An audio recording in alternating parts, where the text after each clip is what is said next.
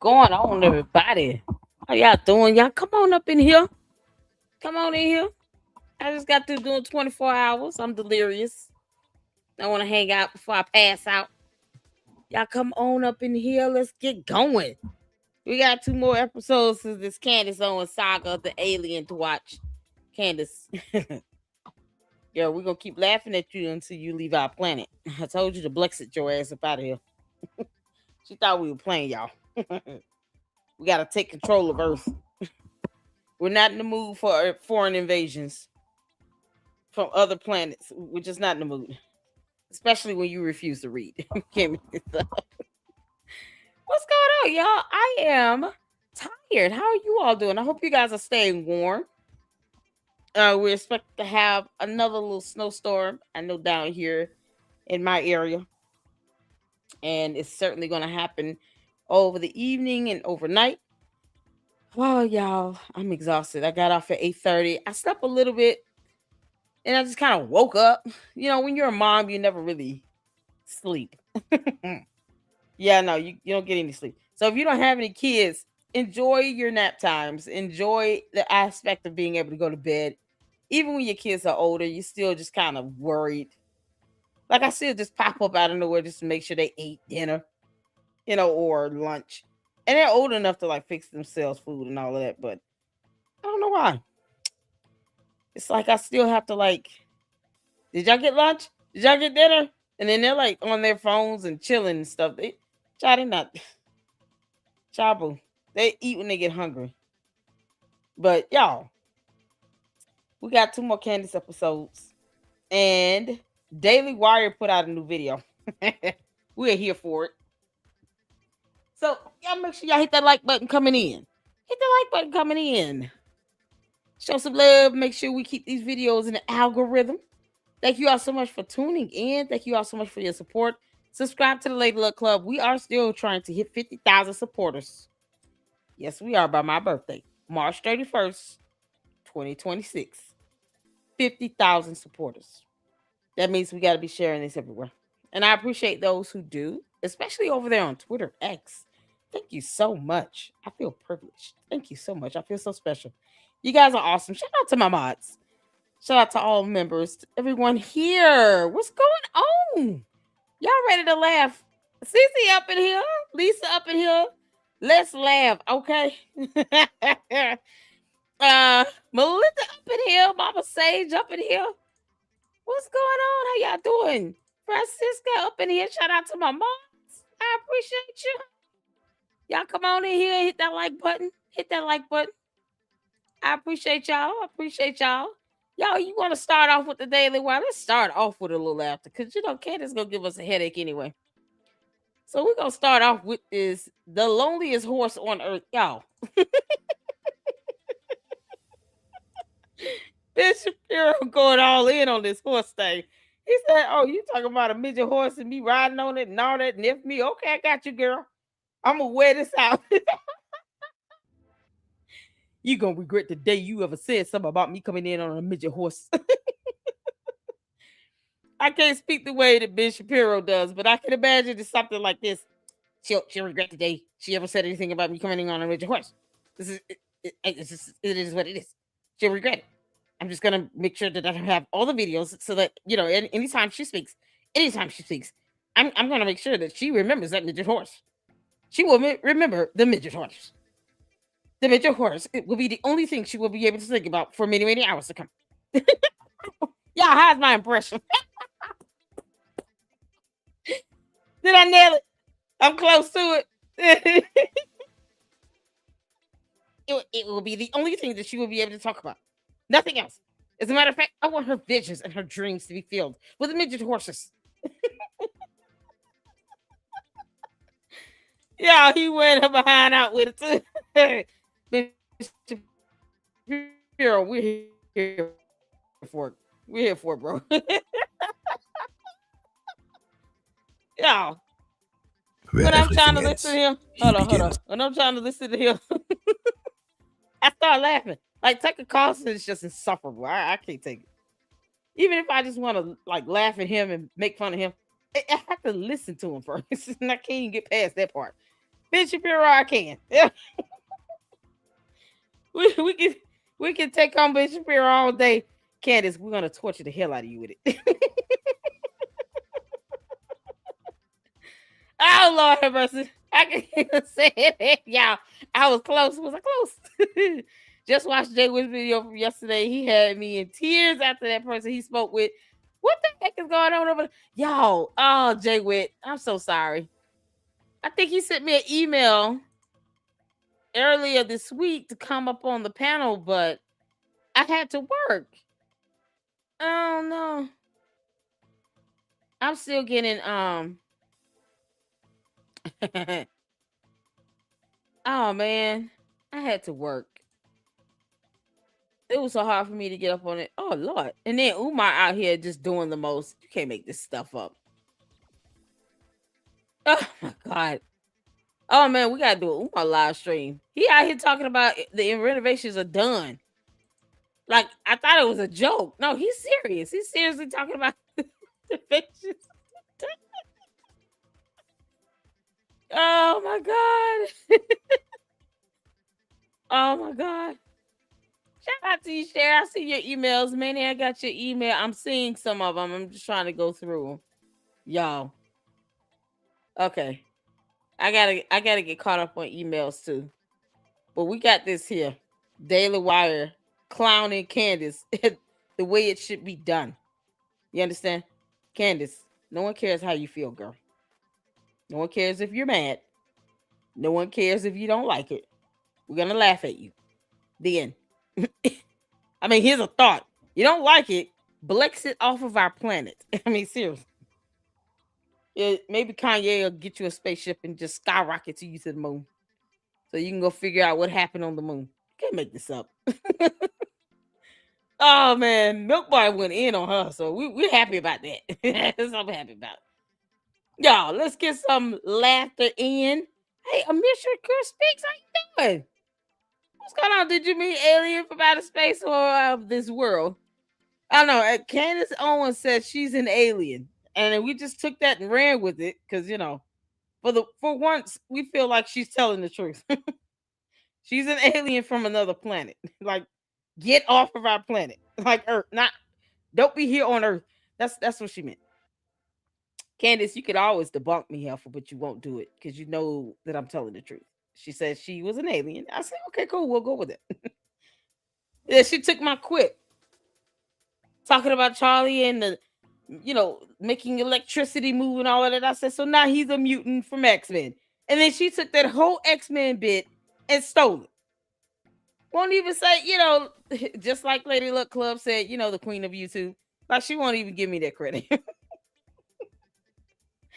She ain't even trying to give me a little bit of credit. You can't make this up. What's going on, Sam? How you doing, honey? Did you hear about Dale Clark? Yes. Yes, I did.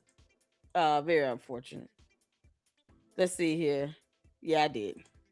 Shout out to you, Amir. I think you have a channel, right? Can you put his YouTube channel link in the chat? You guys go make sure you check out Amir Shakur Speaks and show him some love. Edie Lowe had a great video. Yes, I like Edie Lowe. Yo, great minds think alike. You hear me? I do like Edie Lowe because we watched both sides yesterday. Child, when I say he had me crying, it was so fun. It was so funny. Hold on. How you spell Edie Lowe?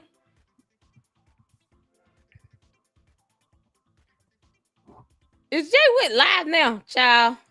I just can't. See, I just have to go live, and then I'll catch his on the back end. Oh, Lord, have mercy. Bleed for me? Okay, Titanic. Y'all, check out. Oh, my God. She got at least some good videos up in here. Oh, my goodness. Candace leaks another call. Okay, which one is it y'all wanted to see? She's got one that says Candace Owens leaks Eric Kirk Zoom call. Candace Owens leaks another Zoom call. One that says cry my darling. The other one says bleed for me. You got sue me. I want the bean power. Catanic. Oh my goodness. C and D for Miss Candy.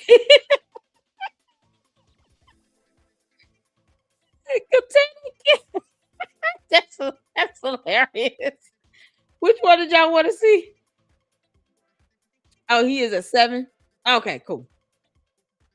Thank you so much, Saint. That is a Mishacor's channel. You guys go make sure you check them out. There you go. Show them some love. Welcome all. Welcome all. Y'all make sure you all hit that like button. I appreciate you all. What's going on, Camille? How you doing? What's popping? Did I miss anybody? CC up in here? Okay, Edie Low. Melinda, which video? Let me know which one. We'll put it to the side, honey. And then we'll check it out after we check out Daily Wire, because Daily Wire be going in. They're talking about midget horses, and I'm here for it. Which one, Melinda? Which one did you want to see? We got them all here. Believe for me, cry my darling, sue me, Cantanic. Eat, pray, love. Oh, she got a lot up here. Man, I miss so much. Purgatory, Inception, Final Destination. Edie Logan's got those catchy titles. It's awesome. It was in her shorts. Okay, hold on. The YouTube, let me go to the shorts. Liar, liar, pants on fire. Reason number 4,491 why Candace hates Erica Kirk. Which one is it? Y'all. I guess any of them would be fun. Oh, you just said pickle. Okay, cool. Liar, liar, pants on fire. Let's do that one. We'll probably do this one and the other one, the 4,491 reasons. I don't lie. I am relieved that. Hold on. That's hey. I don't lie. Edie Lowe's shorts. So make sure you all go check out Edie Lowe YouTube channel as well. Yeah, I am huge on making sure that other content creators get some love shown their way. It's the best I can do to make sure that everybody's out supporting everybody. We all may talk about Candace, but we do it in our own different ways, and I appreciate the creativity that other content creators bring along. So let's get to this, y'all. This is Edie Lowe. This is a fire one. All right, thumbs up. Put a 1 in the chat if you can see it here. I am relieved that Erica Kirk is at the head of Turning Point USA. She should never become the CEO and chairman overnight. Erica Kirk, man, she really is just the moment. So stunning. It's just unmatched. I can just look at people. Hold on. That's crazy work. I don't lie. Hold on. Because I can't see the whole video. Let me do both. That's crazy work. I don't lie. I am relieved. That's crazy work. Candace, find your own group. For Candace to say it. At least she's not in hair and makeup. I appreciate that. Hold on. Okay. Let me go back. I don't lie. I am relieved. I want to see the full video. I can't see it like that in that. I have to see it like this.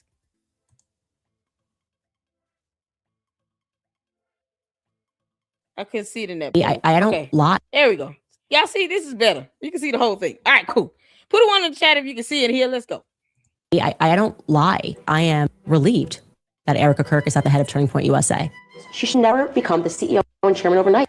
Erica Kirk, man, she really is just the moment. So stunning. It's just unmatched. I can just look at people and I just catch a vibe, and I'm like, I remember meeting Erica, and she was just lovely, genuinely such a nice person. And I was like, Charlie, just go for it. It is the general tone that is off-putting, and my only ground rule is no assassinations. It's accident, okay? What? We'll be right back. And my husband's dead. Not to be morbid, that is a sentence that, and I just kept asking him to replay it over and over and over again. Just thought she would be more upset. You're not just a grieving widow. That's what it means to step into a company of that size and that scale. The overall mood of this call, Erica Kirk, I could see the energy is extraordinarily upbeat. She's going to fight. And she is going to fight on the good side. Where it comes from, I'm going to explain the happiness I feel. It comes from peace. This is a faithful couple because we're witnessing the gospel. This is a woman who consulted a priest and prayed. My assumption was that, so I can't even imagine what it feels like. I assumed she couldn't get out of bed. She's going to fight. I assumed that she couldn't pick her head up. She's going to fight. That she was in the office every day. She's going to fight. So what I had imagined in my head was happening, just it's too much. Simply was not so. I can't stop reading conspiracies. It never stops. I'm just reminding us all to just have a little bit of grace is all. No, I reject it. I reject that 100%. Oh no. All of this makes my skin crawl.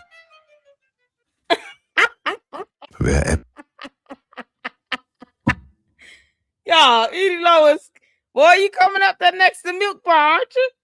Man, that montage is something else. That just shows how hypocritical she is.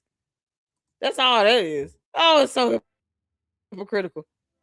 Y'all, and then next we got Daily Wire. I want to make sure that it's not skipping on me. Hold on. Where everything ends. Okay. So you all let me know if it freezes or skips or something like that. It's starting to storm in my area with a little ice and snow and stuff like that. It's going to get a lot more windier, and the temperatures are going to continue to drop. So if we start getting any interruptions, please just let me know. But let's get to it, y'all. Oh, y'all see the midget horse. Rub it in, Bitch Shapiro. Just piss off. We're here for it. Let's get to it. Put a one in the chat. You can see it here. This is from Daily Wire. He begins. At the edge of all that has been charted, he continues, unbothered by scale. His map, the stars, his compass, his heart. The world is vast and indifferent, offering no assurances, no safe harbor, no promise of sanctuary. Still he walks. Clip, clop, clip, clop. While others measure their quality in size, he measures it in resolve. And though his legs are small, his heart is unimaginably big. Only now do we see him clearly. The tiny horse. And in the silence of endless horizons, nothing could be louder than the steed's proclamation of his insatiable desire of being. To be.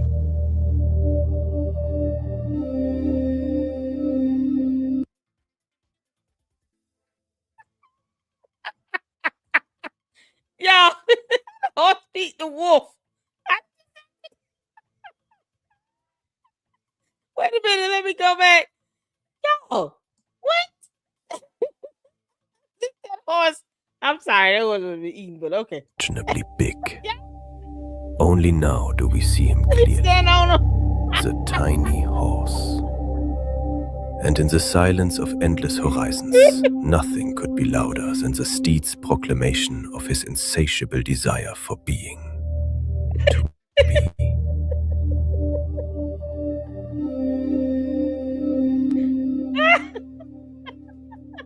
They talking about to kick rocks. Oh, Candace, they telling you to kick rocks, you tiny horse. All right, y'all. Because it was symbolic and This, they felt the heck? it was necessary. It was Okay.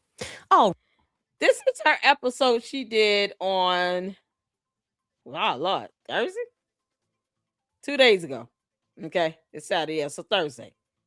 And we're gonna then check out the one she did yesterday, because Monday she said something about not knowing the freezing temperature of water and had no idea that ice could hit Tennessee, I guess, because of reasons. So so we're going to check out the one she did Thursday and yesterday. So I want you all to get some popcorn, get your Kool-Aid, get your soda, your water, banana, peanuts, whatever you like to eat. Go get settled in your saddle. Okay. Get situated. Go to the bathroom. And wash your hands. And get comfortable, because we're going to be in this for the rest of the evening. Now, Candace, I heard you leaking phone calls again.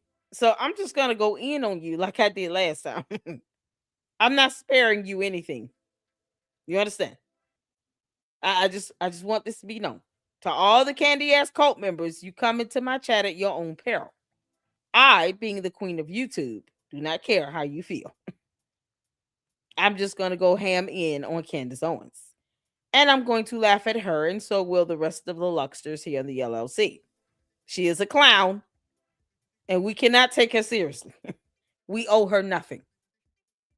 Candace, I'm still waiting on my $7,000. You owe me some money, heifer.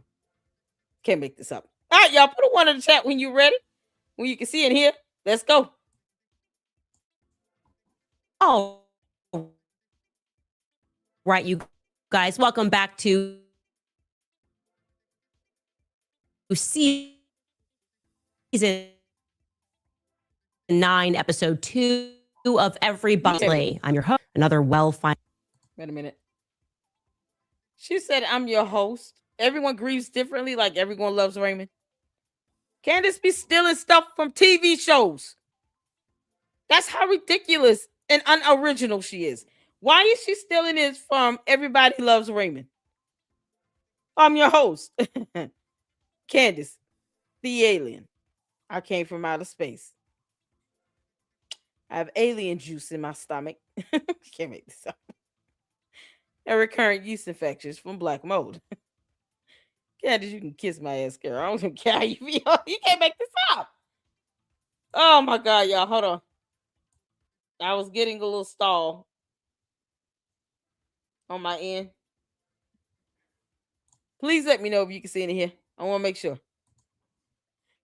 All right, let's get back to it. Financed PR campaign against people for asking meaningful questions, shaming people. And you might be surprised then to learn who actually uttered that expression first over at Turning Point USA before Charlie's memorial. What's going on? In a corporate-wide phone call, which took place, or Zoom call rather, just 5.5 days after Charlie's assassination. And speaking of different ways to grieve, the now former CEO of Daily Wire, Jeremy Boring, is back trying to make a comeback to reclaim his name in the press after he ran the company into the ground with his petty grievances and personal passion projects. And like everyone in the mainstream media, he appears to be auditioning for a role at AIPAC in the very tried and true manner of publicly attacking Tucker Carlson and yours truly, correlating us to Antifa thugs and also this show to pornography. Anyway, welcome back to Candace. What the heck is she saying? And you're still fine. You dumb alien. All that alien juice in that belly, and no one's gonna question that. All right, you guys, first and foremost, a major correction from yesterday. Thank you to people in Iowa for messaging me. We made a mistake and showed you a picture of a man that is actually not named Bob Flood at all. His name was actually Bob Ferguson. He's from Iowa. He has nothing to do. Let me just say this right now. It was not an accident. Candace refuses to vet. She has no idea who people are, how they look. She just puts up photos because someone sent it to her in her tip line. She's too lazy to read. She's illiterate. We all see how she speaks. We can hear her mispronounce words every day. She's definitely a non-reader of books. She refuses to Google. She doesn't vet information. I highly doubt she understands the definition of the word vet. So here we are yet again with her saying that it was a mistake. No. You did this on purpose because you're lazy, Candace. You're lazy. If you don't vet your information, of course you're going to get something wrong. You thunkhead. I don't know why aliens have a hard time just saying, I'm sorry, and leaving it at that. She says she's 36 Earth years. Chabu. Candace, you have the mind of a 2-year-old. And you want to be the smartest person in the room. You know, we're going to just laugh at that idea that you want to be the smartest anything in anybody's room is absolutely hilarious to me. Oh, come on, you dumb alien. With the story, it was genuinely a full-blown mistake. I've actually reached out to him. It was not and a mistake. I just deeply apologize. We wiped it from the episode, but many of you saw it before we actually did. So I just wanted to clarify that picture that we showed yesterday of Bob Flood from Chicago was not Bob Flood from Chicago. was a man named Bob Ferguson from Iowa who literally had nothing good with anything. So my apologies to Bob Ferguson. Hopefully we will get in touch. I'm kind of using some back channels to make that happen. Anyway, back to today. They sue her. That's it. I wouldn't even give her mercy. Sue her. Look how fast she is to put up pictures of people. Just like she did with that kid at the campus at UVU because he was wearing a green hoodie. She doesn't think about the consequences and the backlash because a dumbass cult doesn't read either. So when her cult members go after these people, they're not going after him trying to figure out anything. They're going after these people with a preconceived notion based on what she's told them. So they're going out on the attack. Candace, you're an idiot. Stop putting up photos of people and stop putting out names before you vet them. It's not that difficult to vet. You just got to figure out how to do it. I'm not going to tell you how to do that. I'm telling you a whole lot of other things that you're just kind of picking up and putting out there on your show. No, I'm not going to teach you how to vet, heifer. You got to learn how to do that on your own. You need to figure it out. Why don't you text message that FBI agent that you claim you text talking about my life is in danger, the French are after me, and all this other nonsense that was not true? Why don't you text that FBI agent back and ask them, how do you vet? At least you have somebody more credible to teach you. You're bad at this, Candace. You are bad at this. That man should sue you. You can only imagine the harassment he was subjected to. You can only imagine. And her dumb cult is so conspiratorial, they're not going to believe that. They're not going to believe, oh, it was just a simple accident. No, they're going to keep, I think it's something on to that. You know, I think he might be connected to something. Now, I think there might be something there. They won't leave it alone to save their lives. And because Candace lets her audience override her platform, she's not going to care at all until she gets that letter. We're intending on suing your behind into oblivion. Now, it's only, you can only imagine what this person has been through simply because she put up that photo. That's all it takes, Candace. You dumb alien. You can't make this up. They say hindsight is 2020, right? That's the expression. Hindsight is 2020. And damn, if we are not realizing that right now. I can say with full confidence after combining what we have learned throughout this investigation to be a fact, and after now speaking with employees who were let go in this recent string of aggressive firings, employees that did nothing or weren't told that they did anything. They certainly were not the people that were leaking to me. That I do believe firmly from the beginning that Erica was intimately involved in the PR messaging and the PR campaign at different times against me, sometimes against the entire world, but against me in particular. Just to recap why this is now suddenly important, no one's picking on her. We have confirmed for a fact that she lied. She lied to my face, actually, regarding the... Did she say sometimes against the entire world? And the PR campaign at different times against me. Sometimes against the entire world, but against me in particular. It's not against the entire world, Candace. You don't represent the entire world, you dumb heifer. I'm sorry. What? Who made her queen of the planet? Get off of our planet. We don't care if you feel offended. Did you? Sometimes against the entire world. How did she do that, Candace? Exactly how does Erica Kirk levy a PR strategy campaign against the entire world? Are y'all hearing this nonsense? She said against the entire world. Like, you can't make this up. What's going on? No reply. How you doing, honey? Jim up in here. Mira up in here. It's good to see you all. Y'all stay warm, stay safe. Get inside the house, snuggle down. Get your blanket and some popcorn and Kool-Aid. Because it's going to be a long one. We got 2 episodes to do back to back. You can't make this up. Blue Moon up in here. Let's see. She can talk about others and lie, but they cannot racist. She thinks she is Jesus. Yeah. She said me sometimes against the entire planet. What does that mean? Y'all see the words up there? Let me hold on. Sometimes against the entire world. What does that mean? I don't feel any PR campaign strategy from Erica Kirk against me at all.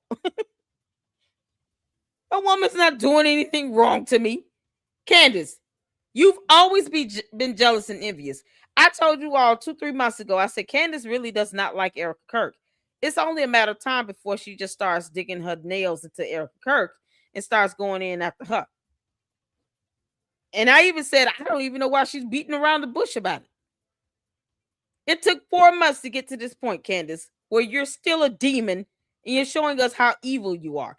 But what you are not is Jesus. You're not God. You're not queen of this planet.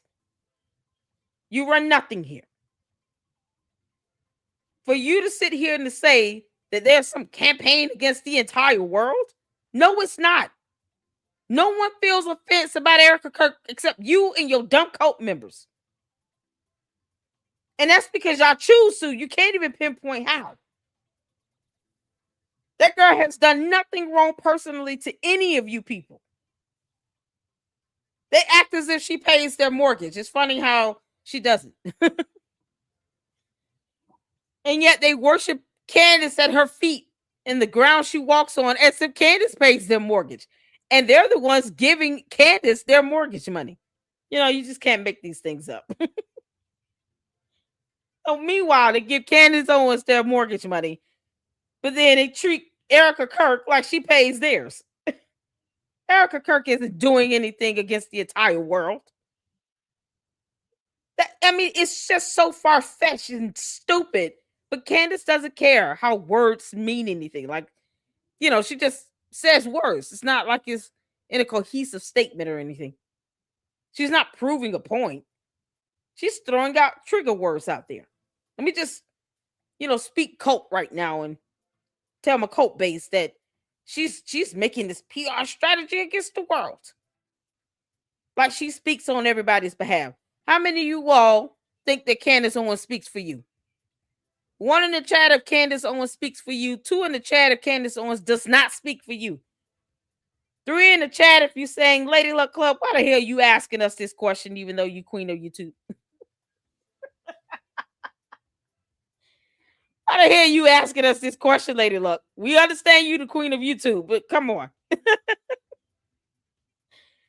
Don't be asking us this crazy question. You know Candace Owens does not speak for me. And we understand you're the queen of YouTube. I want to thank all of you all for allowing me to be queen of YouTube. Candace Owens does not speak for me. Child boo. 222. 3 in the chat if you said Lady Luck Club. That's a dumb question. Come on, don't do that. I don't see no 3s. I must be doing good. Candace Owens does not speak for us. Get your ass off of our planet, heifer. You can't make this up. Just to recap why this is now suddenly important, no one's picking on her. We have confirmed for a fact that she lied.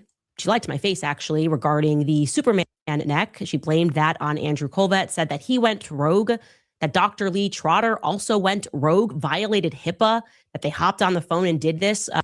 Nobody said that the doctors violated HIPAA. You said that, Candace. And guess what? Candace violated HIPAA. She was sent a screenshot of a check-in of the EMR from a hospital staff with Charlie Kirk's personal identifiable information on it. When you looked at that document, you knew that there was no confusion that it was Charlie Kirk. It had his name and date of birth, along with the department that was treating him, and then some other identifiers that's specific to that system. I know what it is. I don't even want to go through it because I don't want to give out more information than necessary. And Candace just posted it up unlawfully, never getting consent from Erica Kirk. This is how she disrespects Erica Kirk, though. Candace, your disrespectful ass refused to even get consent from Erica Kirk to post that up, she would have told you don't do that, by the way. Like anyone else would have told you. We didn't need to see that. So Candace goes out and accuses everybody else of the things that she does. She violated HIPAA. She failed to get consent from Erica Kirk before posting up that information. I don't care if it was just a check-in. It came from an EMR from a hospital that was sent by a hospital staff who did not get consent from the spouse. Whether you like Erica Kirk or not is irrelevant to federal law. Candace, you will find out the hard way on April 28th, 26th, 28th at 10 a.m. I think it's April 28th. How laws work and they don't bend to your will. You'll find out. You can't make this stuff up. So while she's busy accusing someone of violating HIPAA, that's exactly what Candace did. And Erica, if you do plan on suing this heifer, make sure you put that in your lawsuit. You can reference my video. I don't mind. I showed it at least twice. I couldn't believe it. And that hospital staff, where they at? They should be fired. But Candace won't tell us who the hospital staff is so we can make sure that they suffer some penalty. They violated federal law. And if they did that with Charlie Kirk, don't you think they'll do it with any other patient? It's not just making sure that she suffers a consequence for her actions with Charlie Kirk information. No. This hospital staff does that crap all the time. That's why she felt so easy about sending it over to Candace Owens, knowing that Candace Owens was going to post it up. Where the hospital staff messed up is she doesn't think that anyone knows she did it. That's the problem. I can say it's a female. Candace, don't you think I know more than I say I do? That heifer should have been fired too. You can't make this up. And when you have people working in hospitals just giving out medical information left and right without consent like that, they're violating HIPAA. They're the covered entity. And Candace is aiding in all of that illegal behavior. And she won't even take accountability for that because she's a coward. The hell are you talking about, girl? Ain't nobody violated HIPAA but you.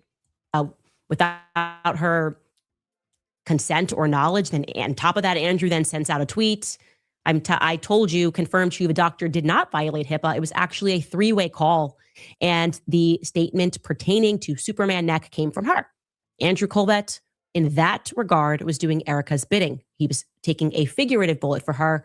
She did not misspeak there. There's no way to look around it. She lied. She lied right to my face when she said that. She knew that HIPAA, he didn't violate HIPAA. She lied to a doctor, a surgeon, and she knew that she was on that call. So let's just say that clearly. We've also now confirmed that she was at the Hamptons retreat, the now infamous Hamptons retreat. She was present when Bibi Netanyahu called. And that bothers me because I was out here catching a lot of heat for telling the truth. Now, we have two different versions of that story. Andrew Colvett said that Bibi offered to fund Turning Point to the next level. I have since confirmed what Andrew Colvett said with two people that are not related to Andrew Colvett at all.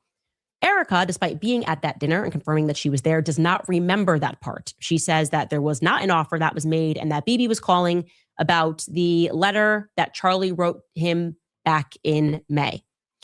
Andrew confirmed to me that Charlie described that summit as like an intervention was being staged over Israel. So I find that to be interesting. Again, with everything that we now know, my assumption was she didn't wade into things, didn't wade into the water, and didn't say anything about the debate that was happening because she was so overwhelmed and kind of catching her breath as the new CEO and chairman. I think now I have a different perspective on that. I'm not sure why she didn't come out and say if she was capable of doing calls and sitting down and doing meetings, come out and say like, yes, this Hampton Summit did happen. Yes, Bibi did call, and try to work through with Andrew why they have different memories of whether or not he called to fund things to the next level. We have also confirmed that Erica and Andrew were working together on that for watch 2Cut PR response. Oh, shout out to, let's see, Kyla? Is it Kayla? Keela? I don't want to mispronounce your name, honey. Let me know if I'm on target with it. I want to say Kayla McDonald for the $5 super question. All of the Zoom calls that Candace Owens is showing, wouldn't that be deemed stolen workplace items and illegal for her to show? If, and I'm sure they have a policy. They don't they make people sign NDAs over there? I'm sure they have something where, for employees, where you're not to record and release media information without consent. I'm not quite sure what. And here's the thing: these Zoom calls that she's putting out here aren't showing us anything bad. The average person that's not in her dumb coat, we're not hearing something where she's like incriminating herself or someone else, or insinuating she aided in a crime or anything. So it's like they just put this out to try to paint this narrative, but of course, they didn't get Erica Kirk's permission. And if you're using workplace equipment, that might be a little different. It's not like you're out in public. You're either in that facility that is owned by TPUSA, because people think, well, if you're in the public, you have the right to record. It's a one-party consent state. Yeah, in public, in a public space. When you're at work, you don't want to go to work bragging about how you recorded Zoom call meetings, because you're using that employer's equipment, that laptop, their phone, whatever.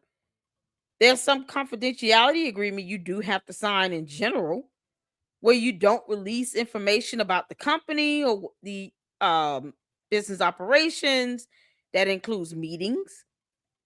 You don't record phone calls without permission of the other employees and staff on the call, because now you're talking about these things occurring within, this particular business. So Erica Kirk could penalize the person that leaked the call and either write them up or fire them. If it becomes damaging and defamatory, that's a lawsuit. See, what they're doing is giving Erica Kirk more evidence. So, to your question, yes, there's a lot wrong with this. This is not a situation where they're out at the park or, just on the main streets or something, and something happens, somebody just pulls out the phone and start recording. This is a matter where you're recording a private meeting within a company, an internal meeting, communication that's going on, probably on that employer's device, on that employer's internet, on their system, without any consent or permission from any of the people on that call. So, if nothing else, Erica Kirk could seek, some level of damages because of that. And is being done with the intent to defame her. This is why I said, Erica Kirk, you're going to have to get a handle on that stuff, girl. I know you're listening, Erica. I know you got a lot going on, but you're going to have to get a handle on these people at your job, at your company. Ask them, where's their loyalty lie? Is it with doing the right thing, or is it with Candace? Because they can just go work for Candace. I don't know why Candace just won't hire these people. Candace, I thought you was making a lot of money over there. You and George. Where's the boys club at? Isn't he worth $244 million? Why don't you hire these people? You got these people leaking you information inside of TPUSA, and for what? Stop obsessing over TPUSA. Get a life, Candace. If these people are so good, why don't you hire them? But stop forcing these people to have to leak you stuff, and then they have no idea of the law, and they don't know how this can backfire on them. I can guarantee you these people are not attorneys. They didn't go to law school, so they have no idea what they're doing. This stuff can backfire bigly. I mean, bigly. Then Candace will be walking around big mad because now she's being named in more lawsuits with other people because they keep leaking all these Zoom calls. This is going on inside of an organization, inside of this company. The regular public doesn't need to know all this stuff going on. Like, this is crazy. If it's got to be leaked out, it was never meant for the public to see in the first place. But it's not like, how you have the right to record if you're out in the public view, in the public, where there's no expectation of privacy. When you go to work inside of a building, inside of their company, there is some level of privacy you do expect. There is some level of confidentiality you expect to have between employer and employee. And those are things just naturally we sign when we decide to take a position and start working for any organization. You do expect certain things to remain confidential. This is so crazy. So Candace, yes, again, is going to get somebody fired and sued. Candace, I hope Erica Kirk sues the crap out of you, you dumb alien. All that alien juice just gets drained out of your body. You can keep the yeast infection. No one wants that. You can't make this up.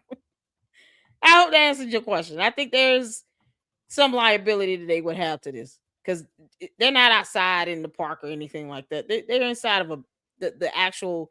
It's my understanding they're inside of the company, or they might be on the company's device. They're on the company's time. They're on the clock. So it's the company's resources that they're using. If they're working remote, I'm sure they're, given a laptop. If not, at least they probably get reimbursed for certain expenses. So they're still on the company's time. So the rules of engagement about recording, it changes a little bit when it comes to, what type of confidentiality agreement do you have with your employer? Arbitration methods, like what do you all have in place? Those things have to be evaluated and considered. But no, it's not as straightforward as, oh, we met up at McDonald's and I just decided to record because we were out in the public spectrum. Like, no. You're working for your employer and you decide to record a Zoom call and then you leak it over to Candace Owens. And for what? For her to try to use it to defame someone. Intentionally. See, there lies the intent, Candace. Something you can't escape. You're being malicious as well. You're intentionally being malicious. Even with the truth given to you repeatedly, you still choose to have a reckless disregard of the truth. There's your malice intent, Erica. And Candace knows that you need to meet that burden. Candace, it won't be hard. You're just an idiot. You can't make this up. So hopefully she sues them because this is getting out of control. Now they can't even have a meeting at work. That's what this gives. Hey, Carol says Candace has definitely gone to the dark side. I'm praying she turns back to Jesus. She is dangerous. Yeah, honey. C-Star, what's going on, honey? She is very suspicious. She sounded like she was trying to get Frank to make a mistake. Oh, she's just using anything she can to call Erica Kirk a liar now. Whoever Frankie is. No. Mira says, I think she has. HM Hug says, and using them to do it. Yep. Candace is using you all over there at TPUSA to get information. You're welcome. Is it Kyla? Kayla? Please let me know if I'm saying your name right now. I want to make sure I nail it. HM Hug says, when does she have time for her kids? You know what? Let me tell you something. Candace just, when she got through urinating out the yeast infection babies, all she decided to do is just kind of hand them over to the nanny. I highly doubt George has them either. Seems like they only really have the kids when it's time for a photo op. Because Candace only cares about PR strategy. That's how ridiculous this is. This is why she's sitting here putting out that nonsense on Erica Kirk. So I was a PR strategy against the world, really. Everything's not about a PR campaign. Sometimes, Candace, you need to learn how to just leave people alone and read the room. If she has a video titled Read the Room, that's more confirmation she watches my show. Candace, you can kiss my ass. Can't make this up.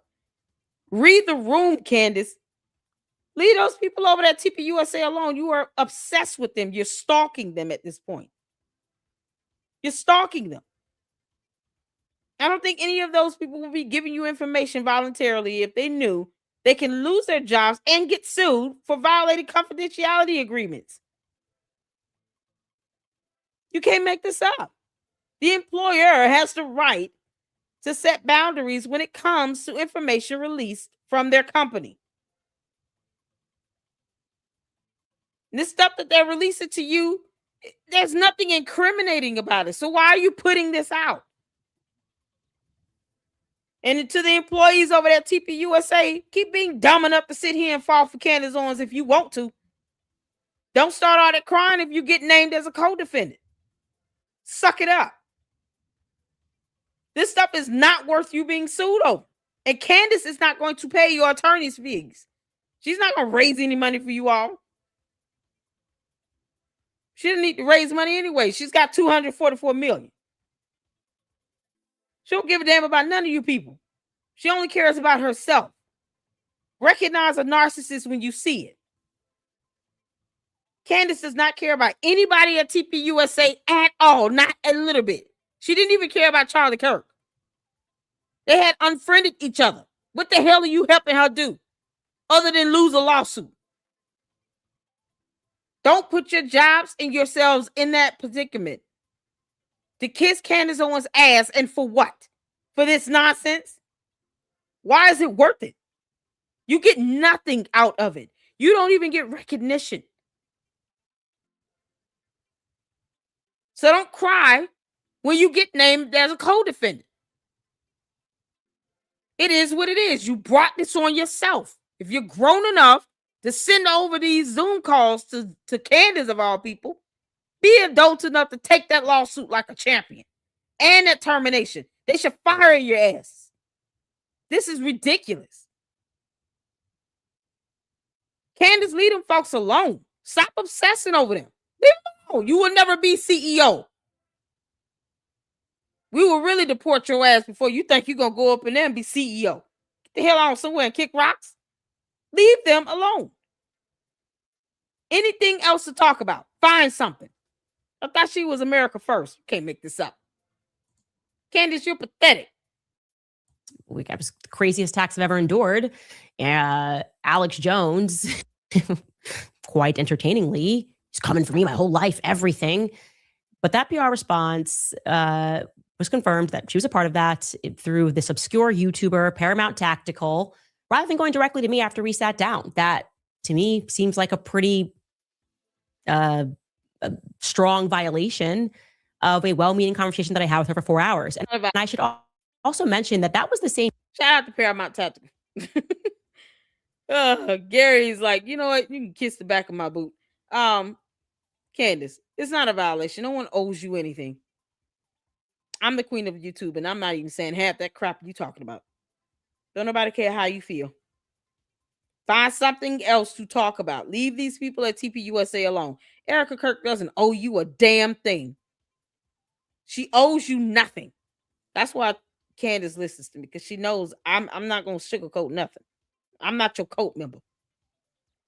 The hell is wrong with you, heifer? Can't make this out. YouTuber, despite also going into Mitch's entire past, Mitch knows past. But after calling for a ceasefire and saying, let us sit down and talk, they welcomed Paramount Tactical onto Turk's podcast. I was to debunk me. I had no idea it was happening. Yep. And then that's, I think, was the beginning of when it clicked to me, seeing that him being caught live, Andrew Colbert live messaging something from Erica after she told me that they were disappointed in Andrew, that he wasn't going to be involved. They don't owe you nothing, girl. It's called trolling. They could have just been playing around with you the whole time. Just so you can look as dumb as you are now. What do they owe you? They owe you nothing. You don't pay their mortgage. Erica Kirk, please let me know if she's ever paid your bills, because she sure acts like she owns you. Can't make this up. Erica Kirk said, no, I'm a whole grown woman. I got 2 kids. We're moving forward. I don't know what she talking about. Yeah, it's okay, Lady Luck Club. She gonna get sued. Don't worry, we got it. Candace, they gonna sue the hell out of you. in PR anymore. That's when I realized that I was being lied to, that she was making moves behind the scenes. And the answer that we will likely never get, to add one more point here, is whether Andrew was lying or Erica was confused. And I would like to say that I don't believe Andrew was lying. I believe Andrew was telling me the truth when he said that when he stepped off of the plane in Provo on September 10th, he basically collapsed into Erica's arms, crying on the tarmac because he had all this pent up emotion, had this big plane. Everyone was messaging him about Charlie asking for his status. He didn't know what was going on. And the impression that I got was that Andrew was on that plane alone. But then we were later told that Andrew was accompanied by his wife. But Erica, during our face-to-face meeting, had no recollection of his wife stepping off of the plane. When I asked, I said, was he with his wife? She was Who cares? That's a moot point. It's a moot point. Candace, this is why you're bad at this. You're bad at this. It's moot. Because what you're not considering is her being in grief. If she just lost her husband, everything becomes muddy. If Erica Kirk was to sit down with an investigator and be interrogated, I can guarantee you they have the ability. It's like a Reed method, right? They factor in whether or not you've been through something traumatic. If you're going through grief, you've lost someone. When they're asking you questions, they factor that into their method. They factor that in when it comes down to what they expect to see and hear as far as responses is concerned. Your reactions to certain questions asked. Are you showing empathy? Are you upset? Are you grieving or mourning? They look at all of that. And I know she's talked to investigators. Candace Owens is not one of them. So Erica Kirk owes you nothing. You have no power, Candace Owens. None. All you can do is run your mouth on your podcast that's failing. It's bad when Trump doesn't even want to talk to you, girl. Or Kanye West, for that matter. When did he ever try to reach out to her and have a conversation with her since he apologized to a Jewish rabbi? And here she is talking about, yeah, and I are still friends. We're always going to be friends forever. He's got a yay, and Candace has got a Candace. Because she's a coward. Like, Erica Kirk owes you nothing. So if the investigators are good with whatever responses she gave them, you're going to have to kick rocks and get the hell over it. You're drowning out the story. It's like she's prolonging the story to keep her cult members engaged. It's the only way she's going to get 2 million views. That's what this is all about at this point. Because you can look at her other videos she's done about something else. She's not bringing in the views like she would normally bring in if she's bashing Erica Kirk and TPUSA. Her cult wants blood. They're out for blood. They're savages. I'm saying it. You're savages. You're out for blood. That's why they go and attack someone simply because she put up a photo. That's why they go out and cyber harass. It's a cybercrime, committing cyber crimes. They go out doxing and bullying, defaming people. That's why they do that. They cyber stalk. Those are cyber crimes. And they get mad when they get reported or get sued. Like anyone should give a damn. You can't make this up. She's sitting here acting as if Erica Kirk was supposed to remember detail for detail. Candace, you're the only alien in the room. The rest of us human beings, you're not going to tell us how we should feel if somebody's grieving the loss of their spouse. It will affect your memory and what you think you've seen and heard and observed. Even smells and things that can stimulate the senses are going to be off and skewed. But since you don't read anything and you're not educated in that, it goes over her head. Sometimes people can grieve so hard that it literally causes them to it affects their smell and their taste buds. I'm gonna look up the actual medical term for that. But they end up, it's like osnosmia or something like that, where they can't smell and taste certain things because that grief, the trauma, the stress, it takes a toll on the human body.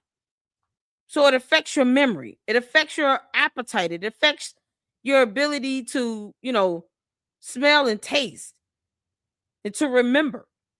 It affects all of that. But she doesn't care because she's an alien. You can't make this up. Child, what's going on, Diane? How you doing, honey? Y'all, this girl is something else. Sonny Massey got justice. Thank you, Jesus. I know, right? Candace feeling left out again. Yeah. Heather says Candace is so narcissistic. She doesn't realize she is self-snitching. Exactly. Yeah, Candace, keep telling on yourself. Yeah, this helpful right here. Come on, you dumb alien. Unable to answer that question as to whether or not Andrew flew in with his wife to Provo. How is that Who cares? possible? Is Andrew lying about that? Or is Erica He misremembering? just wants to call Erica Kirk a What we liar. know thereafter is that when they arrived at the hospital, after waiting for an hour, Oh, God, Candace, you don't need a reason to just call her liar. Just say she's a liar and keep living. if Andrew was to be believed, then she waited for an hour on the Gonna sue you tarmac for still. Andrew's flight to land. They arrived at the hospital Erica Kirk and gonna sue the went crap in out of through separate entrances. Andrew went through the front main entrance where there were other TPUSA staff there, people that were there on that day. And Erica None of went in this has through a anything to back do with or anything. side entrance. These are the facts, okay? If they Oh, disturb you, Irrelevant facts. then you should know that you are not alone. Irrelevant. The world obviously melted down yesterday when we played the corporate-wide call hosted by Erica to Turning Point employees following the memorial event. The overwhelming consensus, the human response to that is that you feel disturbed when you listen to it, spiritually disturbed by the emotion I of it, don't. the happiness. I don't. I feel disturbed that you Speaking about playing it. merchandise being sold, hats being sold. Again, this is not a sales call. This is the entire team on the phone. This new corporate-wide call that I'm going to share with you today took place. Who said that was a sales call? She's giving them updates on what's going on financially because they still have to focus on the business and revenue. It's a business meeting, Candace. Read the room, you idiot. It's a business meeting. They're going to talk about the business and operations of the company. They're at work. Business still has to occur. The hell is wrong with you? You getting mad at them for having a business meeting? Oh no. Oh no. No. You kidding me? This is ridiculous. Y'all. This dumb girl. Oh Lord. This is what happens when morons become cult leaders. And then, reading is not their strong point at all. Assimilating to how humanity acts when it's grieving. No, she doesn't have a soul. Why should anyone expect Candace to understand human emotions? She doesn't have a soul.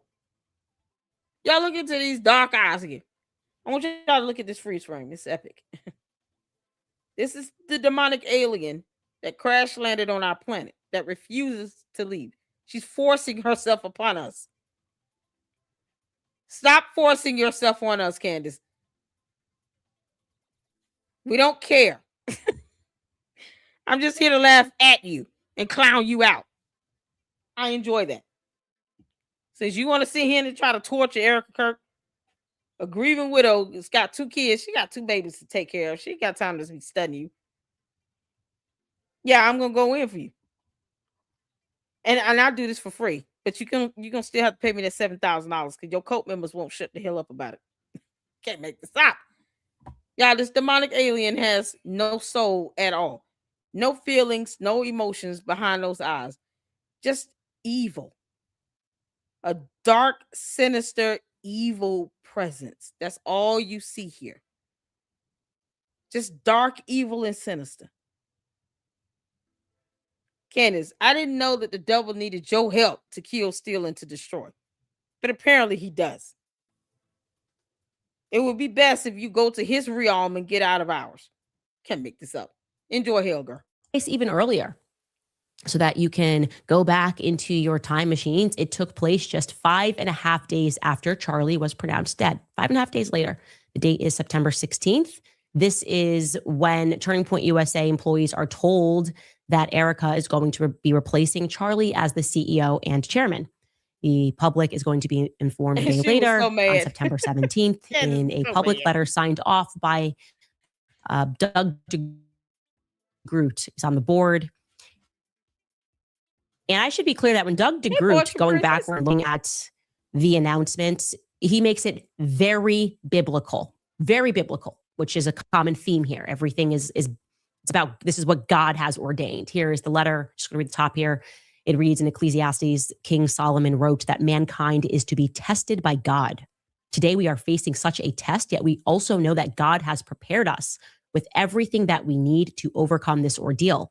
It was the honor of our lives to serve as board members of Charlie's side. Charlie prepared all of us for a moment like this one. He worked tirelessly to ensure Turning Point USA was built to survive even the greatest tests. And now it is our great pride to announce Erica Kirk as the new CEO and chair of the board for Turning Point USA. Okay. So I want you to remember that. It's like going, I don't even remember that letter at all. So that's why I'm showing it to you. It's King Solomon, and it's, this is what God wants. Okay. Now, this decision, like I said, published on the 17th, was actually voted upon earlier. I know because Andrew Colvett told me before the public. Candace knows nothing about King Solomon. I just want to remind you all of that. She does not read the Bible. That girl can't quote a scripture to save her life. You can't make this stuff up. And yet she walks around talking about Christ as king. As a mockery, by the way. Candace, get the hell off our planet. Can't make this up. I have to refresh stream y'all right quick, you all, because I'm getting a delay. Y'all sit tight 1 second for me, okay?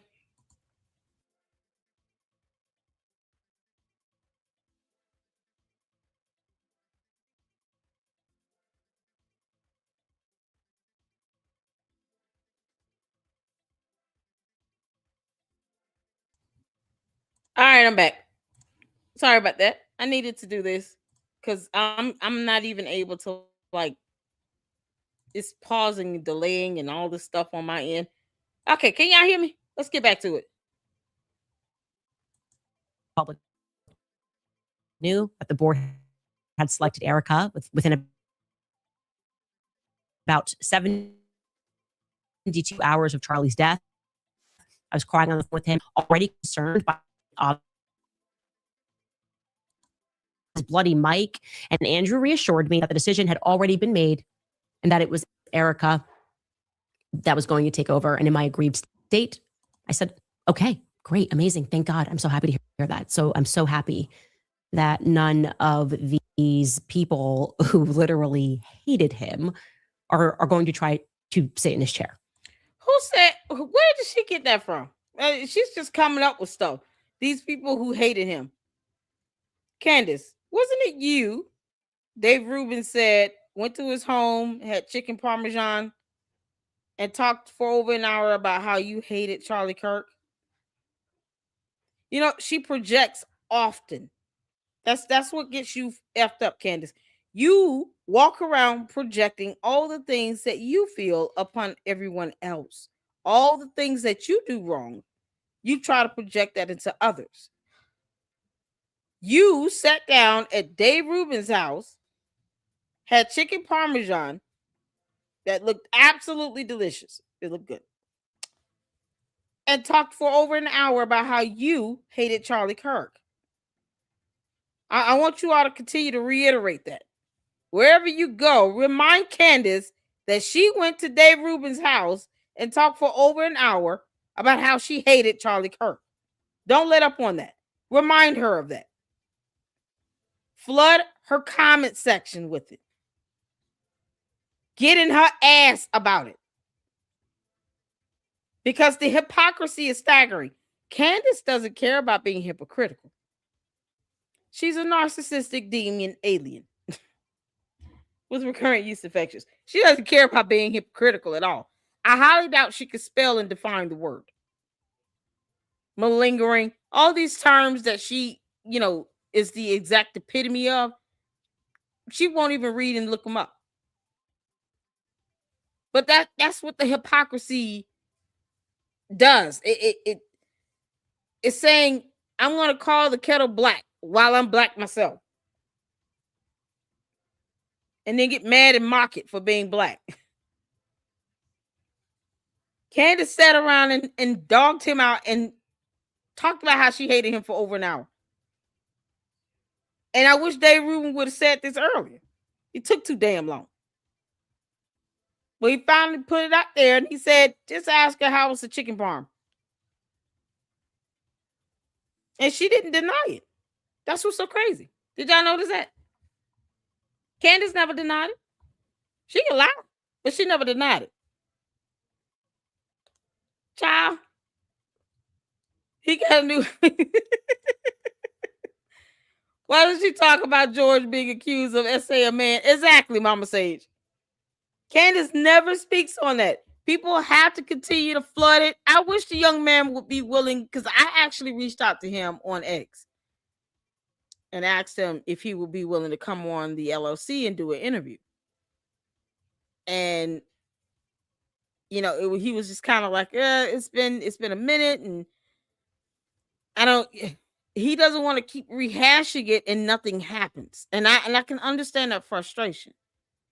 Now, a lot of victims go through that, when they speak out about things and then it's like people don't believe them, or even if people believe them, then what is the end result? But I did invite him to come over to the LLC to do an interview with him, to talk to him about it, to get that information out there, to keep it, recycled on YouTube so that it doesn't die down, because George does need to answer to that. You have someone making this allegation and you won't even deny it. You won't even speak to it. Candace, same thing. You've been alleged of having dogged out Charlie Kirk for over an hour, talking about how you hate him over chicken parm, and yet you don't deny it. Now, if she denied it, please tell me what she did. Like, it's so crazy. She doesn't deny any of that. Philo says, honestly, it's like her podcast set is a shrine to Candace Owens with a cameo nod to Christianity. It's a lot to take in visually, and yet it screams egocentric curation. Yeah, you all notice that big crown thing in the back? I pointed that out before, and I was like, what is that? Like, it was odd to me. It's like, why does she have that back there? But she won't hang up her diploma or her degrees. You would think someone that claims to have a degree in journalism and English would actually hang their degrees on the wall. That way people can see that she actually did read a book once upon a time. She won't even do that. Just like her failing to deny that she talked about hating Charlie Kirk for over an hour, or Dave Rubin. She won't even show proof of her 2 degrees.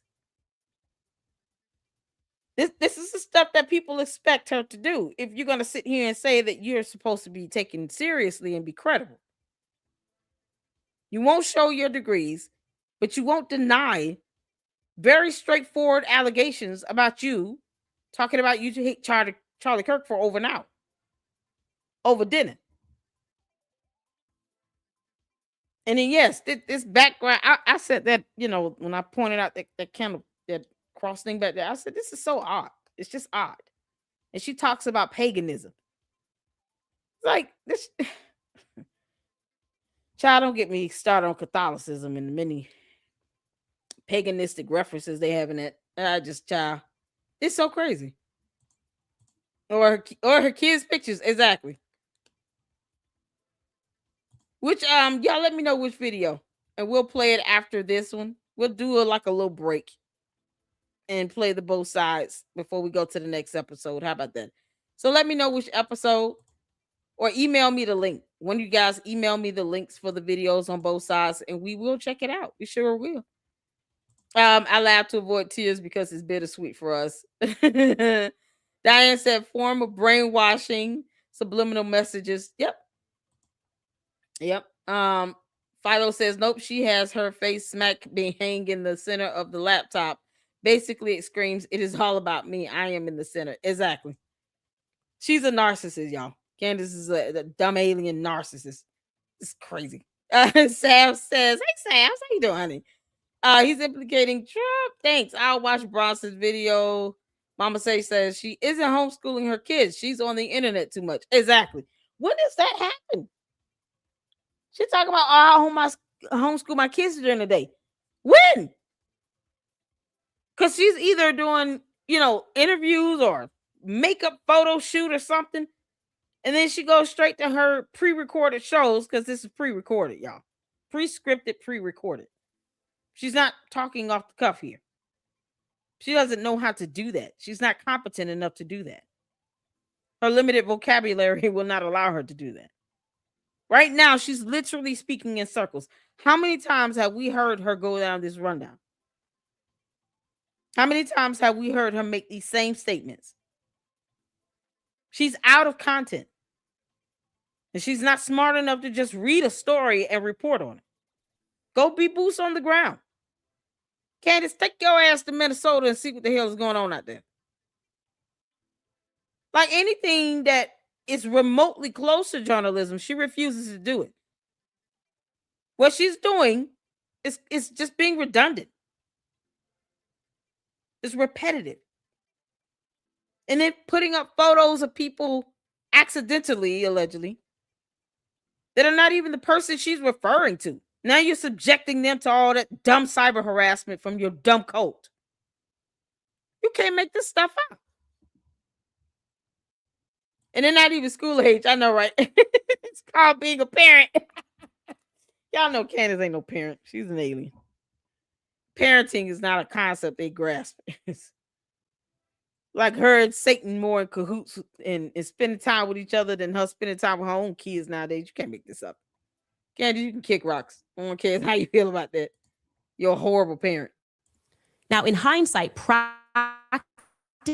speaking, this means that within a space of about 72 hours, someone approached Erica and thought that the right thing to ask or say was, hey, know you're going through a lot right now, but is it okay if we put your name up for the position of CEO? And can we put that to a board vote today? Are you willing and able to take over as the chairman and the CEO in Charlie's stead? To which Erica had to have replied, yes, she had to give her consent for that to go up for a board vote. Yeah, she just hates the fact that Erica Kirk was his wife, and naturally that will go to her, especially if it's in a living will and testament, to which Candace is not privy to at all to read. Candace, no matter how hard you want to be Erica Kirk, you will never be her. Leave the girl alone. She could care less about you walking this earth until she sues you. That'll be the only time you'll become of significance to her. When she's ready to take your ass to court. In the meantime, you could walk into oblivion, and I don't think that girl will bat one eyelash. You can't make this up. Y'all seen those interviews where they ask about Candace and Erica Kirk shoots this look and she's like, that bitch. I just had to say that one time. That's just a fact that had to take place, how it happened, exactly when it was said. Somebody felt that was appropriate to say that. Now, my first 72 hours was a little bit different on my end. When Mitchell, my PR agent, sent me a very kind message about the infinite press requests that we had been receiving, people seeking a statement from me regarding how I felt about Charlie's public assassination, I wanted to physically assault him. He did nothing wrong. He actually did his job with the utmost professionalism and care. And still, I kind of wanted to kick Mitchell. I'm sorry, Mitchell. That's how I felt at that time, because everything just felt so intrusive. Like, to even think about the world going on felt wrong. Candace, why are you so damn violent? This is why you were charged with harassment. It was when she was in high school. Now you see why she got that charge. Now it's making sense. You dumb alien. You gonna kick somebody if you want to. I hope they whoop your ass. Still off on you. What the hell is wrong with you? You can't just walk around here talking about you want to stab and cut people, see if they bleed alien blood. And I just wanted to kick him. And I hope he knock your ass out. You know what? No, not him. Because I don't believe in that.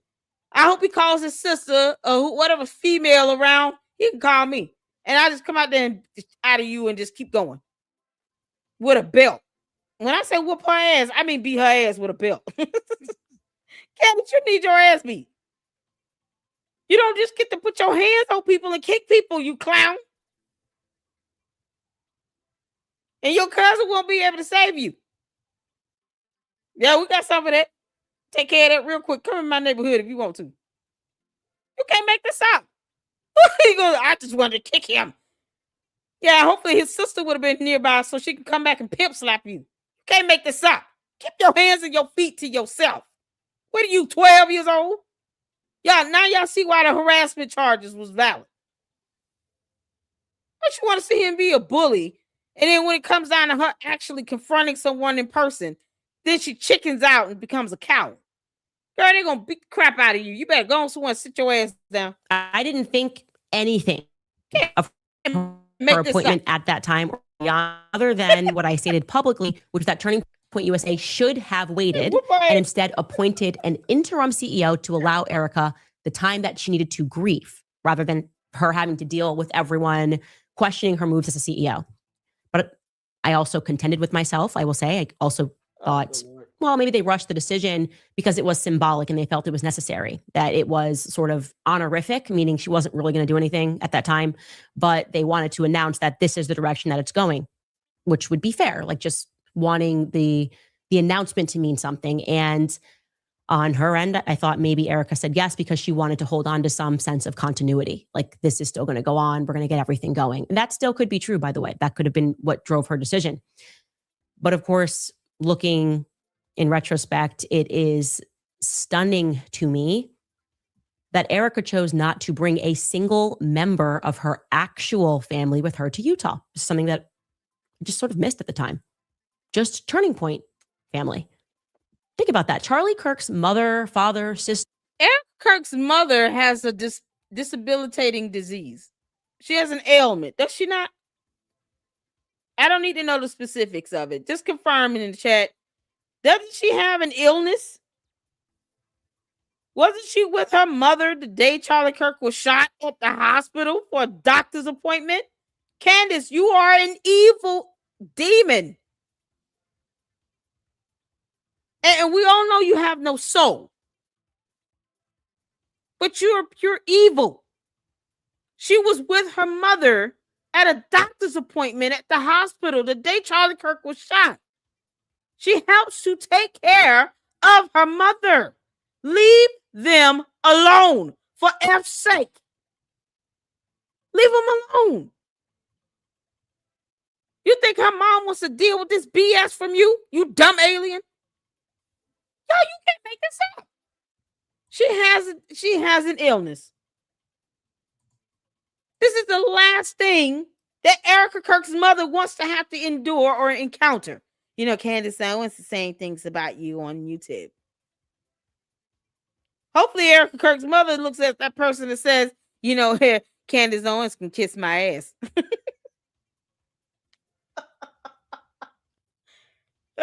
I'll say it for you, Miss Erica Kirk's mother. Candace, you can kiss all of our ass. On behalf of the planet and all of humanity except your dumb coat, kiss our ass. This is absolutely outrageous. This woman has an illness. She has an illness. See, this is why people don't feel sympathy towards Candace about anything. Why should we? She always wants to project like she's this strong person and got it together. Hit her ass with a lawsuit and see what happens. You think she lying? Let's see how that goes when they go to court. Don't start crying when she gets sued. No, let that play out in court. Then you can find out who's lying and who's telling the truth when they put them on the oath. Problem solved.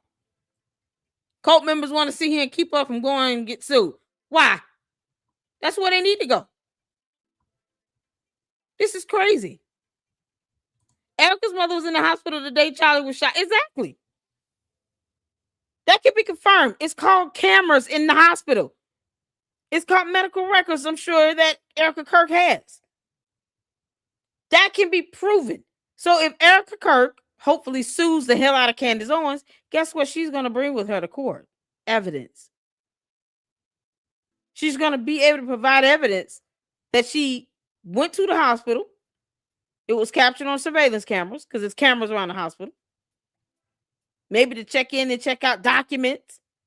She'll be able to provide evidence that she was at the hospital at an appointment with her mother. It's not hard to pull concrete evidence on that. So why stop that from going to court, Candace? You want your cult members to believe what the hell you say, right? That means you should welcome that lawsuit from Erica Kirk. That way, you can get that discovery. Isn't that what you want? Now, whatever statements you make under the penalty of perjury under oath, you will have to tell the truth. So will Erica Kirk. Isn't that what you want? You want the truth from her. Why be scared to go to court? What? This is why I don't argue with the cult members. No, let them go and take it to court. That way they both get put under oath, and then they both have to tell the truth. Let's see who comes out on top. Even these dumb cult members know that Candace Owens is a liar. That's why they don't want her to go to court. They don't want her to testify because they know she's going to lie. Let it go to court. Can't make this up. The mother's fighting an illness. You're projecting and they're lying. No, she wasn't. Erica is also CIA. You're a joke. You're stupid. But let it go to court. That way, Erica Kirk can bring evidence. Chris Stewart. She can bring evidence. See, I told you come to my chat at your own peril. Let it go to court. You should be encouraging Erica Kirk to sue Candace Owens, your cult leader. Then they can go to court and be placed under oath. And they have to testify to where they were that day. So you should be good with Erica Kirk suing Candace Owens. That way they can go to court. They can have a hearing. They can have a jury trial and everything. Be placed under oath. That's a win-win for me. Yep. Erica, you need to go ahead and sue Candace. So that way you can shut all of her dumb cult members up and her as well. All at the same time. Do a deposition. That'll really do it. You can't make this stuff up. Why go back and forth with cult members? For what? Nope. Put them under oath. Let's see what happens. Took out the names, which I didn't mean. I had it earlier. S5, what's going on, honey? Yeah, and it actually makes sense. The killer was still at large, so keeping everyone together was probably for security reasons. Exactly. They couldn't find him right away. Y'all know they arrested the wrong person initially. Right? It was an older man. He ended up being charged with obstruction, but he was not the person that actually pulled the trigger. So they had a manhunt. They used drones. I watched part of that drone footage trying to find Tyler Robertson. So it is standard procedure to try to have something in place to where they don't have the killer apprehended. He's out on the loose. There's a manhunt for him. So the hospital is going to have security measures put down in place that they're going to activate. And I'm sure TPUSA has security measures to make sure that this killer is not out trying to find the rest of the family to finish it off. But see, the candy-ass cult members don't comprehend, concepts like that because they're simpletons.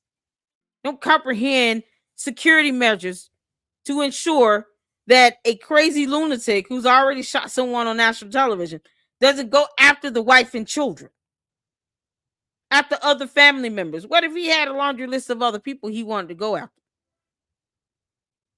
And here he is out here roaming free, eating dinner at Dairy Queen. So there are measures that have to be put in place to ensure, and I can say for the hospital because I worked in hospitals and in healthcare. If we don't know who the person is that did it, and we get somebody come in with gunshot wound, especially if it ends up being fatal, we're locking that down. Because we don't want that person coming up in the hospital and then they taking out their anger on everybody else and they just start shooting up people in the hospital. Let's say if it's not fatal, the person's still in ICU somewhere and they're struggling.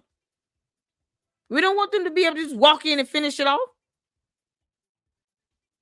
They may not come in with a gun, but they might grab one of them syringes. Try to stab somebody in the neck, that happens. Use whatever tools they see around the hospital bed. So it's certain things that must be done in situations like this. And you're talking about a high-profile patient.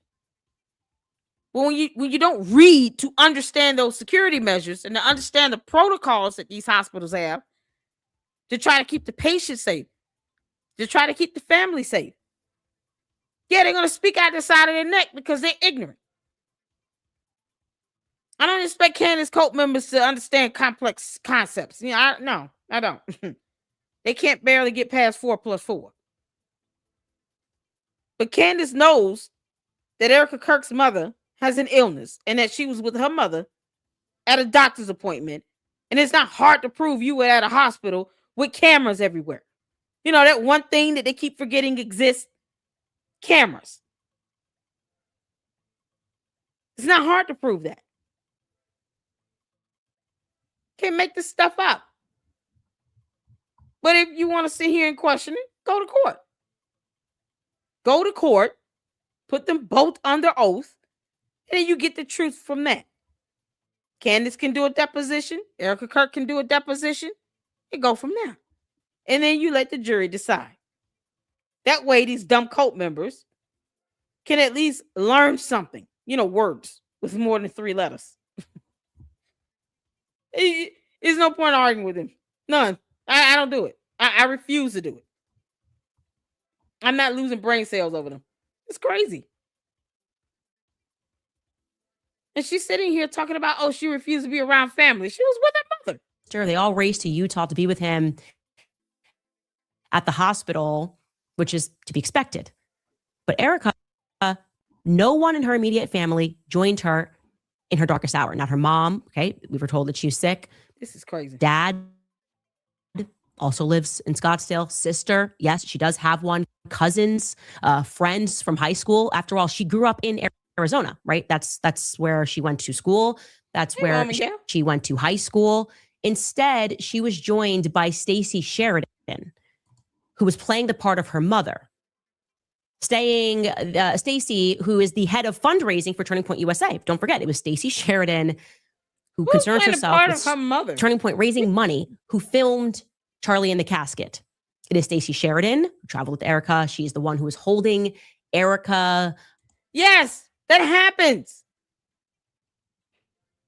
When you lose someone, you usually have someone that's assigned to you or someone, a close friend, typically, because you got other family grieving. So you'll have a close friend that can be your aid. They tend to your needs. They make sure you have what you need. They make sure you have food and all these things. They're with you at the repast, at the funeral, at the wake. What is she talking about? Has Candace never lost? Has she ever lost a relative? Do aliens die, Candace? How does that go when an alien dies? When you and your kind pass away, what happens? Maybe they just turn back into feather dust or something and they just kind of poof out. Who knows? Like I said, she has no soul. When you lose someone, you get someone that's like an aid. And they're with you through the whole process. They can be given to you, assigned to you by the church or by the funeral home. Or you just handpick someone that, you know, or a closest friend might just volunteer. Anything you need, let me know. I'll be your aid. I had that when my grandmother passed away. I had like an aide. I had someone, my aunt was like my aide for me. She drove me to the wake, to the funeral, to the at the repast, took me home, made sure I was good, called on me, checked on me. That's how that goes. What are you talking about? She's playing the role of the mother. What do you mean? If the mother is grieving just as hard over her son-in-law being deceased, I mean, I don't know. Why is it so bad for her to have a separate person as an aide to comfort her, to help her during that time? So her mother can grieve. And her mother has an illness. Are we doing this? Candace, you're a demon. holding her hand as Charlie's casket was coming off of Air Force Two. That was Stacey Sheridan standing next to her recording. Not her mother, not her dad, not Erica's sister. No, that's not normal. They're all grieving. That's somebody that you would call somebody close to you that does not exist in a corporate structure to be by your side. That is my now totally. What the fuck is wrong? She acts like people are supposed to be her. Candace, Erica Kirk is not you. You are not her. You will never be. Perhaps that is someone that's close to her. That could be her closest friend. Why do you care? Why are you making this an issue? She lost her husband. This woman decided to be her closest aide. And since you don't know how this stuff goes, because when aliens die, they just poof away, you will never understand. Stop trying to force us to assimilate to your dumb alien culture. Rational perspective looking backward. But it was Stacey Sheridan, who I have told her since day one. I personally warned Charlie about her. That is my personal opinion, that there is no rung into hell that Stacey Sheridan will not descend upon for $1. What? My experience with her. But this person was somehow crucial to coming and being beside Erica at all moments. Car rides, everything. If you go back and look, it is Stacey. You would think Stacey Sheridan was Erica's mother. You can even check out this clip, which is that her in the car. Stacey, just everywhere. On the phone, Stacey is there capturing every moment. Candace, you dumb alien. So what? There's nothing incriminating about this. You know, if this stuff were to be played in a court of law, it would be like, who gave us these videos? Why did Candace Owens send us this? She's wasting our time. That's exactly what they would say. I call her cult members candy asses. It was from Laura. One of my fantastic mods. She came up with it. I thought it was funny and I took it and ran with it. Like, we got to come up with a nickname for the cult members. So candy asses is what we came up with. She came up with it and I said, oh, that's good. We got to go with that. So shout out to Laura. Yeah, where is Laura? Laura, are you here? Shout out to Laura. My fantastic mod up in here. Y'all have the best mods on YouTube. Never let anybody tell you all anything any differently. I appreciate you all to the utmost. Thank you for tuning in. But yeah, that's why I call the cult members candy asses. It is what it is. Me, it could be worse. I needed my sister to fly in to be by my side. Husband, my cousin. Everybody don't react the way Eric you do. Needed You to have alien. gifts and donations. I find that to be very strange, and I've checked with people at the hospital. Care. No family was there. The dog out, Charlie. Now let's get back to September 16th, though, because I like to focus on that date. Because with Stacey in earshot, Erica is going to address the company for the first time. That's not a small task, by the way. Okay, she is, as you will see, at the office. She doesn't have full hair and makeup on, which, of course, I think I welcome that as a good thing. I don't expect her to be at the office, but I'm happy that she's not in full hair and makeup, because this is 5.5 days after her husband was pronounced dead. This is before we've had his funeral, anything. And I'm going to let you decide. And I'm going to tell you that the employees that chose to record this and the employees that are still there and upset with the manner in which people were fired are saying that they feel like it was like a cult. Like they knew something was off. They felt like they were being manipulated, that they were only given Erica as this symbol of, you guys need to work harder, right? As though Charlie's wife was being used to convince employees that it is now a mandate handed to them by God to work harder, to sacrifice themselves, to work longer days, because this is their new family. Like this word, I've always been struck by this, describing the employees like a family, to drive them to work like. Stop. From the episode yesterday, I didn't get anything out of that where you all need to work harder like they some slaves or something. Candace, I know where you're going with this. No one is enslaving them. And if those employees who seem to have a very good boss don't like it there, why don't they quit and get the hell on? Tell them to get a new job. Candace, why don't you hire them? How about that? Why don't you offer them some employment? A chance to earn a living. Not on fundraising either. Don't go raising GoFundMe's and stuff. No, hire them and put them on your payroll. That's exactly what should happen. Y'all remember Blexit? You know, the dumb company that Candace Owens started and then drove down into the ground by $1.72 million. That TPUSA then took over and renamed. Y'all remember that? Yeah, that is the epitome of Candace Owens' ability to run a business. Where she spent stupid money on security details. Stupid money on something connected to Parlor Inc. An LLC connected to Parlor Inc. that George Farmer is the CEO of. Optimized Consulting LLC, $553,000 in 1 year on that. And this is another social media fundraising platform. That's all they do. That's what it was described as in the tax documents. A social media fundraising. That is the legacy of Candace Owens. Blexit being ran into the ground by a negative $1.72 million and TPUSA bailing them out by acquiring that BS and renaming it.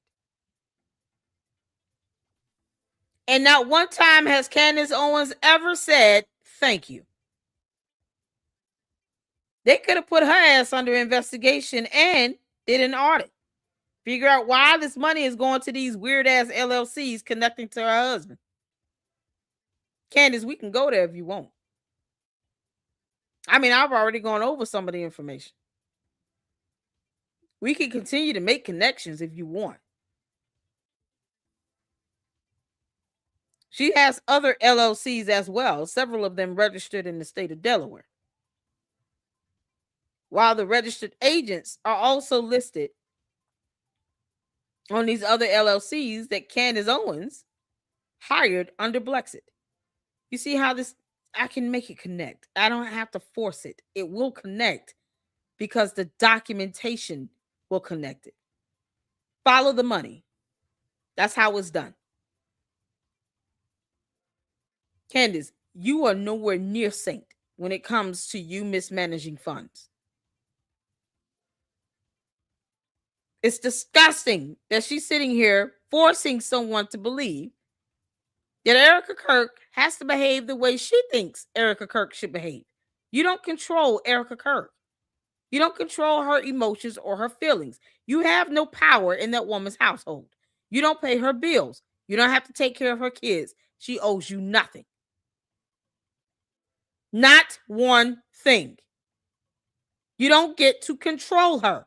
You, your dumb cult members, do not get to control Erica Kirk or TPUSA. And if those employees feel like it's just so horrible and they feel like they're just being enslaved now, why don't they just quit already? Why haven't they left? Why are they still working there? That's not the only company in the state of Arizona. Why don't they just go work somewhere else where they'll be happy? It's that simple. If these employees that were allegedly terminated under some sort of, precarious or unusual method, why didn't they file a complaint? Why didn't they file a lawsuit? I highly doubt they will be able to come up with a complaint that will be viable to send over to court. It will probably get dismissed because it would be that stupid. Why didn't they become whistleblowers? What exactly occurred that was unethical, illegal, or immoral? They just didn't like something. It's not enough for court. That's the difference. These dumbass cult members don't realize court doesn't care about how you feel. It's about what you can prove. So what do their feelings have to do with anything when it comes to a matter of ethics or law or morality? She's not once said, oh, we have evidence to show that they did something illegal. Not one time. CC said somebody else said 40, but I haven't seen them out waving their arms. Wami Gal says we only know of one employee that was fired. Exactly. Who are these other employees? And why were they fired? If it was done unethically or immorally or illegally, why aren't they suing? Why didn't they file an EEO complaint? You know, it's a whole federal agency that handles that stuff. Not one thing out here. I haven't seen or heard one thing that points to TPUSA firing someone and they did it unethically. They did it illegally. They violated laws. They violated constitutional rights. I haven't seen any of this. Yeah, it's so crazy. Lisa says, look, great women put on a brave, strong face for the public. I would bet Erica's mom raised her this way. Erica has class and good raising. Exactly. Francisca said, have you been to the other version at Tripper Mosaic? Diane said, yes, EEOC. Exactly. They can file an EEO complaint if they really felt that something regarding their termination was illegal. Go file an EEO complaint. Why are you crying about this to Candace Owens, who still can't do anything for you? Make that make sense. Candace, you can't do a damn thing but run your mouth on YouTube. But if they don't take action the appropriate way, then what the hell are they talking about? I told you, Candace, I'm not giving you a moment to breathe. You dumb alien. So since she doesn't understand how human affairs works or human emotions or having a soul, yeah, I have no quarrels with calling her an idiot or a moron or stupid or evil or dumb or an alien every chance I get, because this is ridiculous. Either these people have a real complaint and they should go to the Department of EEO, or they can kick rocks. What do they want? This is ridiculous. Horses only to then fire them after a $250 million is raised is wild. Okay. Like I said, at least she is not dressed in hair and makeup. She is at the office. I would say the bad news is that once again, Erica is going to stop herself from using the word happy in the context of Charlie and how he must be feeling in heaven. I'm going to let this play out for 5 minutes straight, and there is no context needed other than this is 5.5 days after her husband was publicly assassinated. And yes, in the background, that is Terrell Farnsworth, the guy who took down the cameras. Yeah, but we are going to see some grief. So I'm going to allow you guys to watch this for 5 minutes. Had private conversations with him. I want you all to hold on to those. And I want you all to remember those so deeply. I want you to journal about them. I want you to be able to tell your kids about them. I want you to put those in your heart as why you're still here with the turning point you received family, because that's what we want. And like I said to our small group after whatever day that was that I did the thing on TV, how many days are still rounded Friday. I told the team, I said, Turning Point USA will continue like my husband always wanted. And it'll be bigger than ever. And we're going to honor him by doing that. We're going to stay humble. We're going to work hard because that's what he would want. And we're going to just make it grow. And we're going to keep our eyes fixed on heaven. And, like even Stacey said, he's going to find ways to speak to us. And he's going to speak to you in different ways. Every person's going to be different, but you'll get little moments where you're like, okay, Charlie, I see you. It might be here on campus. It might be in quiet moments of the night, but he's here and he's more alive than ever. And he is, he's going to guide us. And we just have to remain humble. But again, what I told the team was, I will fight like hell to make sure that all of you have a job here. I don't want anyone to think that job's in jeopardy, because your family, if you want. You tell me what has been said that was wrong so far. Candace, you are deplorable, detestable, you're disgusting. You're a dumb demon from hell. Do you understand? You're the worst of your species on planet Ewok. If you see this woman's face, I can't imagine why you would take delight in playing this video. And the employee that sent it to you can kiss my ass as well. Why are you sending Candace this video, knowing she's going to use it to twist it up? She's sitting here crying about making sure other people have job security. What the F are you mad about? What was so bad about this so far? You know what pisses me off? The fact that Erica Kirk seems like a really good boss. Something that we all wish we had in the workforce.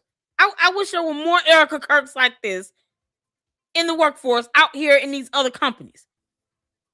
And you got people out there that are truly working hard as hell. I literally did a full 24 hours. I was on call for 12 hours until 8:30 this morning. From yesterday at 8:30 p.m. after having worked the whole day, starting at 7:30 that morning. Yesterday morning. I was up for well over 24 hours. Straight. And to see a boss, a CEO, crying to ensure that people don't feel like they don't have job security, telling them if you need time off to grieve, you always have PTO that you can take. We're not going to deny it for that. You got counselors, you got pastors you can talk to. It's like she's playing this as if Erica Kirk is incriminating herself. So where's the crime? Show me where the crime is. Where is the crime? All this proves is Candace is a terrible person and making fun of a grieving widow. Exactly. What is the crime being committed here? So far from what I've heard, Erica Kirk is showing us that she has a heart and a soul, and she cares about her company. She cares about it carrying on because she knows that Charlie Kirk was the face. He was the moneymaker. He was the CEO. He built it. She knows that. She knows she's not him. And she knows if you just have a little bit of common sense, if the founder and CEO passes away, you're automatically going to get questions about the stability of the company. Because if the company is built on this charismatic CEO and leader who's now no longer here, many people were fans of TPUSA because of Charlie Kirk, not because of TPUSA overall. So now with him being gone, of course, there are going to be questions about, are people going to withdraw their sponsors and donations because of him? Because people could stop donating because he's no longer there. He's no longer here with us. And they were only supporting because of him. And that's to be expected. Hence why she's concerned about the health of the company and people not feeling as if they don't have job security. If you truly want people to be employed and to work and not lose their jobs because you understand they have families and you're empathetic to their plight, as a CEO, you might get upset about that. What's the crime being committed? Yeah, let me know what a crime is so we can go ahead and send this over to the court. Can't make this stuff up. This is what they want to sit here and talk about. Canadian chick says, first Candace said Erica showed no emotion. Now she says Erica is too emotional to run TPUSA. Candace is a delulu. Exactly. Candace is a dumb demon. You alien of an Ewok. Leave this girl alone. Leave her alone. You are obsessed over Erica Kirk, Candace. You are obsessed over TPUSA. You are obsessed. You and your sycophant, sadistic cult members are obsessed with TPUSA and Erica Kirk. And none of you idiots over there in Candace's camp are sending donations to sponsors or anything. You're not helping the company run financially. You don't pay Erica Kirk's bills. Why do you care at this point? You didn't care about Charlie Kirk. You're just feeding into the nonsense that Candace is feeding you all. Most of these people could care less about TPUSA staying alive. That is the majority of Candace's fan base now. People who never cared about TPUSA, they want it to fall. If you don't like it, just leave it alone. Don't sit here and wish for their demise. Leave them alone. Stop obsessing and stalking them. It's stupid. Leave them alone. I've never seen nothing like this in all my life. A whole grown woman that claims to have a husband and 4 kids. Birthed by a yeast infection. Is sitting here obsessing over another woman in her company. Doesn't Candace have her own? Here's the funny part. When she just saying last month, put me on your payroll for your PR, the cult didn't even budge on that. It's like they didn't even hear her say that multiple times. To the candy ass cult members, your cult leader wanted TPUSA to put her on their payroll. And you supposed to hate TPUSA? But y'all cowards didn't say anything about that. Y'all didn't call her out on that at all. Imagine that. Woe is me for thinking that cult members are supposed to have a spine. Can't make this up. George is letting this happen. George, I wish we could just deport your ass right now. Can't make this up. If you choose to leave, that's different. I never will, and I promise you, I will make sure that I never allow a point to where you have to leave because we cannot financially afford you. And that is a promise. I want our family to stay together the best it can. Obviously, circumstances, things there's unforeseen things that might pop up here and there that we can't foresee in the future. But for right now, the way things are, I would like to remain if they are status quo. And I think that's the best thing to do. Everything else we can worry about later. But I just want to let you know that you guys are all very loved. I'm very proud of you. And Charlie would be, I think Charlie's just, I'm trying not to say that he would be, he's obviously celebrating in heaven amongst so many things, but he's so proud of all of you. And he's so proud of all of you for keeping this mission alive. And he knows that you can do it. That's why you're hired. And he knows that you will be able to carry the torch. And he knows that you're going to do a great job. And you're going to be able to, even though days are going to be tough, honestly, the nights are the hardest. Mornings are pretty raw too. But just what I've noticed these past several days is if I didn't have the family, the Turning Point USA family with me, all of you, I would be a disaster. I would be in fetal position 24/7. But the fact that we have a continued mission to look forward to and we have our family, it's everything. And some of you, this is your chosen family. And just rely and lean on each other. That's huge. Leaning on each other is huge because all of you were together prior to this and we'll be together after this. And everything, and I told Justin it's going to be something where everything before September 10th, any email you were working on, any project you were working on, it's not that it's irrelevant now. It's just things have changed, obviously. And the mission has gotten deeper and the mission will grow deeper. But I just want all of you to know, we will be wise stewards. We will be vigilant. We will be humble. And I just want you to know that, again, I'm with you. I'm here. I'm not going anywhere. And we're going to make sure that we honor my husband so well that this whole world knows what his vision was and will be. And it's just, I feel so blessed and honored.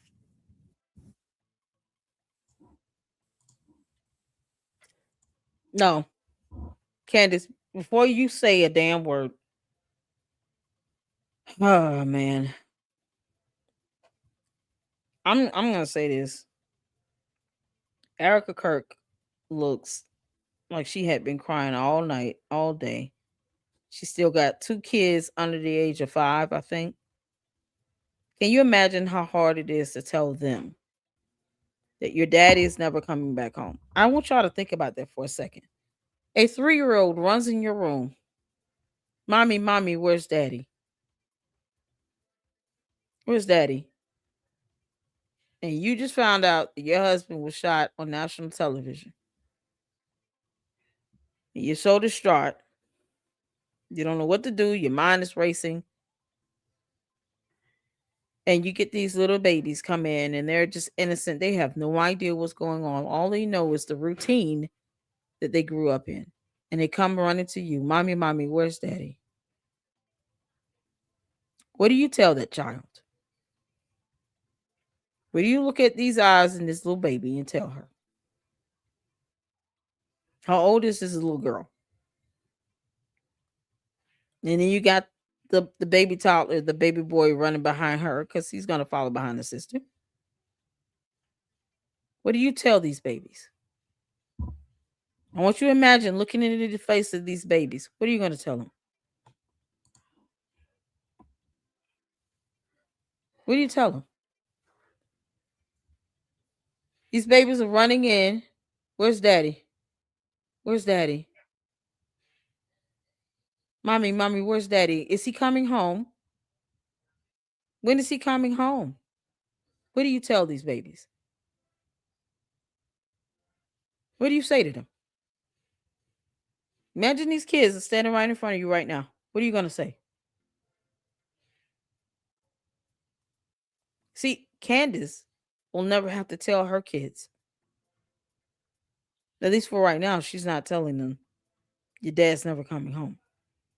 And she's got 4. Erica's got 2.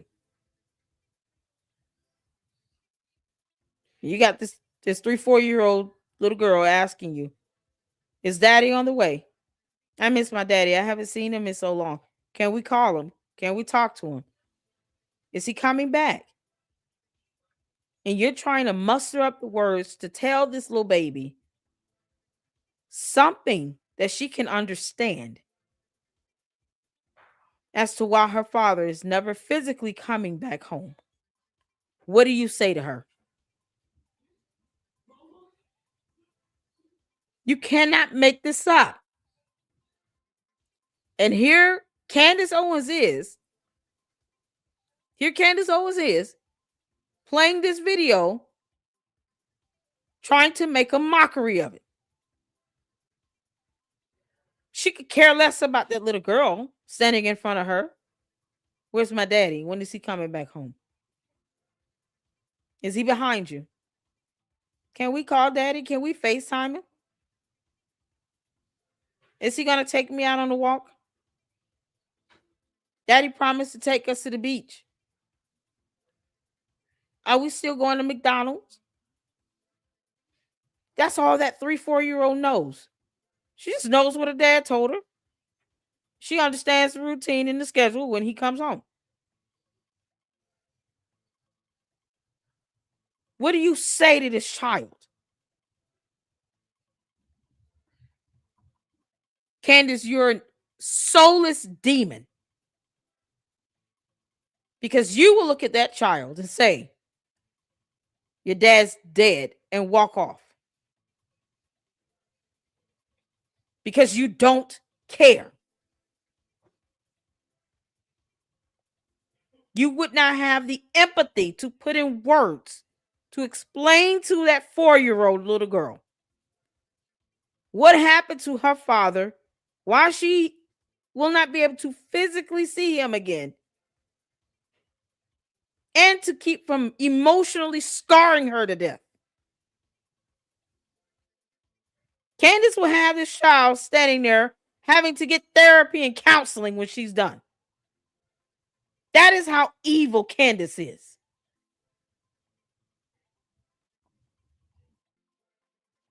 You can't make this up. And she's trying to paint this photo, paint this narrative that Erica Kirk shouldn't be grieving in a certain way because I think it's weird. No one cares Candace Owens. We don't care. We do care about that 4-year-old that's still asking, when is my daddy coming home? How am I going to be able to talk to him if I can't see him? Now probably asking, Mommy, can we go by and see Daddy at the gravestone?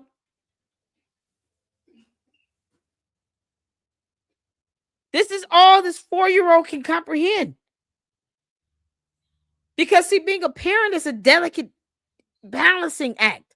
You want to tell your kids the truth, but you don't want them to be scarred. You don't want them to have to go to counseling because of something you said. You don't want to be insensitive. You think Candace cares about that? Candace, you're a demon. You are a demon. You and your dumb coat. You sat around and watched this video and tried to pick it apart, but you didn't think about those kids. You didn't think about her still being a mother. There's nothing incriminating about this at all. No prosecutor would ever agree with anything about Candace saying this is suspicious or weird. As a matter of fact, they would laugh at Candace and hang up the phone in her face. You can't make this up.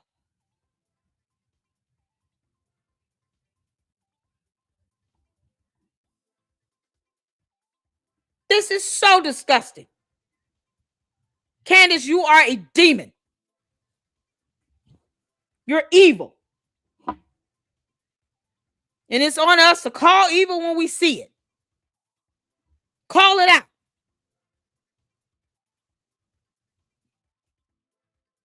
Never seen anything like this in all my life. Who does this? And the employee that recorded it, shame on you. If you don't like working for TPUSA, quit. You have a good boss. And you're allowing an idiot like Candace Owens, who will never hire you, by the way, or pay your bills, to try to sway your opinion about something. But you know what? Prove me wrong. Call Candace and ask her to give you a job, since you're so miserable at TPUSA, apparently. All these little goofy heads that are sitting here sending over recorded calls and Zoom calls as if they can't be sued for it to Candace Owens. Why don't y'all call Candace and tell her to give you a job? Give you a month's payment in advance so you can pay your bills and stuff. Go ahead. I dare you. Call Candace Owens and ask her to give you a job and ask her to hire you. Let's see how that goes. If you're so miserable there, don't work there. It's that simple.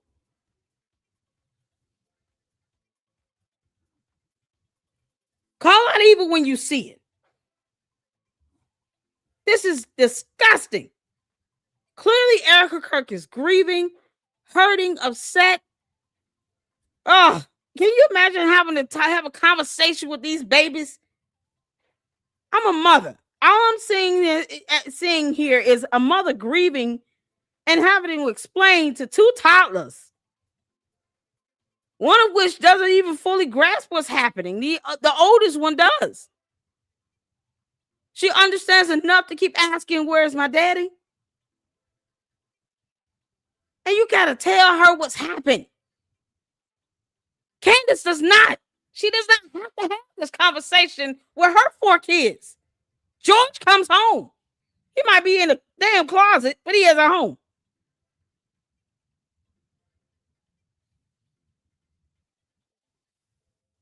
The lack of humanity in this is egregious. Egregious. I had to get that out. Because sometimes we just can't watch these things as an independent journalist, report on this stuff, give commentary, and just completely detach emotions from it. You can't do that 24/7.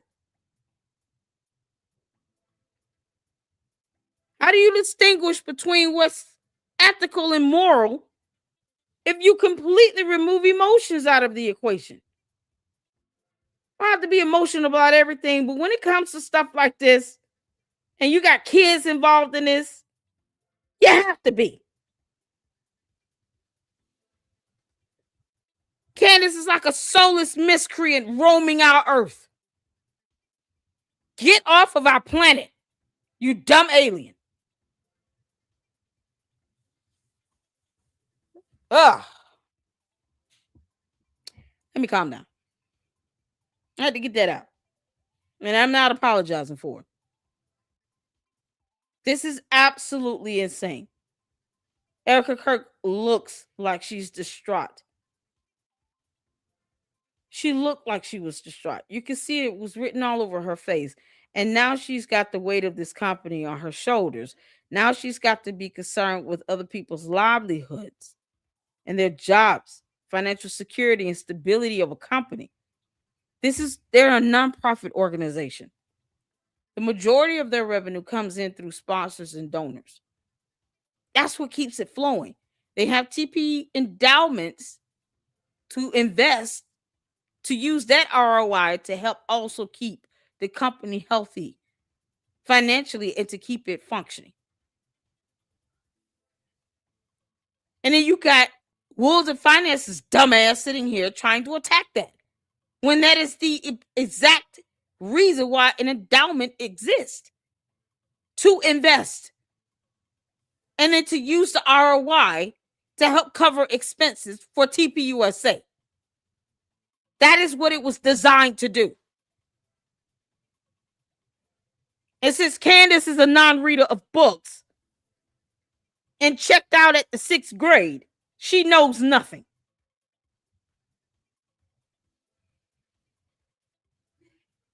It's madness. All this stuff is happening at once. The same day Erica Kirk took over as CEO, she also took over as president of the board for TP Endowments and the Super PAC, the 501c4.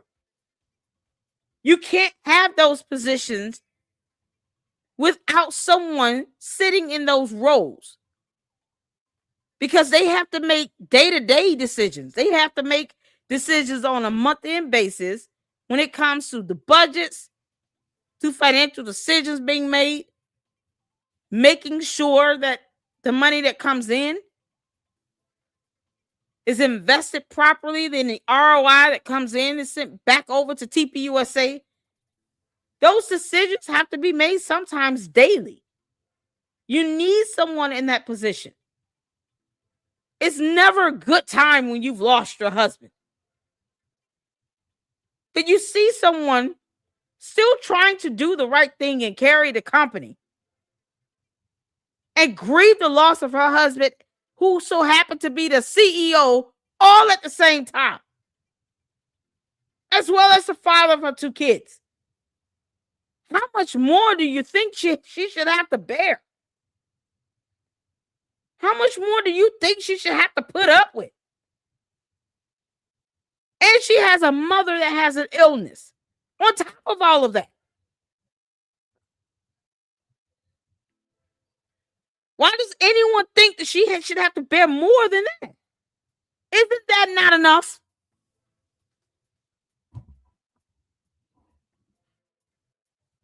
Candace, you're evil and you're vile. You're vile. You're disgusting. You're obsessed. Leave her alone. We get it. You hate Erica Kirk. You hate TPUSA. Leave them alone. Just leave them alone.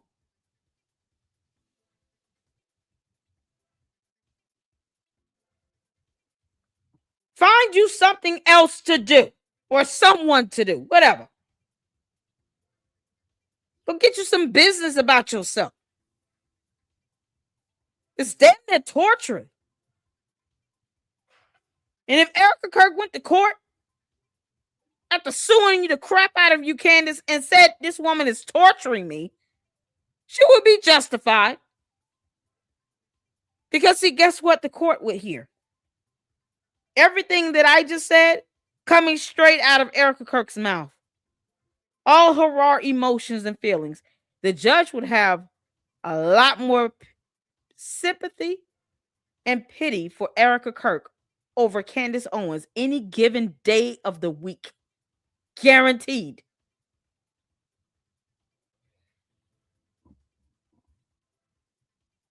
It's absolutely insane that she's doing this.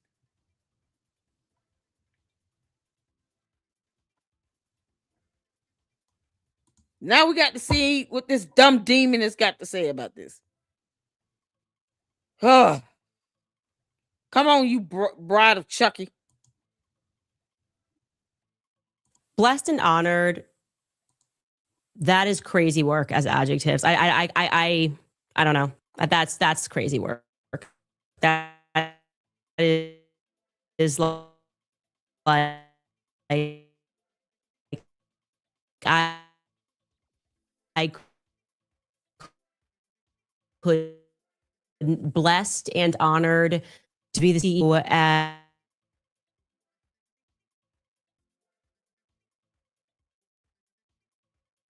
promise these kids that if they are going to work harder, you're in this family, your jobs are safe. Actually, that's what makes her cry. Saying your jobs are, that's when she breaks, right? When she says, it's so important that your jobs are good. Like I feel emotionally attached to you guys working for me. No. And then you attack. No, that's not what that is, you idiot. And no jury panel would agree with you at all. Not one. It's exactly what she said. I don't want you all to feel as if you don't have job security. Because it's about job security. She wants people to know that their jobs are safe. She wasn't always the CEO. Why would that be the message now? Candace, you're the only narcissistic, demonic alien in the room. You're the only psychopath here. See, just because you make everything about you doesn't mean that that's how everyone else operates. And since you have not assimilated to humanity well, I don't know anyone else on this level of narcissism of where you are, next to the most diabolical cult leaders out there. Aside from them, no. There's no one. I don't even think that Umar's on this level. He's horrible. That Oompa Loompa's got it coming. He's got a whole class action lawsuit against him. But Candace, you're evil and vile with it. You're acting like a woman scorned. Hell hath no fury like a woman scorned. And you're breaking hell wide open. Because you're scorned because Charlie Kirk didn't pick you. She just wanted them to be assured that they have job security. The average reasonable person would infer that on a jury panel if they had to see this video in a court of law. Because there, Candace, you will be insignificant. The judge will not give two craps about what you think or how you feel. Hearing this video and hearing how insensitive you are, how you lack a soul and lack empathy, how you lack compassion. Erica Kirk, you need to sue her. Sue her. And be done with it. This should be your last straw. This video right here should be the last straw that Erica Kirk needs to go ahead and file a formal complaint. This is it. Because it's going to get worse after this, Erica Kirk, if you don't. This dumb demon will not stop stalking and obsessing over you in TPUSA if you do not sue her. And I can guarantee you the judge will be on your side, Erica Kirk. That's what we showed you of a young woman who, like I said, Ugh. on everything, she never leaked anything. She never spoke to me, nothing, gets fired. And for asking a simple question, like literally, why am I fired? We've been working like 25 hours, just get out. There's security there. That's it. We're moving a different direction. That is not okay. Okay. You're not allowed to say everybody grieves differently, so I don't have to answer any questions about that. And guys, we're going to bring in, I want you to watch the beginning of this so you can see the full thing because we don't need to strip anything. Because she starts by laughing, which I find to be interesting. But I do want to let you know that we are having some buffering issues. We still have major blackouts in Nashville. So we're doing our best here. If you have some connectivity issues, just know that that's the reason why. Here's the beginning of that call. Yep, there you go. Oh, look at all the thumbs up. Look how cute that is. Sorry, this is a little bit more informal than probably Charlie would be reacting. How sweet. I didn't know they could do that. I hate Zoom. I never liked Zoom. Sorry, you guys. I just wanted to say first and foremost, my heart obviously is broken for you guys as much as it is for our family. You guys lost not only a boss, but someone that you looked up to, someone that you believed in his mission, that you also that you loved. You loved listening to his show. You loved hearing his wisdom on things. I'm sure some of you have also had very personal moments of where you sat down and so that's the beginning, just so you have that in its full context. Now, like I said, that means nothing. Is something that means nothing. You play this in front of a jury, they're gonna be like, okay, what is the purpose of this? Candace, that might not even be admitted into court as evidence in anything because it proves nothing. It would be objected to by Erica's attorney because it's so stupid what you're trying to fish out of this. It's so dumb. It wouldn't fly in court. See, Candace doesn't care about the court of law. She only wants the court of public opinion. She only cares about PR. But in the court of law, when Erica Kirk sues the crap out of you, this will mean nothing. Oh, she was smiling and she just went into this opening intro of a meeting. Yeah, that happens. So what? Where's the criminality in this? None. Got it.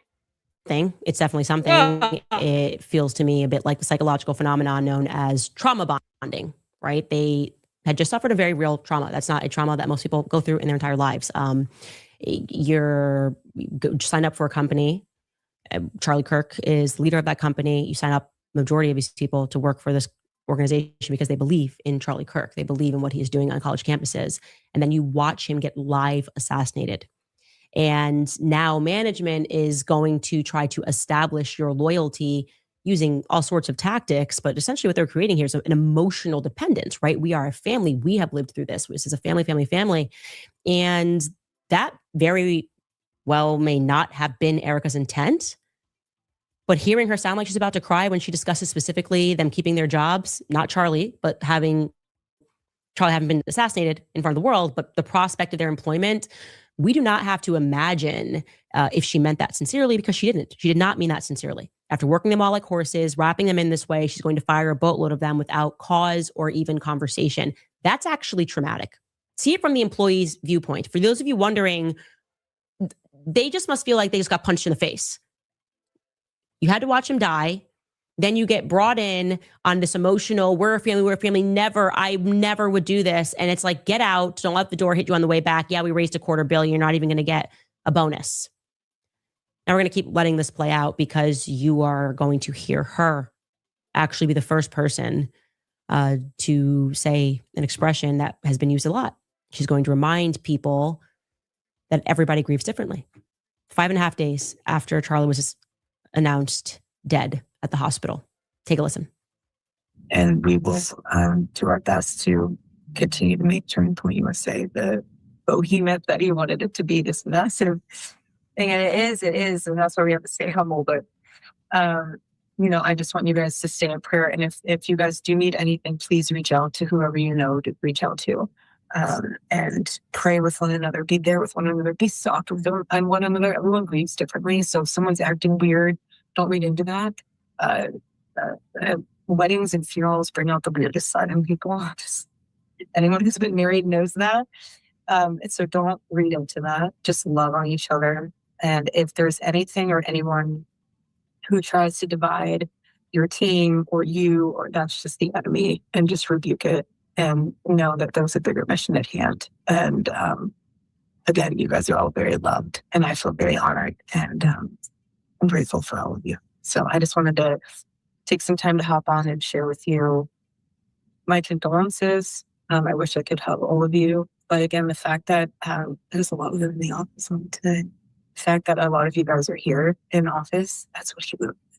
It's the mission. He doesn't want you to just be sitting on the couch alone in your room. He wants you to, obviously, I mean, we will all mourn, but he would want you to build.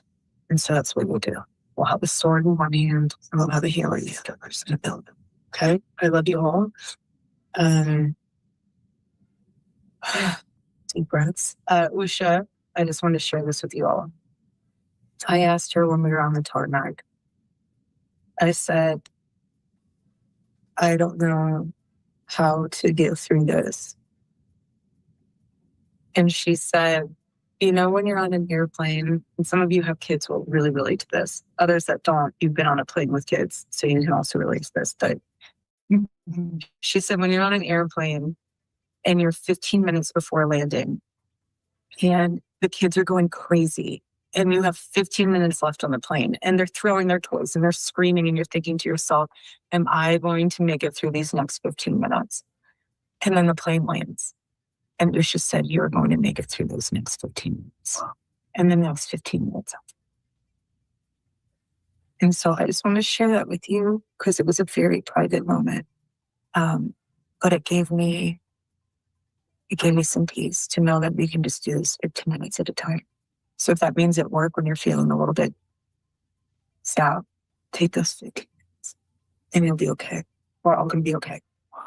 I love you guys. Have a great meeting. Is there anything else if you need it? It's good. You guys are loved. Love this little film with all the birds. It's so cute. So sweet. God bless you all. Thank you, guys. I mean, I don't really know what to say. I wanted to share that with you. I wanted to share that with you because I fully side with the employees, what they have lived through, everything that's happened, to have them admit that they work 20-hour days, to see how they were manipulated into doing that, and then having the carpet pulled under their feet and told goodbye. And God forbid you want to speak out about what you've lived through, then you're somehow like, it's a cult. That's a cult, to be clear. That's just a cult. You're with us or you're against us. And these people were not against them. They were loyal employees. She thinks it's a cult because someone was terminated and she still can't give context as to the reason why. There could have been a deeper reason as to why that employee was terminated. There could have been another reason. They don't have to disclose any information about any employee, whether it be a current or former employee, at all.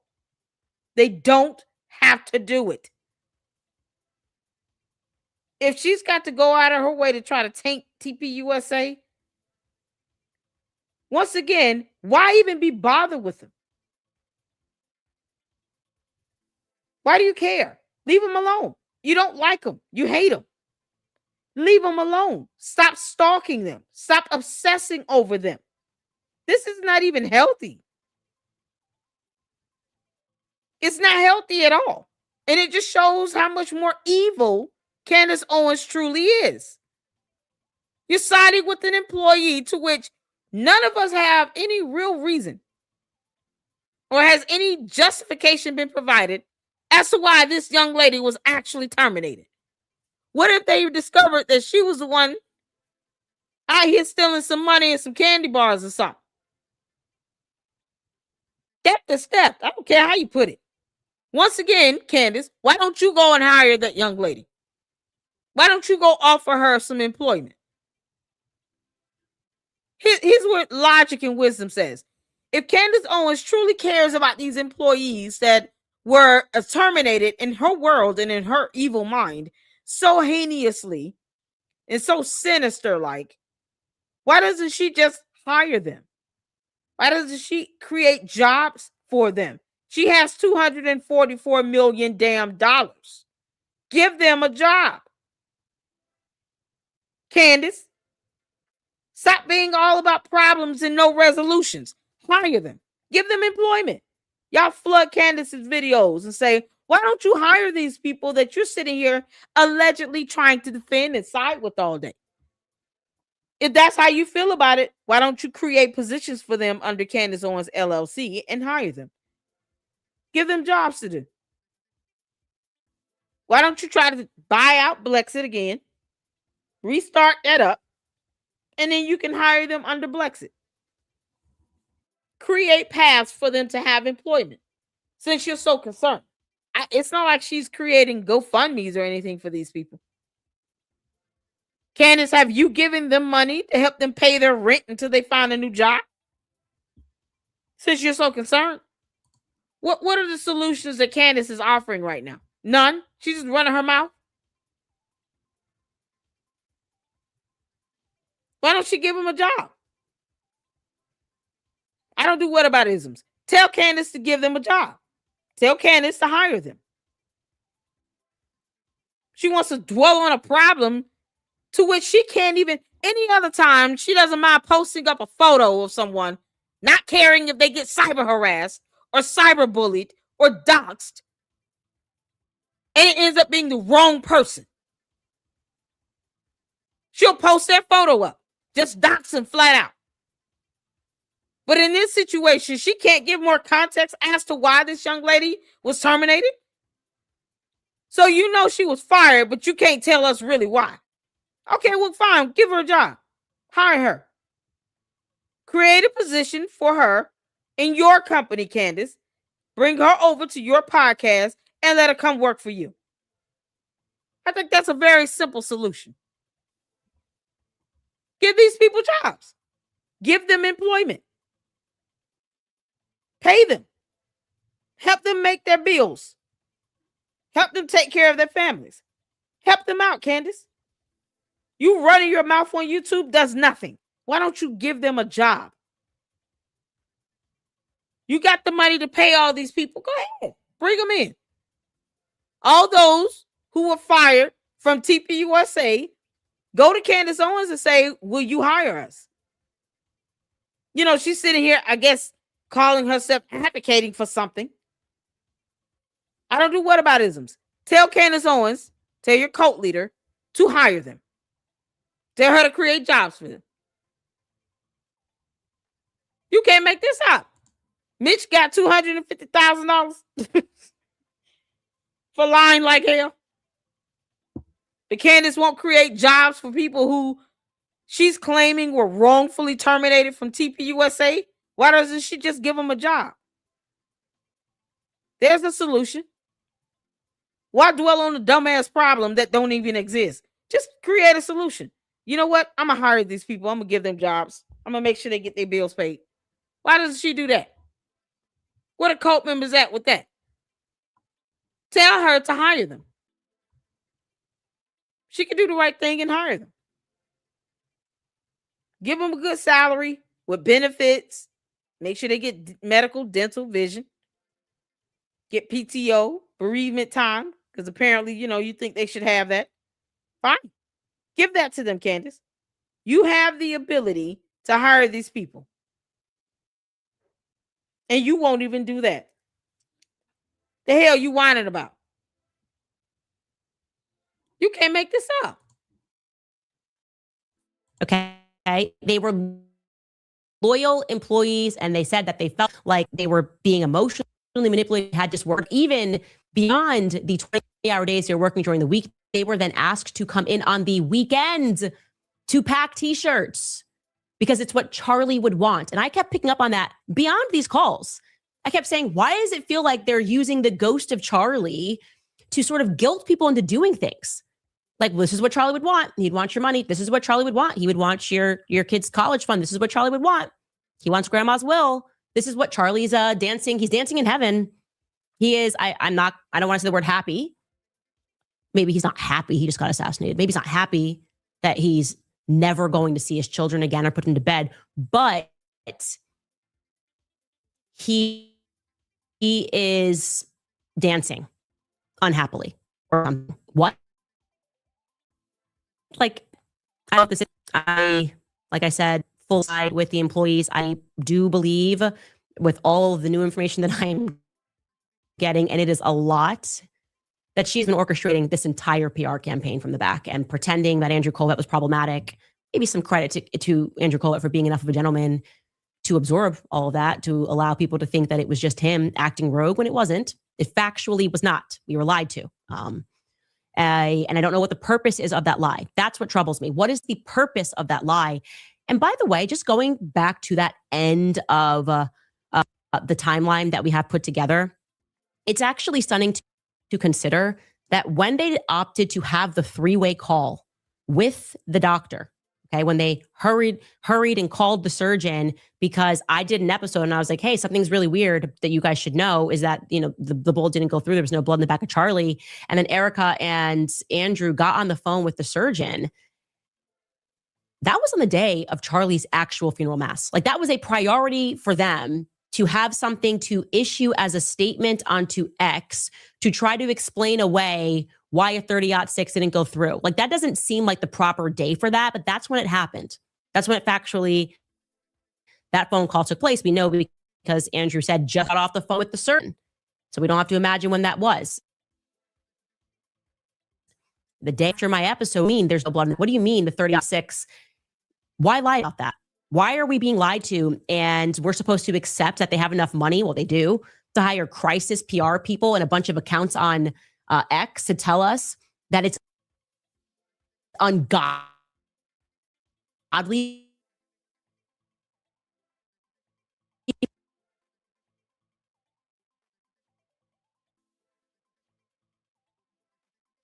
for us to not just sit there, can't question together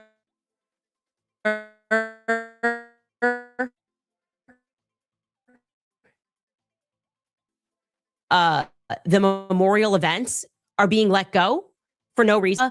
The COO who's talking to Uber drivers for the tea. Hey, have you heard anything about Turning Point USA? Well, I heard that this Uber driver said that you may have said something. Bring her into the room. She may have critiqued Erica. Not allowed. What is this, guys? It's severe manipulation, and it's not okay. It's not okay at all. And what is guiding that, though? What is guiding the lies? That's what I'm interested in. I don't like when people lie to my face. I really don't like when people lie to my face. And then I don't like when they send me cease and desist because I told the truth. I would say that's like a personal trigger of mine. Anyway, we're going to take a brief break and get into some more retaliatory. Because she's gotten a cease and desist. The next one is going to be a flat out lawsuit, you dummy. So they're going to sue you into oblivion. I don't get past her infomercials here. And you really going to be mad when they get through dropping that lawsuit on your head. I say go for it. That way, if you think she's lying, then she'll have the opportunity to bring evidence to court and under oath, admit that evidence into the case.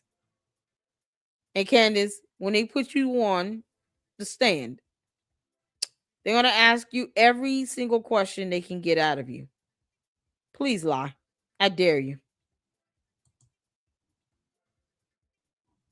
This is ridiculous. Hold on, let me go back. Because I don't like getting her commercials. I don't care about none of that. Couple of bags before they're gone.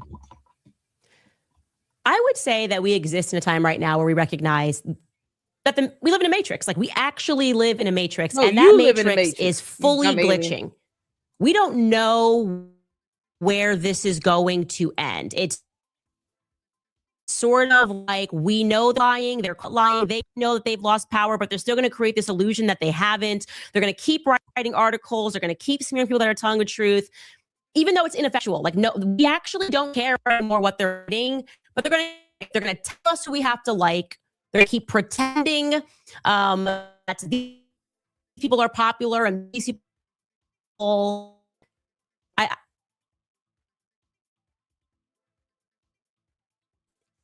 Everything feels fake and day and vicious. It. They're trying to squash it now. And there's no greater example of that than, of course, Daily Wire. Now, the Daily Wire CEO, one day, Daily Wire is a company in a fair world, probably not one day. And so therefore, probably not in this world. But if we lived in a fair world, it would be taught in psychology courses. Like watching what this company did to itself in the span of 1 year is incredible. It's objectively, as an interest piece, incredible. Like if I'm just a journalist going, this is fascinating, right? Jeremy Boring was the CEO when all that happened, and he kind of went away for, I would say, a year, and now he's back. That's the thing, Kyla. She says we a lot because she wants her cult members to know that she's speaking for them. She's trying to give this sense of belonging. It's like trauma bonding, like she said. Except they're stuck on stupid. So her and her dumb cult are trauma bonding. Whatever trauma they think they're going through, they're trauma bonding together. She wants people to feel like they belong in her circle. She can have them. Candace, we don't want your cult members. We don't even want you. You can't make this up. But that's what these narcissist cult leaders do. They always speak in this third person, and then it's always plural. It's always we, our, us. Because they want people to feel like you're not alone in thinking the way you think and feeling how you feel according to how I tell you to feel and think. She tells them how to think. She tells them how to feel, and then calls it weird when anyone acts or behaves any way that's different from how she would do it. Not her cult members. Don't forget them. No. If you're not behaving the way the cult leader wants you to behave, it's suspicious and weird. And then she says things like, I think I'm speaking on behalf of the world. No, the hell you not. We don't even want you on our planet, you dumb alien. And if we can find a way to deport George right now, we would. This madness is out of control. But that's the language of cult leaders. You'll find that often with other cult leaders.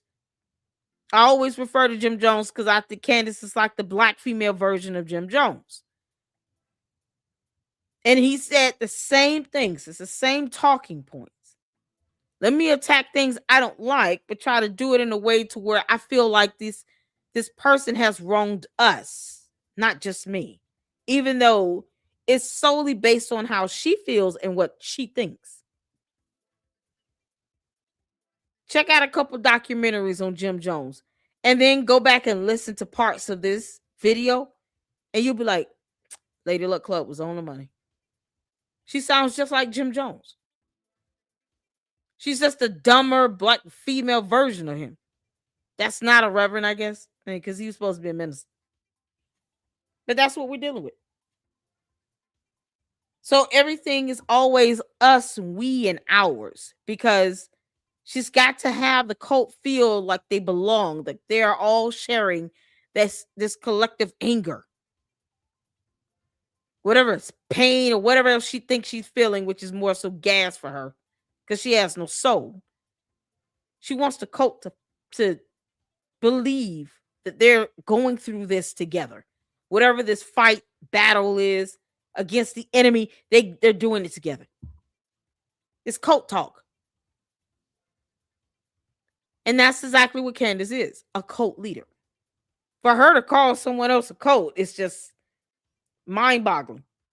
But Candace is a cult leader. Full-blown cult leader.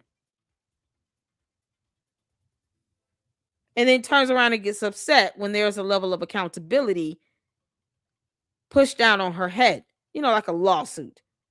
We don't care, Candace, that you don't like a cease and desist letter. You don't get to trample upon the rights of others either. On our planet, in our country. You don't like it, get your ass out. Bye. You don't have to live here in the United States of America. She doesn't care about what goes on in the U.S. either. I'm going to tell y'all that right now. She always walks around here talking about America first. She's not America first. She focuses on any and everything going on in any and every other country except the US, unless it's TPUSA, which she is single-handedly trying to tear down and destroy. You can't make this up. Shout out to Linda Walker, who asked a very good question, the same one I've been asking too. Who the hell claiming this girl at this point? I mean, I highly doubt she's gonna go back to saying that she's a liberal or a Democrat. Linda Walker, shout out to you, says, every time I think Candace can't possibly stoop any lower, she does. What political party does Candace now belong to, and how much are they paying her to destroy conservatives? That's a good question. For all the conservatives in the chat, are y'all claiming her? I'm apolitical. I'm the queen of YouTube. I get to be apolitical. I enjoy being neutral. So all the conservatives, are y'all claiming her? What about the any liberals, Democrats? Lady Luck Club is open for all. I don't ostracize anybody because of politics. Who's claiming her other than Lucifer? I guess that's a political platform now. She talks more about the Church of Satan than anything else. Girl, bye, Felicia. Who's claiming her? Y'all claiming her over there, conservatives? Has Candace been officially kicked out the club? Because, yeah, this is getting ridiculous. Who is she making? See, hell no. Ashley said, lunatic. Oh, Miss Face says, I'm a conservative and I can't stand it. Jasmine said, no problems, mods. Still here, just listening and cleaning. Okay, cool beans. Savvy says, and to keep us divided. Save says, Candace just says what her paymasters want. What political platform? Does she still vote? Did she say she's no longer going to vote? She's telling people not to vote. She's telling people to go AWOL in the military, which is a crime. Like, she tells people to break laws because she has no regard for the rule of law. Candace, you have court April 28th at 10 a.m. Your dumb ass better be there. So the conservatives sound like they're not claiming her. Is any liberals, Democrats here claiming her? Y'all claiming her? That's a good question.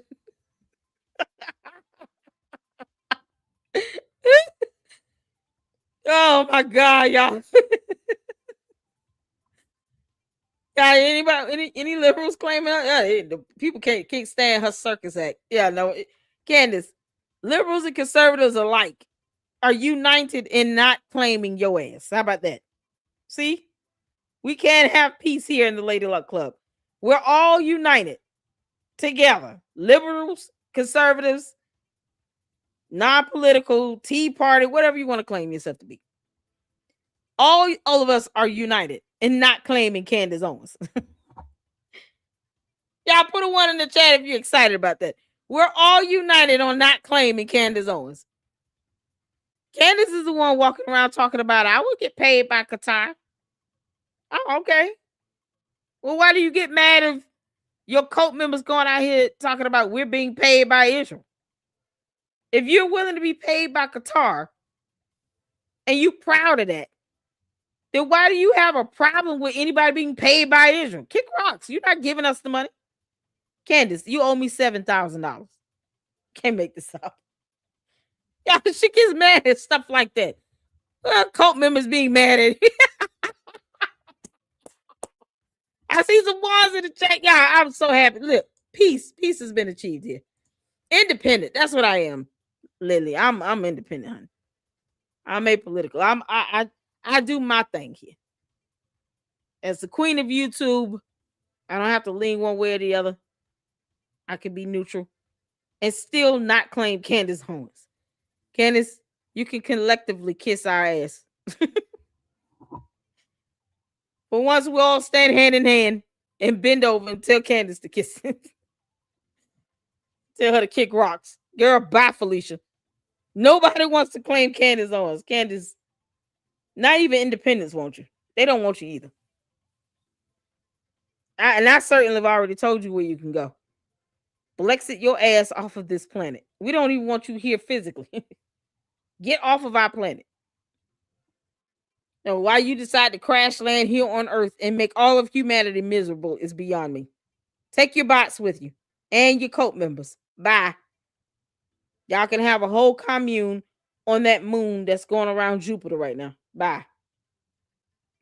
Make sure you have some oxygen masks for your folks. They're going to need them. Can't make this up. Yeah, it's a terrorist. The claimer. Yeah, but look. Damn, I don't think they want it either. Candace is a dope. What's going on, Andy? What are you doing, honey? Oh, man, the conspiracy theory party would 100% claim that woman. I know. I have to say it. The conspiracy theorists can have her. Oh, my God. You can't make this up. Hey, Steve, keep using the word articulate, champ. Keep using the word articulate.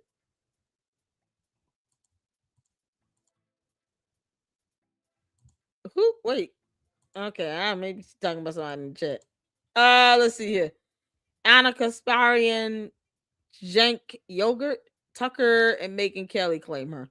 There you go. They are part of her cult. They can all leave the U.S., go start their own country. Between Candace and Tucker Carlson and Megan Kelly, they have enough followers and supporters to be able to start over and buy their own land and make their own nation. They can start their own little country. Take all your followers with you.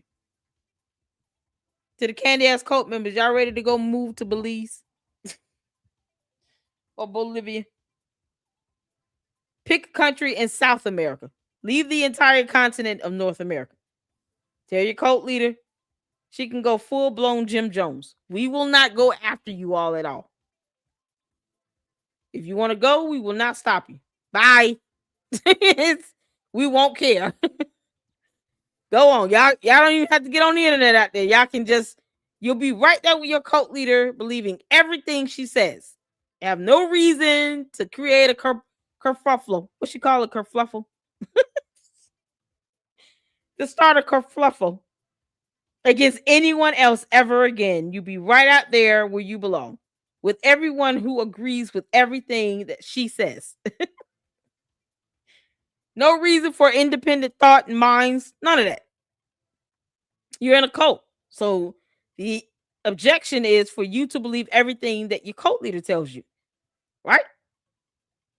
You to agree with that, be on one accord with her, and that's it. You worship the ground she walks on. You kiss her feet and her boo-boos. Like, that's it. That's your only job on earth, is to worship Candace Owens. So you won't need phones or the internet when you move to South America to your new commune. You know, you can sell them bad boys. I need a new phone myself either way. So, yeah, it's time. I got to get a new phone. So I'm all for it. Just, send me your devices and stuff. We'll take care of it. The Lady Luck Club will take good care of it. And go move out to South America with your cult leader. Then she can teach you all how to create fire and, barbecue chicken, or cattle. What is it? Cattle Valley Ranch. They've sent her enough cow meat. You guys will be able to eat for days. You don't ever have to come back. You don't have to ever worry about anybody arguing with you ever again. Doesn't that sound lovely to the Candy Ass cult members? I think that's a win-win. Sounds very lovely. You never have to have another argument with anyone else. You don't have to disagree with anybody. You'll be right out there with your own people where all of you agree on everything that your cult leader tells you to agree on. I think that's a win-win. They should start their own cult in another country. I'm all for that. Y'all let us know when you're ready to pack. We'll help you pack. We'll help you get the hell out of here. Can't make this up. Y'all, let's get back to this. Come on, you dumb alien. Never not be back, guys. This man loves the spotlight like you wouldn't believe. We're going to talk about that in a second. But he goes on to a podcast and decides to open up about me, of course, and what I did wrong, saying essentially things were fine until they weren't fine. And I'm just going to let you hear him in context, what I've done here and what he has to say about me. Take a listen. When Candace worked for you, do you sometimes look back at the decision and think that wasn't a good one when she was working at The Wire? Yeah, well, I certainly think that hiring Candace is probably the biggest mistake of my professional life so far. At the time, I had misgivings about Candace, but it wasn't a completely cynical decision. I believed that Candace could be a great force for good in the world. I still believe that. Candace is the most talented person I've ever met, not just in conservative media, but in any media. She has it. She has that star quality. You know it the moment that you meet her. Unbelievable charm, unbelievable charisma. The camera absolutely loves her. She has incredibly unique gifts and skills in that area. And when she wields those gifts and skills for good, she's incredibly effective. She was during the BLM movement in America. Some of the content that we made when we first brought Candace on was focused on that topic. And I think she was as good as anybody in the world and made a really positive impact. I've said before, Candace is like nuclear energy. If you harness it properly, she can power a city. If you lose control, she'll flatten the city. And I think that's what we're seeing now. Candace, all those same gifts that she has at various times used for good, she's now using for ill. And there's no one better. The problem is, if what you're pursuing is bad and you're the best at it, you're going to do an incredible amount of damage. And Candace is doing an incredible amount of damage. So what's amazing about that is he's not even aware of how objectively racist what he just said was. We brought Candace on because she was critiquing Black people. We brought her on because it was nice to have a Black person that was willing to call out Black Lives Matter. And that's largely why I brought her on. That's why we did. And she was doing great. We did the documentary and she talked about Black Lives Matter, actually what they wanted was special treatment. I had not shifted my viewpoints on BLM and the fact that it was going to ultimately backfire on Black America like it did, burn down.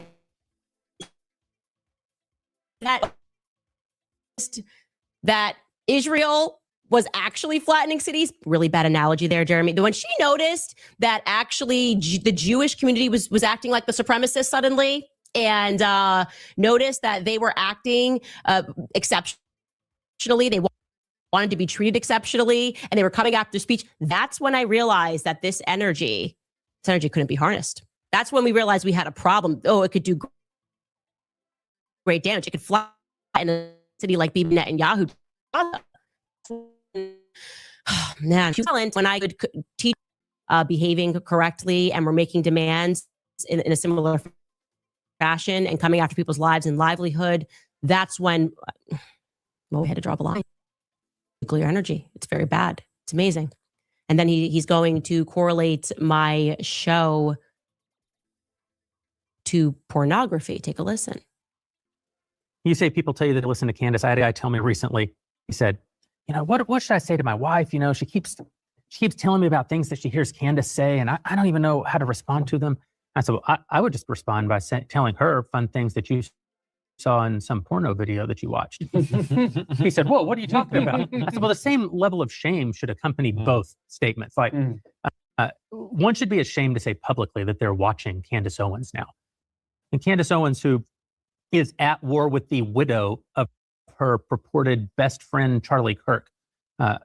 This is so far beyond the pale. The fact that people can say with a straight face, oh, well, what do you make of what Candace said?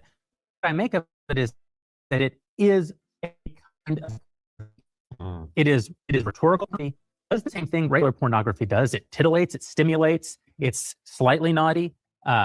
It's great for getting clicks and it makes tons of money on the internet.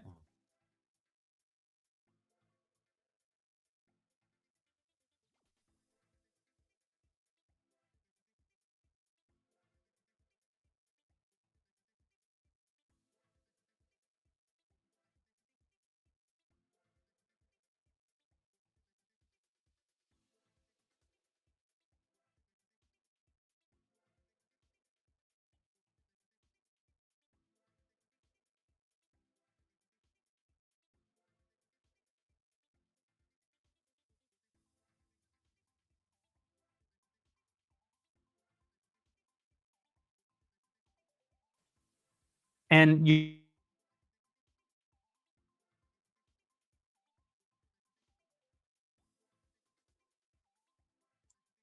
about real pornography. You should talk about podcasts. People are getting. Can you all see? I'm getting some lag. Are you all there? It's frozen. Put a one in the chat if you can see in here. Sorry about that. I've been trying to literally like refresh in the background. Candace is remedial. Oh man.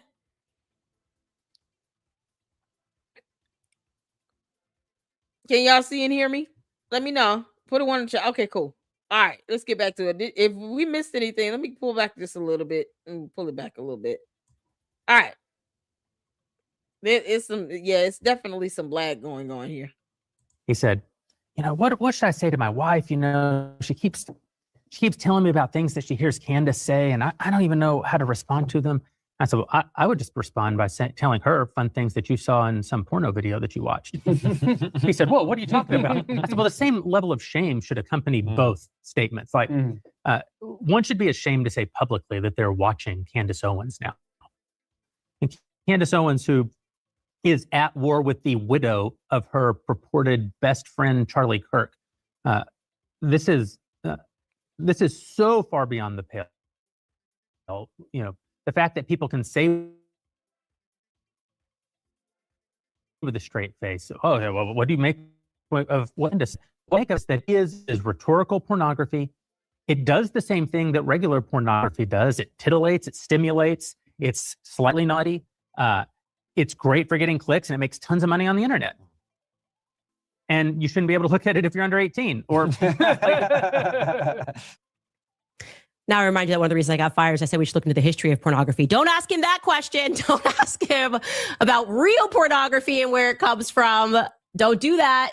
Don't you dare, because then you would be the kind of nuclear energy that we can't harness correctly. Now, when you talk about pornography, you should talk about real pornography. You should talk about podcasts where people are getting educated and recognizing that there are double standards and that you cannot use emotional arguments like BLM did and like we are seeing Israel do today to go, you can't talk about the facts.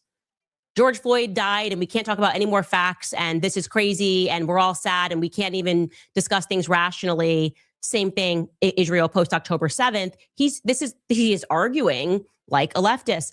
But the moment where you really recognize that, I had hoped that he checked into treatment, to be honest with you, but he has zero self-awareness, is when Jeremy accuses me of being self-aggrandizing. Take a listen to what he had to say. Candace Owens is engaged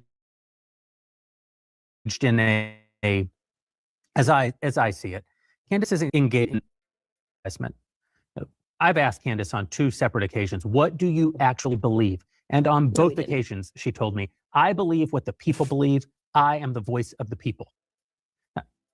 Never mind that that's a completely amoral statement. Never mind that I don't know who the people are in this conversation. Never mind that the people, whoever they are, can obviously be wrong. Candace is actually saying something somewhat profound. She's saying, I will say whatever gets the most reward. She may not even know that that's what she's saying, but she's articulating audience capture as a virtue. This is incredible for so many reasons. So the first and foremost, that is obviously made up. It's such an obviously made up conversation. Who just comes in and goes, what do you believe? Zero context. And then someone just replies and says, I believe whatever the people believe. Like, believe regarding what? Are we talking about faith? What are we talking about? The transgender movement? We don't just ask someone. I asked her 3 times. She said, I believe whatever the people believe because I just want clicks, which is why she took this path of going up against Black Lives Matter as a Black person and putting on a Trump hat, because the easy route, that was obviously the easy route to get clicks back in 2016. It's completely ridiculous. But to pretend that I am into myself, I have to just Candace, shout this. You're a narcissist. Of course you're into yourself. What is she talking about? She's literally getting upset because someone else is calling her a narcissist. Candace, I've been calling you that for 3 or 4 months. The hell is wrong with you? You'll sit here and take my X-Men bit or the fact that you're bad at this, because still you're bad at this. You're not a journalist at all. At best, you're illiterate. At worst, you're a demon. But you're certainly bad at this. And now you're upset because someone is saying that you're a narcissist. What the hell? Why is she shocked? Did she not know this already? Candace, you've been a narcissist from day one. The moment I heard this idiot say, you can't prove that what I said is not true, and I can't prove that it is not true, I was like, wait, what? And still, Dave Rubin didn't call her idiocy out then. He just sat there and let that conversation flow. She was yelling and screaming at this lady. They were supposed to be having a debate. Candace's idea of debating is just over talking, repeating herself, and yelling and screaming and being loud. You're still wrong and stupid, you airhead. What do we expect from an alien with no brain? You don't get intelligence out of that. Chabu, y'all make sure y'all let me know if y'all can hear me. Because I'm seeing some people saying my mic is going in and out. If it is, please let me know. Honestly, I'm believing it is Candace's video, her dumb video. I'm glad he called her out too.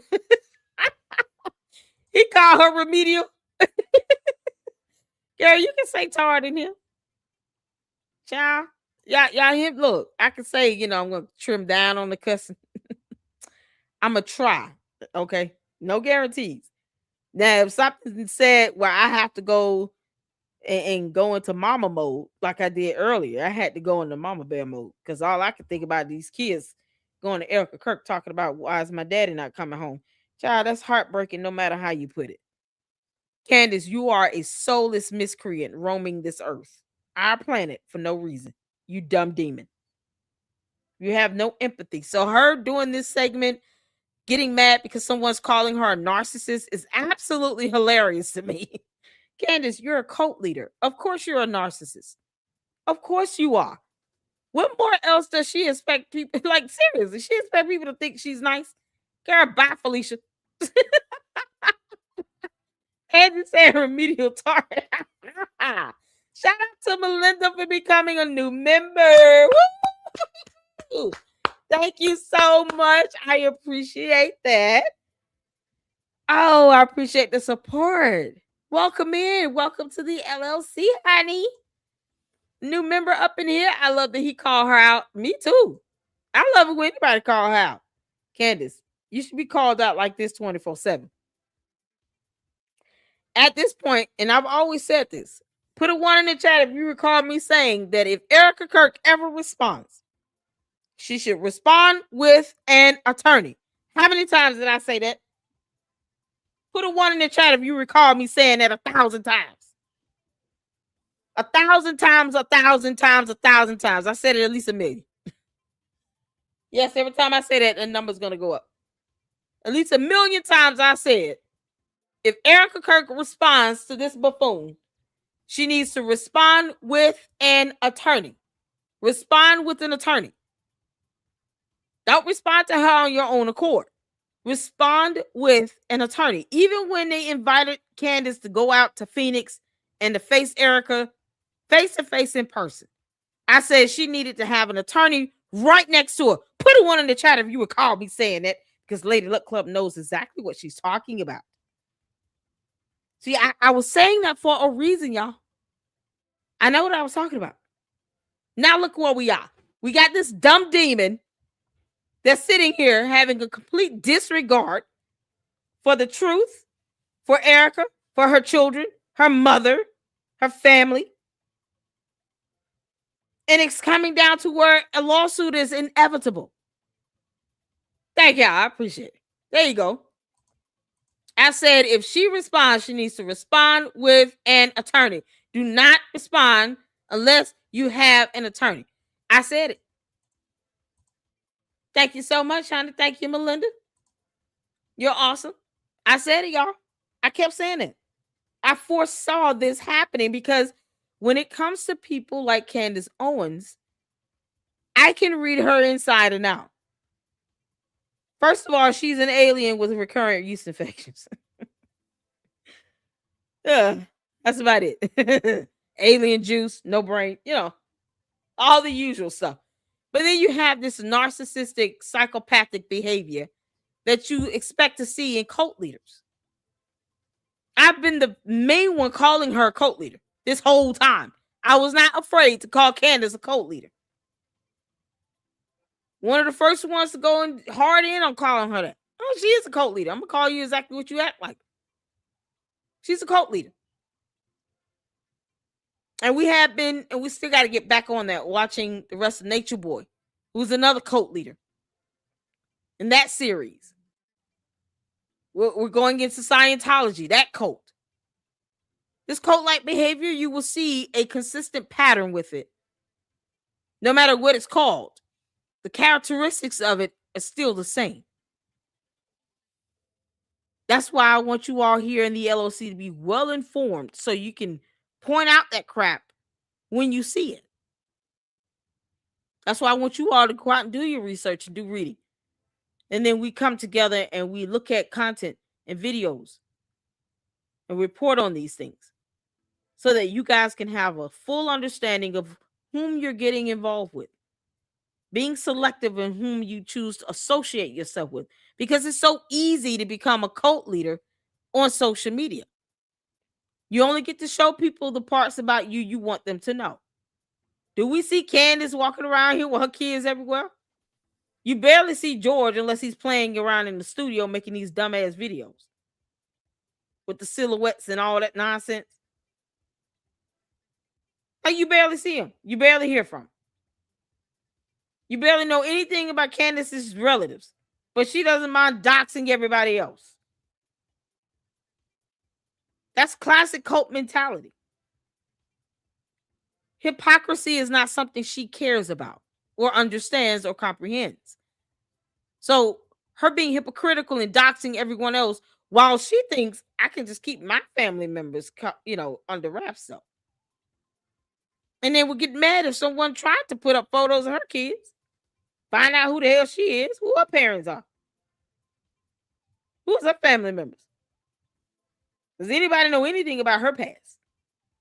Where did she go to school? Why doesn't she show proof of her degrees?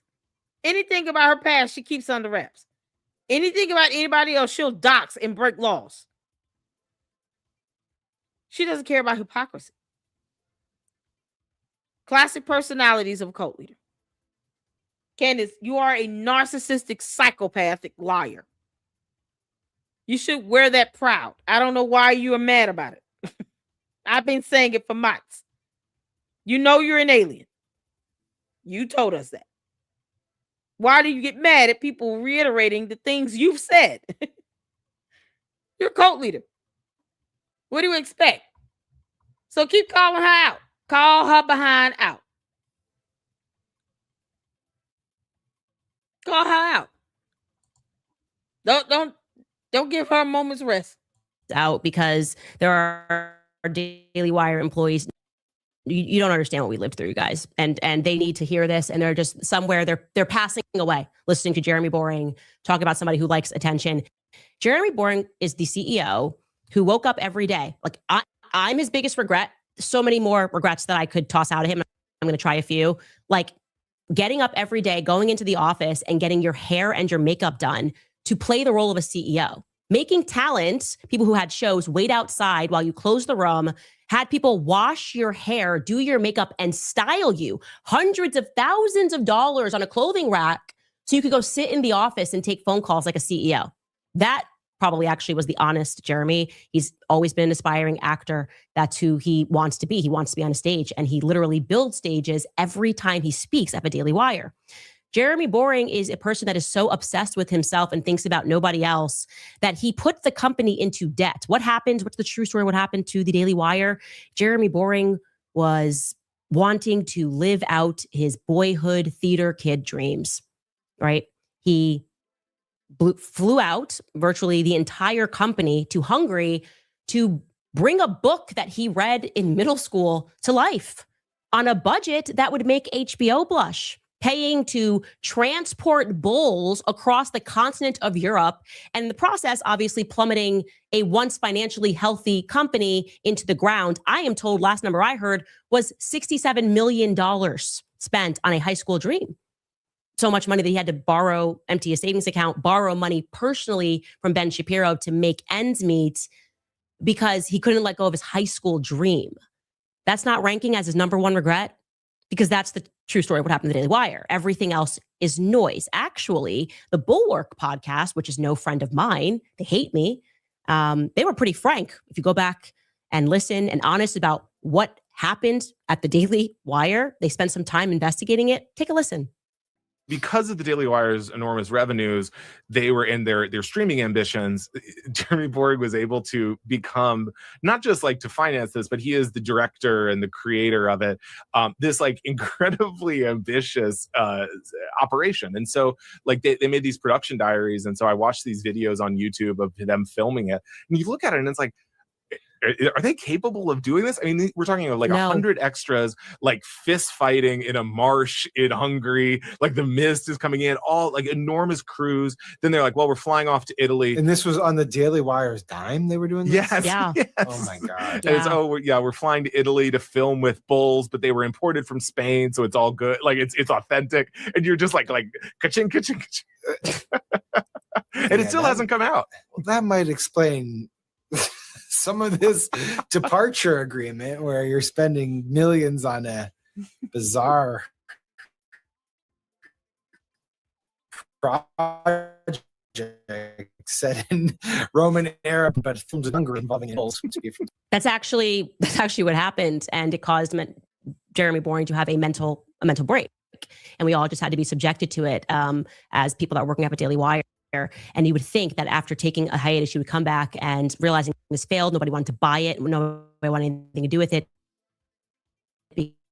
because, like always, he casts himself in every Jeremy Boring's razor, Jeremy Boring's hair products, Jeremy Boring's high school project, Jeremy Boring all the time. Build a stage because I want to fire Candace. You would think, but after taking a year to reflect, he would come back and say, "That's my biggest mistake. That I put me at center of everything, and I took a financially healthy company and I crushed it." And you know what else was a mistake? If I'm Jeremy Boring, I would say it was a mistake not to just end things amicably with Candace, especially when she gave me the option after Ben jumped up on a table and accused her of being a faux sophisticate because she said, "Oh, genocide is always wrong." Yeah. When she came to me 8.5 months pregnant, hands open and willing to discuss and fix things or agree to amicably go our separate ways if we couldn't post October 7th, he decided not to do that. Jeremy decided to instead maniacally convey to me that they suspected that I might have been secretly working with Nick Fuentes and Tucker Carlson, like we're the Three Musketeers or something, rather than simply humbling himself, admitting that he was completely deluded and wrong and that I was in fact always loyal to the company that I worked for. He hatched up his next great plan. Oh, I know. I'll fix two birds with one stone. Okay, I sank the company into debt, but I can fix it. My next big plan is to do what we did to Breitbart. We'll create a fake scandal. We'll accuse Candace, who's actually hardworking, super pregnant. We'll accuse her of being anti-Semitic and gloriously fire her over having said Christ is king. We'll do this during Lent because surely that will lead to more Daily Wire signups. It worked for us once at Breitbart. You think we can do it again? The world will see it our way, right? The world will see it our way. They'll realize that we had to do the tough but the moral thing. Well, it's a psyop. Like we just need the money. But they'll realize that we took a moral stance for Jews because what kind of monster tweets genocide is always wrong? True story, Jeremy actually personally reviewed Andrew Klavan's episode before it went out. The first attack after we amicably departed. Jeremy proved it. He's so genius and so sure of himself. Management truly believed that they were going to get a bunch of signups to the Daily Wire in mass. The whole world was going to support them and their debt issues would be wiped away. And it's now been 2 years. And you would think, Jeremy, I would think that you might have the courage to admit that it was simply a bad decision to build a stage, to execute a corporate slave hanging, to go to war over with someone that would have amicably left. I think it also may have left a bad taste in a lot of employees' mouths, many of whom subsequently left and leaked to the press what had happened. Because unlike you, I actually knew those employees' names. You never bothered to learn their names. You walked by them. They were beneath you. They weren't exactly buying what their narcissistic CEO who puts his name on everything was selling when it came to me. And what you did to me came across as cruel and unnecessary, a little extrajudicial. Most people this could have been an email. Now, if I was in your shoes, I might even rank having sent an intern on a secret mission to stalk the woman that you just fired to Dallas, to Turning Point USA, to put her on a plane, an intern. I might rank that as having been a mistake, a psychotic mistake, no less, followed by a somehow even worse decision as a CEO to then author a maniacal, almost 5-page long email to the entire company admitting to the act, justifying the decision to secretly follow someone that you had gloriously fired, saying, and I quote, "It's my right. It's my right to know what she's saying." That's not why you were sending her. You were sending her to ask me a question. If you wanted to know what I was saying, Turning Point USA live streams their events. Okay. We know what you were doing. Now, were I in your shoes, Jeremy, I might even rank you bizarrely telling Brett Cooper, then a very young employee of yours, just a few weeks before she was slated to get married, sitting her down and telling her that she shouldn't do that because you had big plans and you were going to turn her into a star because you're the magic. I would probably rank that at the tippity top of bad corporate decisions, among others. You maybe forgot yourself in that moment, as you always do. Maybe got a little swept up in you. But conservatives, those pretending to be conservative companies, certainly are not supposed to chase Hollywood fame above family. And I think personally that she made the right decision to leave. And then you made, again, the wrong decision, like the angry, repressed homosexual that you are, to not just allow a young woman, again, 21 years old, to just leave, but to, again, stalk. Because that's what you do. You stalk. You pretend it's a business, but you're glorified stalkers. In this time, in the most sadistic manner. Wait, what? Okay, hold on. Who's the repressed homosexual? Who's she talking about? Candace. We can say the same thing about George. Put a 1 in the chat if we can all say the same thing about George.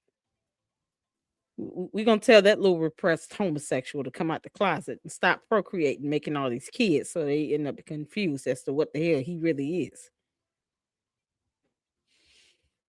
Yeah, we can all do that, Candace. Candace, I don't know. Come closer to your headphones. George Farmer is a repressed little homosexual. We can all do that. She don't want me to do that. I can turn this into a whole ASMR session. George Farmer is a repressed homosexual who has been accused of SA by a grown man. Put 1 in the chat if you've heard that before.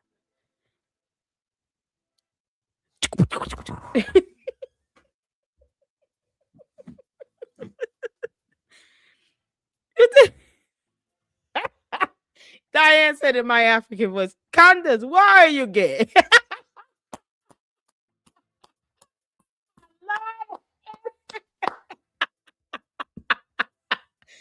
Candace, why are you gay?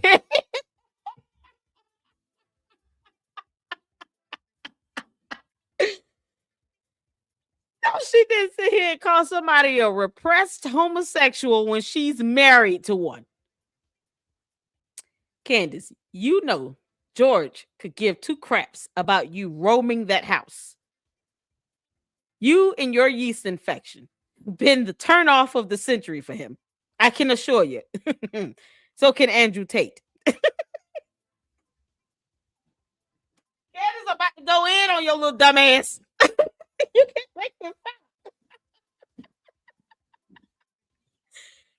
Y'all, I can tell y'all right now, I'm sure Andrew Tate knows where those little birthmark places at on George's body. George, what's the name of your boyfriend? Just tell us your boyfriend. We know you got one. Just tell us his name. We won't even look him up. Just tell us the name. We'll be cool with just a name right now. But you know what? Keep the name. Show us a photo. And then we don't know who he is. We won't even guess. I'll make sure my people don't run any background checks on this photo or anything. We just want to see the boyfriend. Because I can guarantee you, he looks nothing like Candace Owens. George said, I like blonde hair, blue eyes. Not really stunning Candace. Candace, he's not stunning you at all. Okay? At all. The only time they have their bodies touching is when they're procreating. And that's if they're doing that properly. Y'all remember that movie E.T.? Where the little boy put his finger up, the E.T. finger, and then it lit up like a light bulb at the tip. That's how Candace and George procreates.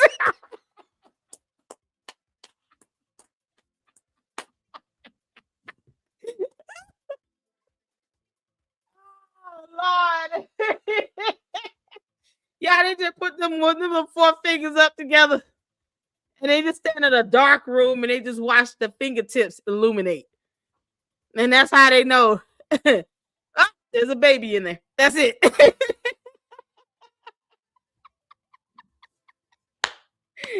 See, Star said, I picture a dark brick castle in Nashville with lots of ivy. Looks like the late Middle Ages or something. You can't make this up. Candace. Girl. When you procreate by just touching your husband's forefinger, because he doesn't want to touch you anywhere else, you don't get to sit here and talk about somebody being a repressed homosexual. If you don't kick rocks, you dumb cult leader from outer space. George Farmer is the epitome of repressed homosexual. What is she talking about? Exactly what George is. She's sitting here having a temper tantrum. You can't make this up. Y'all, this is something else. Angie said she sued luxury apartment she lives in for making her have use of fiction. She refused to pay her lease for her over a year. Yeah, no, Candace went, it was 7 months total, but it went from 1 year to another year. And she didn't pay her rent. She tried to get over on the system. I thought you believed in pulling yourself up by your own bootstraps, Candace. What the hell happened with that, you hypocrite? Like, this is ridiculous. And you, y'all. Oh my God. That's odd in Nashville. Yeah, that's what we envision. Imagine the late like 1700s. Nah, 1600s. That sounds about right. Except they're in Nashville. Then this black castle with sharp, pointy tips at the top, ivy growing up and down the sides of the building. You know, FDMG except Gothic.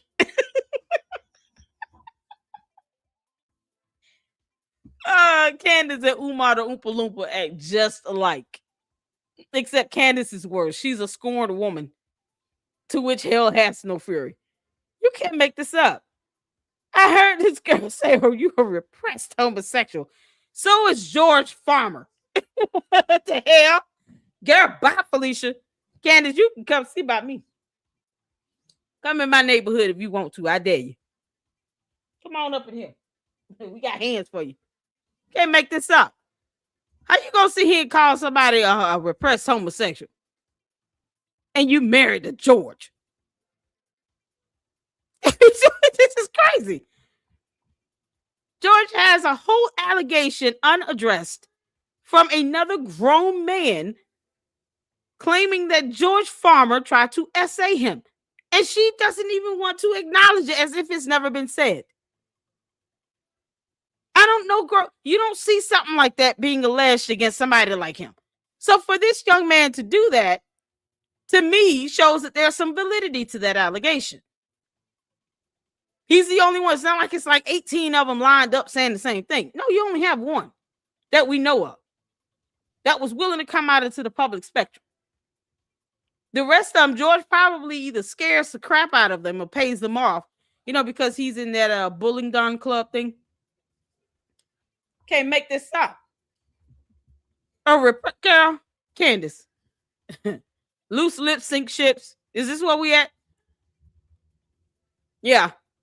Candace, no one told you to tell on yourself. That's all you've been doing this whole episode. You dumb, evil demon with no soul. You've been telling on yourself, and now you're telling on George. You're projecting everything about you and George through everyone else. And people don't care how you feel. No one cares how you feel but your coat. And you don't care how they feel because you know they're just kissing your ass. So when it comes down to it, no one cares how you feel. This is crazy. Who exactly is she talking about here? Which dude is she talking about here? Is this the guy she's talking about? This guy here? Who's she calling? What's his name? Jeremy? She's calling him a repressed homosexual. This guy here. That's the guy she's calling a repressed homosexual.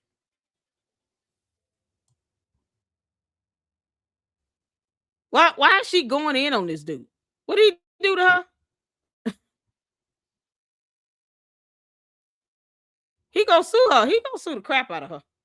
he gonna sue the crap out of her. Period. Erica Kirk, TPUSA, Andrew COVID, they all boy, they gonna go in on her. Candace, they gonna sue the crap out of you. Which you wanted to impart upon me for me doing the right thing and standing up for someone who didn't deserve what you were putting her through. You did put me through it, and you were trying to put her through it. And I told my husband that I would gladly pay that money. I said, if the judge came back in your favor, I wouldn't lie. I would admit that I consciously stood up for somebody who didn't deserve to be smeared. I'm proud of that. In fact, I would have hung it up on a wall and showed my kids that money isn't everything. Doing the right thing is. So maybe all of that could rank somewhere as you're ranking worst decisions that you've ever made. Go back. Because Candace, I make you pay for the words that come out of your mouth. You wouldn't have that. You know, I'd rank that as another mistake, but what I rank as one of my prouder moments and all of that was using some of my nuclear energy to stand up for her publicly, despite contractual restraints, using my platform to say what you did to her was wrong. And when you sued me for that, for standing up for Brett Cooper, I want you to know that I communicated to my legal team that I would accept that. I would accept the penalty of hundreds of thousands of dollars, which you wanted to impart upon me for me doing the right thing and standing up for someone who didn't deserve what you were putting her through. You did put me through it, and you were trying to put her through it. And I told my husband that I would gladly pay that money. I said, if the judge came back in your favor, I wouldn't lie. I would admit that I consciously stood up for somebody who didn't deserve to be smeared. So when you sue her, make sure you add this clip as Exhibit A in your evidence so that the judge and jury know they can just go ahead and grant you a summary judgment. Why have a trial? Why give her the opportunity to file a motion to dismiss like she always does because she's a damn liar and a coward? Why do any of that? She's willing to take on whatever judgment is issued against her. Sounds like she's just willing to go straight to having, some sort of settlement made. So why waste time with the courts, Candace? Just pay him the money. If he sues you, just pay the money. Whatever he put in that complaint, just give them a check and say, we're handling this. We're not even filing a motion on it. Here, write the check. There you go. You're going to eat these words, heifer. Eat these words up, heifer. When he sues you, write the check. Don't file a motion to dismiss. Don't get mad or throw a tantrum. Say, I'm paying the money and here's proof of it so that the queen of YouTube can be happy because the LLC is going to sit here and drag me through it on it. Yep. Because, see, this is the same as her saying, sue me. I want subpoena power. I want all the smoke. And I don't like when people send me cease and desist letters. Who cares? You dumb hypocrite. No, you're going to eat those words. You're going to eat those words. So whoever this Jeremy person is, sue her. And then put whatever the amount down is. She's already said she's going to pay it. She's going to eat these damn words. Put whatever amount you want. and tell her, here's a clip where you said you would just write the check out and you would be proud of it and you will show your kids. Let them know mommy's going to skyrocket us into bankruptcy on her own accord. There was no limitation to that dollar amount. So sue her and put in whatever amount you want and get it. She's still talking about this happened how long ago? And she's bringing it up. Yeah, let that happen. Sue the crap out of her for $100 million. And she said she would just sign the check and pay it. Money isn't everything. Isn't that what you would get into? You dumb heifer. I'm proud of that. In fact, good. I would have hung it up on a wall and showed my kids that money isn't everything. Doing the right thing is. So money isn't everything. Maybe all of that. Money isn't everything. So Erica Kirk, TPUSA, Jeremy Andrew COVID, Phil Lyman, all those who want to sue her, Brian Harper, the list goes on and on. Paramount Tactical, sue the crap out of her and remind her of this clip where she said, let me time stamp it. 5540 is a 5540. Hung it on the wall. Showed my kids that money isn't everything. At 5541. 55 minutes, 41 seconds, time stamp it. She said money isn't everything. And she would gladly pay that judgment because she's doing the right thing. So sue her ass and make her eat them words. And then put down $100 million per person. And say, we expect the check to be written within 30 days to cash. We're not going around the bush and none of that for this. You're going to go ahead and send us the money. Because you said in your video, this is what you would do. You're going to eat them words. I wouldn't spare her ass nothing. There you go. 5541. She said it. Money isn't everything. So why do you keep crying about somebody trying to bankrupt you, you thunkhead? Candace, stop complaining about that. You said money is not everything. Good. You're going to eat these words. I'm going to ensure that this video clip is played to death. And everyone will be able to use this against you in the court of law. So the Macrons shouldn't have a reason to go back and forth with all these pleadings and documents and motions to dismiss. You should be going to court on April 28th, Candace. And this video clip gets played. And then they should say, okay, my client's asking for $20 million. We expect her to write the check. She said money isn't everything. She's going to stand up for what's right. Cool. She wants to double down on it. Tell her to stand by it when it comes to her losing like hell. And write the check. Money isn't everything. I'm so glad you said this, Candace. See, I get to now get on your damn nerve about this clip. You have no idea what you've done. I keep telling you, you're not smart enough to keep up. You're bad at this. I am going to make sure this clip is used every single time you sneeze. Every time you cry about, oh, they're suing me, sending me a cease and desist, blah, blah, blah. Nope. Money isn't everything. I'm going to hang it on the wall. I'll be proud of it. Okay. Same with that, sue me. I want subpoena power. You know I'm the queen of YouTube. I originated them. I kept hammering that in. Same one saying, Erica, don't respond unless you have an attorney. This is not going to end at all. You have an attorney, it'll end. She'll know not to play with you. And here we are now. She's saying money isn't everything. Keep that energy up, girl. You got court April 28th. Keep that same energy up, Candace.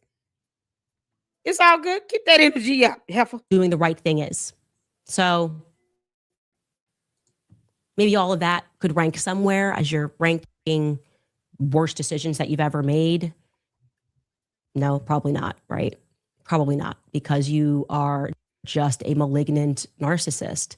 You admitted to me that you had a mental break in Hungary. They didn't sleep for days, and you never really, Jeremy, have admitted to yourself that you haven't come back from it. You really have not come back from it.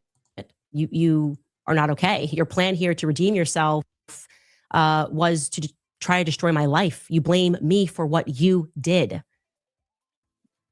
In the process, honestly, the only thing that you've been successful at is ruining your own life. So what I think that you're actually suited for, Jeremy, is to return back to Texas, where you grew up, that key you wear around your neck, that bent key that you wear as a necklace every day. For those of you who don't know, that key, which the company is named after, Bent Key Ventures, is a key. He doesn't have to do anything but keep living until God says it's time to come home. That's it. He's going to continue to ignore the hell out of you. And when he's ready to sue you, he's going to play this video at 55 minutes, 41 seconds, where you said you would gladly sign the check and pay him whatever the judgment is. So, Jeremy, you should sue her ass for $100 million. Because the other half is going to be reserved for the Macrons, I'm sure. Get your money, bro. She's not even going to fight you with it. Just play this video, throw it in her face. She says she's already told her attorneys this. Did y'all peep that? Did y'all peep what she said? I've already told my attorneys, I don't care. I'll pay the money. Okay, cool. So her attorney shouldn't be filing a motion to dismiss. Don't be a coward then either, Candace. Pay the damn money. Sign that check. Your attorneys are already aware. They shouldn't be advising you of anything any differently. You know, because they work for you and all. Y'all, Candace is such an idiot. Whatever. Go with it. Go with it, Jeremy. Sue the crap out of her for $100 million. Play this video and say, Your Honor, I would like for her to have that check ready for us by the end of business today. So she's got it. She's got $244 million. We only asked for $100 million. Tell her to keep on running my name out of her mouth. I'm gonna keep dragging her to court and again keep playing this video.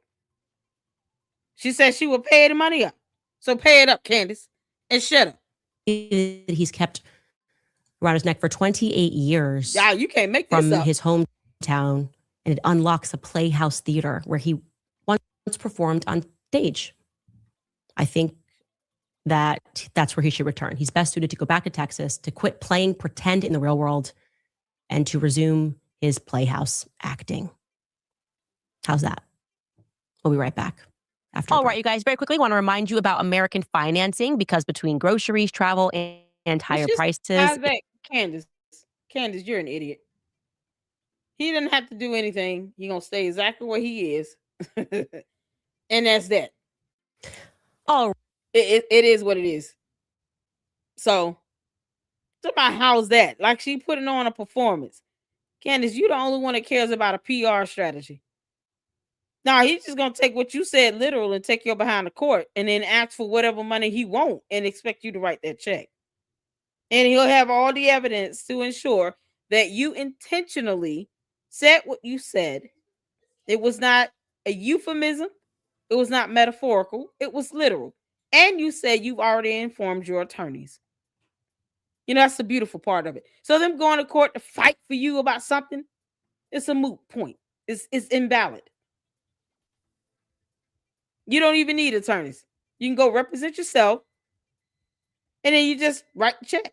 Be done with it. And then ask the court to close the case, because you're going to write the check. Look at God. He doesn't have to do anything. You think he gives a damn about how you feel? What we all care about is what you just said in that video that can be used as evidence against you in a court of law. You can't make this up. Y'all, this is the episode she did on Friday, so we're about to check this out. And in the meantime, let's get a little brain break in. Y'all. You guys told me both sides did a new video. Martin. He's so cute. Him and Ami, it's just adorable. Let's see here. Both sides. And you all tell me, I'm assuming it's the newest one. Like the absolute newest video.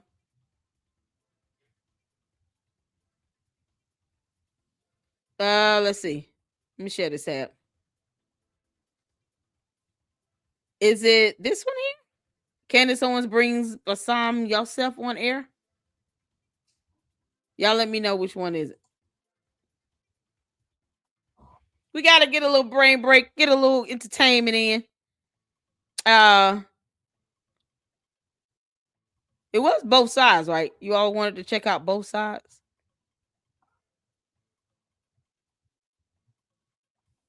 Y'all let me know. Yes. Okay, which video is it? Is it this here? Candace Owens brings Basim? Yusef? Is it Basim? I don't want to keep messing up his name. Yeah, that's the newest one. I'm just trying to see it. That's it? Okay, cool. All right, y'all. Let's check this out. Shout out to both sides with his cute self. Well, she back. I think he's married, right? You got a single brother. All right, y'all. Let's get to this. This is her episode she did on Monday, whenever she did this. With this interview. I had not seen the interview. You guys know I can't even watch her shows without you all. All right. I really don't. I don't even watch it on anybody else's channel until I've been able to watch it with you all and then get out my commentary on it. So we're gonna go into this. But when she does these little interviews like this, I don't care for those. I'm be honest. I don't care. So we're gonna get into this one. Put a one in the chat where you can see it here. Let's get to it. She back at it again, but this time we have a different take on this because I think it's something that I don't think anybody else is talking about. And if they are talking about it, they're not talking about it on a large scale. In a recent interview with one Basim Youssef, Miss Candace Owens sat down to talk with the parent comedian and former hater of the Egyptian government, and since de facto going back and kind of having something to do with them and then leaving again. But aside from all that, again, we're going to sidetrack into one other thing when it comes to the planes. Y'all remember that. But the more key thing is what actually is being promoted without fully being promoted here. Okay.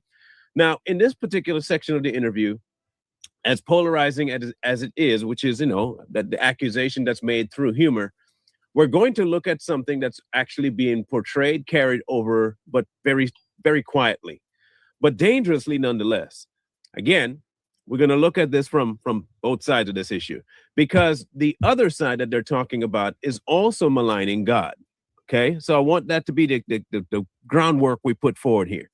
So I'm going to have you hear it, catch the thing that they're doing, but I want you to see exactly why it's a problem after you listen to it. Okay, I'll let them go the full 20 seconds. What do you think about Erica Kirk? Would I get sued? Throw it in the pile. Oh, of course you will. I don't want to say anything that's controversial. She did it, but I don't want. She was on it. I don't want to get into. I don't want to get into. Yeah. She's part of it. I can't wait till that gets clipped. She's planned. Okay, so you heard that. Okay. The jesting is that Erica Kirk is the one that offed her husband, blah, blah, blah. And it's hilarious to everybody. Okay, cool. We find that. That's their joke. That's the inside thing, whatever. That isn't the real issue here. I know it might be for many people and that's what's been floating around. Right now, everyone's talking about how, oh my goodness, Candace Owens had somebody on that was accusing Erica of the one of killing Charlie Kirk. Oh my gosh, I get that. You can take that. And they can come back and say, that was a joke. That's not what he meant. Okay, you can take that. But that's not really what's taking place here.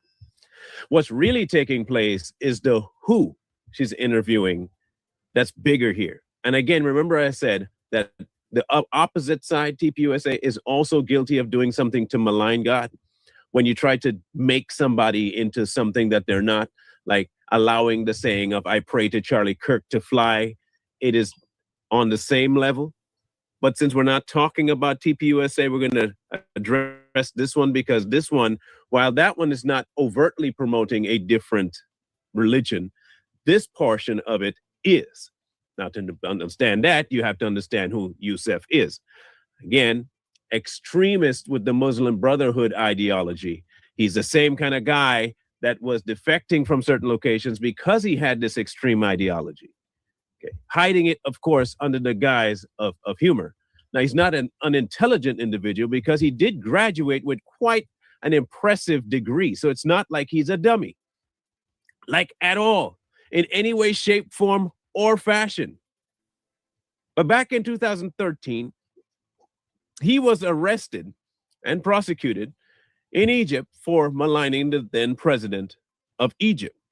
Now, subsequently, he left and eventually went back, did something with the government, and then left again to defect to the United States. Now, in all that time, what he actually started to do was promote the Muslim Brotherhood, kind of akin to somebody that's interviewing him right now, Candace Owens. Now, she's not the only one doing it. So is Tucker Carlson. Now, why would they be trying to soften the blow of what radical Islam is doing? Could it be that they're doing something far more crazy than just attacking TPUSA and trying to point out flaws in their money and what their involvement was in Charlie? And why is it that they're constantly pushing to vilify Israel? Yes, they have mad issues in Israel. I'm not talking about political things right now. I am talking about the reasons for somebody going after somebody. There is a difference between calling out Israel for all the crap they do because it's crap that they're doing versus trying to make you look at some other place that has other mad issues while calling out somebody else. You know, whole beam and spec thing. Now, it's not just that she's promoting radical Islam by making it seem like it's not radical. She's also at the same time downplaying this whole idea of Christianity. Oddly enough, the other side is doing the exact same thing by trying to lure people into locations like making people pray to Charlie Kirk.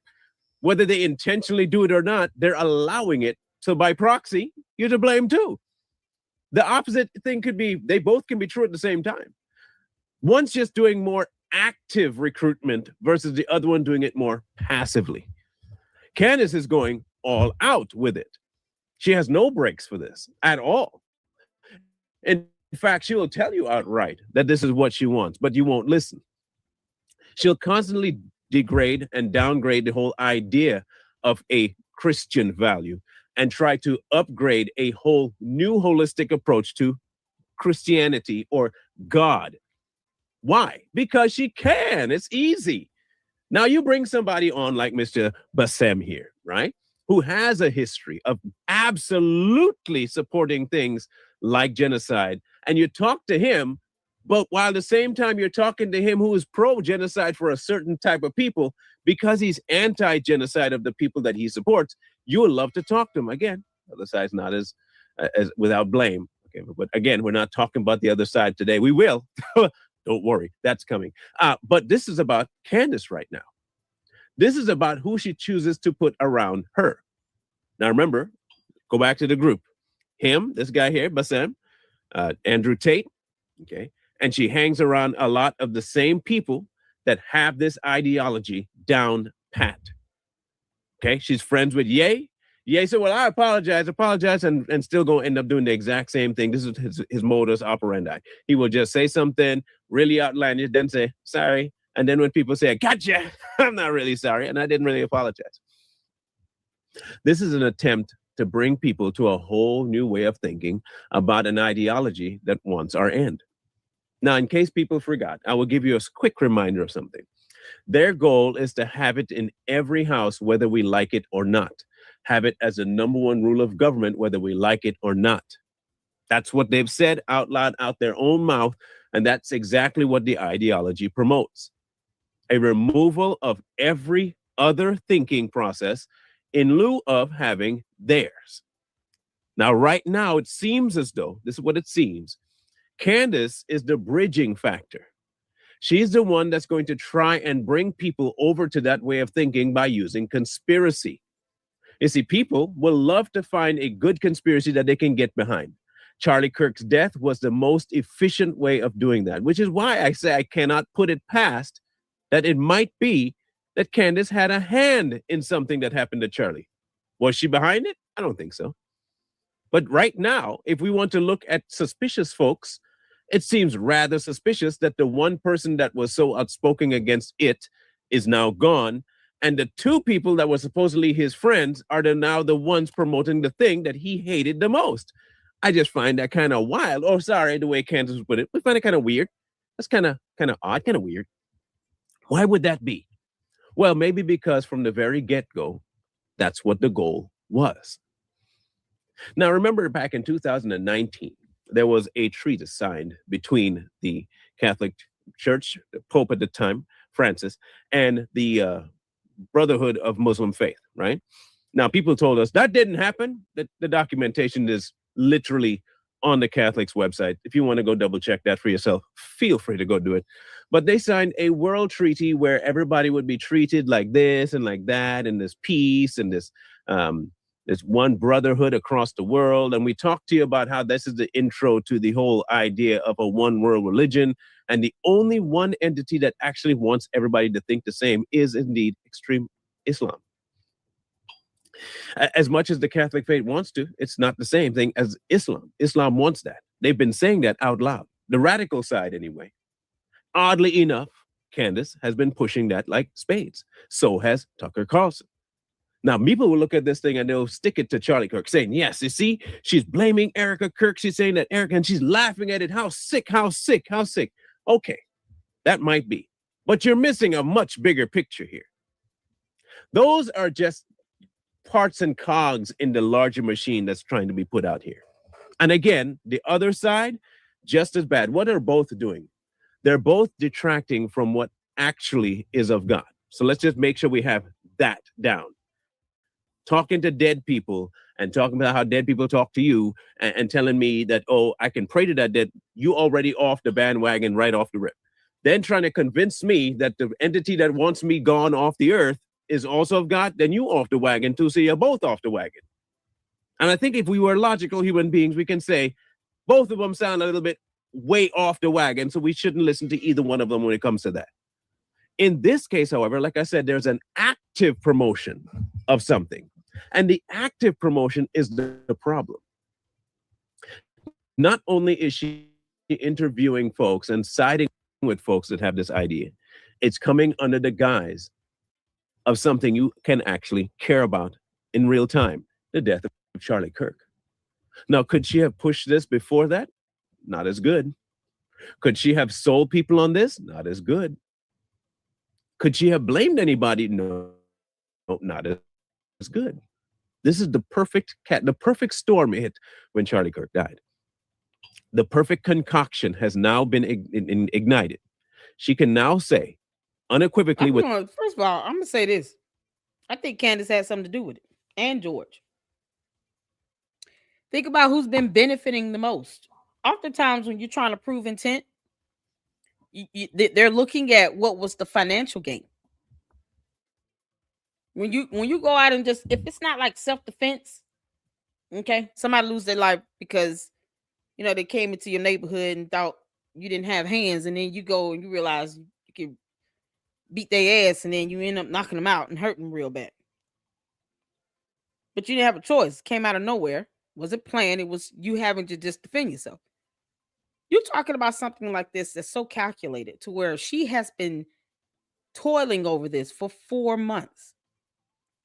Going to 5 months. I want y'all to think about this. No one, unless you're an investigator or prosecutor, you're an attorney, you're handling the case itself, talks about the death of someone 5 months straight, invoking conspiracy theories while trying to deny the obvious about the real shooter, to the point where you're creating scenarios. You're drafting in a Mitch Snow, pulling in other people to corroborate your BS nonsense. And when you're challenged with having to provide evidence and proof, you cannot do that because it doesn't exist. 5 months straight of this. Even just for an ardent independent journalist, I want to talk about this as news evidence is released, as something develops. Like, when Robinson had to go to court, right? Ideally, you expect the media to cover his court hearing to kind of give a synopsis of that. And then they move on to talk about something else until something else new occurs again. That's how the news cycles work. You don't find true independent journalists that continue to talk about the same story for 5 months, creating scenarios and conspiracies and not providing any factual basis or evidence, not linking any of these things together.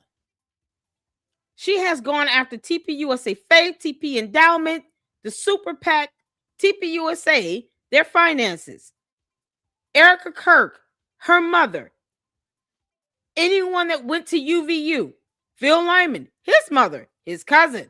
I mean, just down the line, the security, Brian Harpole, everyone else. These people were doxxed. They had their credit cards stolen. Their lives were upheaved because of this. And in any other murder case, if you are a true independent journalist, you've never seen no crap like that happen. To the extent where people are being cyber harassed, bullied, doxxed, and defamed. 5 months straight, she hasn't talked about anything else. That's not a journalist. That's an obsession. That is someone trying to keep something suppressed and secret.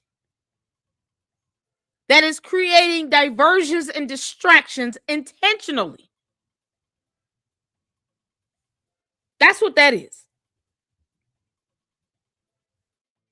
So when the circumstances line up to where you've had the most to gain out of this financially, let's not forget she's a scorned woman. He didn't pick her.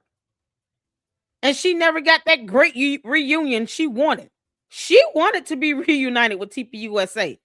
Her cult can't seem to question her about that, though. For some odd reason, they dare not question her. Why would you want to go work for TPUSA? Why would you mention being on their payroll?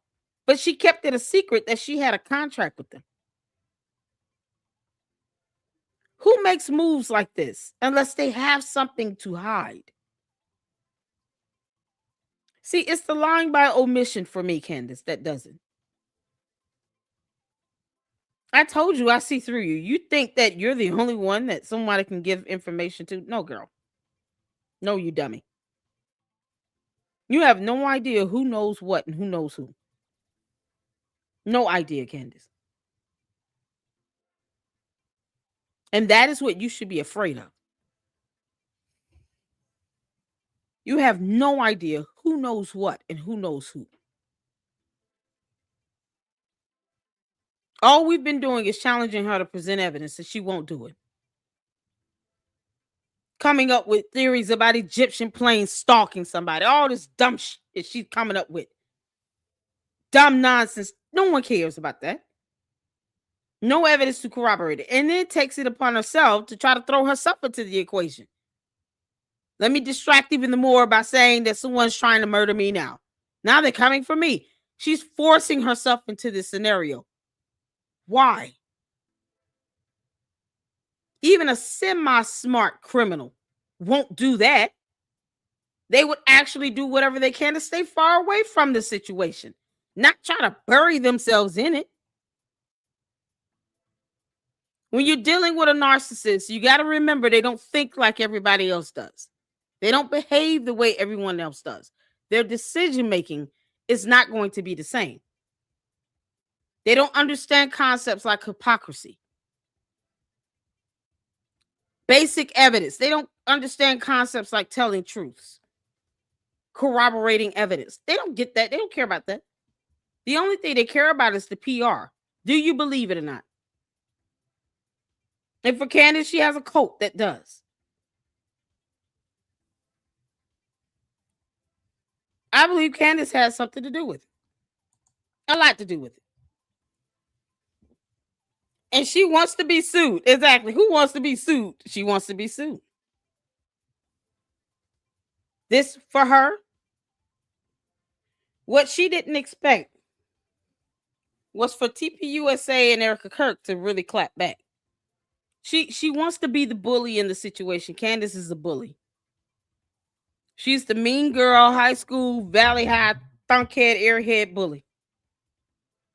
And she gets mad when they clap back.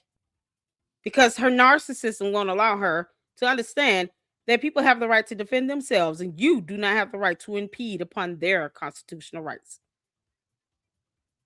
Their freedom of speech and expression, freedom of the press.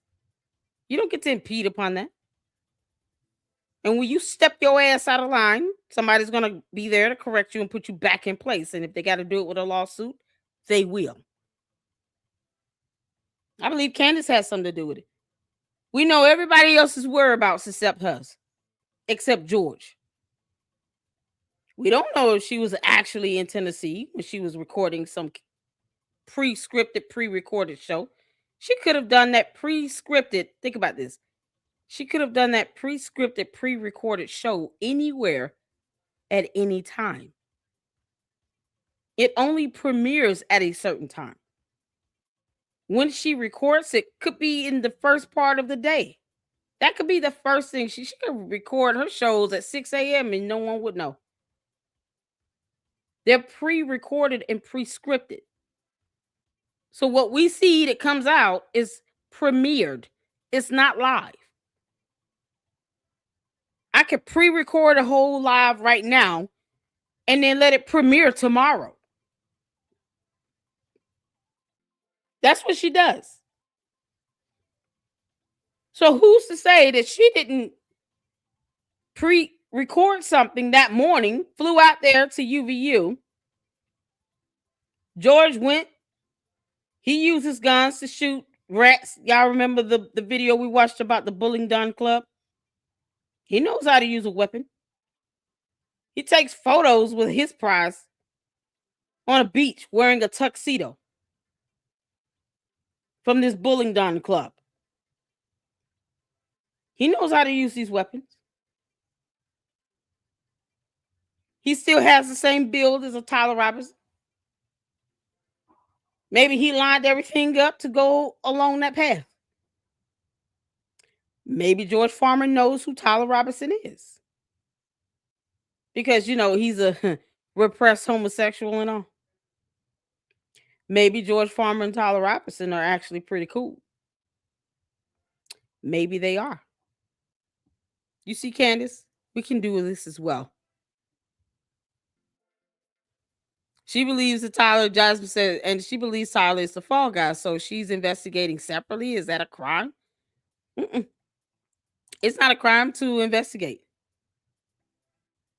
The problem comes in when your investigation, first of all, she's not an investigator. Okay. And the reason why I like to make that distinction, because as an independent journalist, I don't ever want to give the notion that I'm investigating. Investigating gives you certain privileges that you don't normally have as just a standard individual.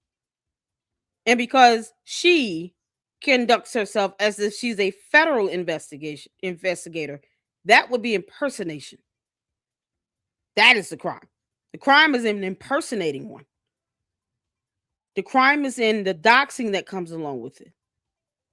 Her having information pulled that could be personal identifiable information she's not privy to. But she's doing it under the guise of this so-called, oh, I'm just investigating. I pulled up the definition of impersonation. Even the mere assertion that you have that type of power falls under impersonation, which is a federal crime. That's a felony. So saying that I'm an independent journalist actually protects me more than me trying to walk around here calling myself an investigator. So I wouldn't want to do that. But that's on her. She's not very smart. So Candace could have went out there to UVU. She could have caught a flight. Her and her husband got the type of money where they can just hop on a flight. They got a nanny to watch the kids. They fly out to UVU. meet up with Tyler Robinson. Tyler Robinson, the fall guy. George Farmer is the figurehead. Candace pays the money. And then get back home like nothing happened. The day he was shot, she didn't do a show. Who said that she didn't already have something pre-recorded and pre-scripted? That can be done at any time. George Farmer has about the same build as Tyler Robinson.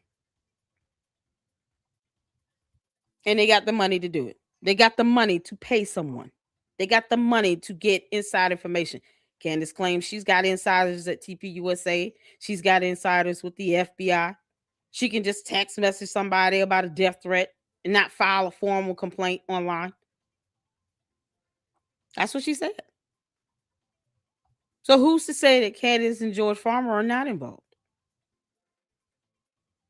Let's go with this theory she keeps putting out there about him being the fall guy. Who pulled the trigger on the gun? She doesn't believe that he took the shot. Who did? I mean, you got camera evidence showing that he did. He jumped off the building and all of that. There are multiple cameras around on the rooftops of those buildings, getting various angles. Everything is not going to be released to the public because laws in place predicate and dictate that. You don't want all your evidence to be put out there to the public, only for it to be scrutinized and to create a biasness, and then you taint the jury. They have to look at that evidence. But if Candace and George Farmer are working with Tyler Robinson, why does she want him to get off so bad again? Oh, because he could spill the beans and tell the truth on her. Because he could implicate her. Because everybody keeps wondering, why does she want him to get off? Why does she want to throw the case? Let's just say she has some level of connection to it. You think she's going to want to be implicated in that? Candace doesn't even want to get sued. She's definitely not going to want to face criminal charges. What you think about that? And she goes around harassing people for interviews. I'm so glad you said that, Melinda. For evidence, for alibis. All that shit is a distraction. But she won't tell us where the hell she was and give us an alibi of her whereabouts and of George Farmer's. And I say him because who knows? Maybe he was walking around with a maroon shirt.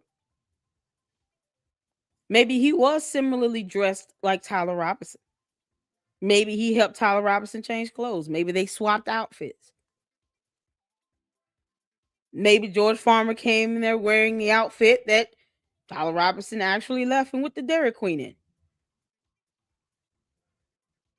And George Farmer was able to sneak and get away with the clothes that Tyler Robinson was wearing. Who knows? You know, I'm just theorizing here.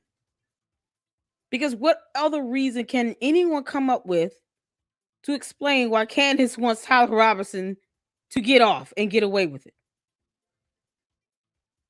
Maybe she doesn't want him to talk too much.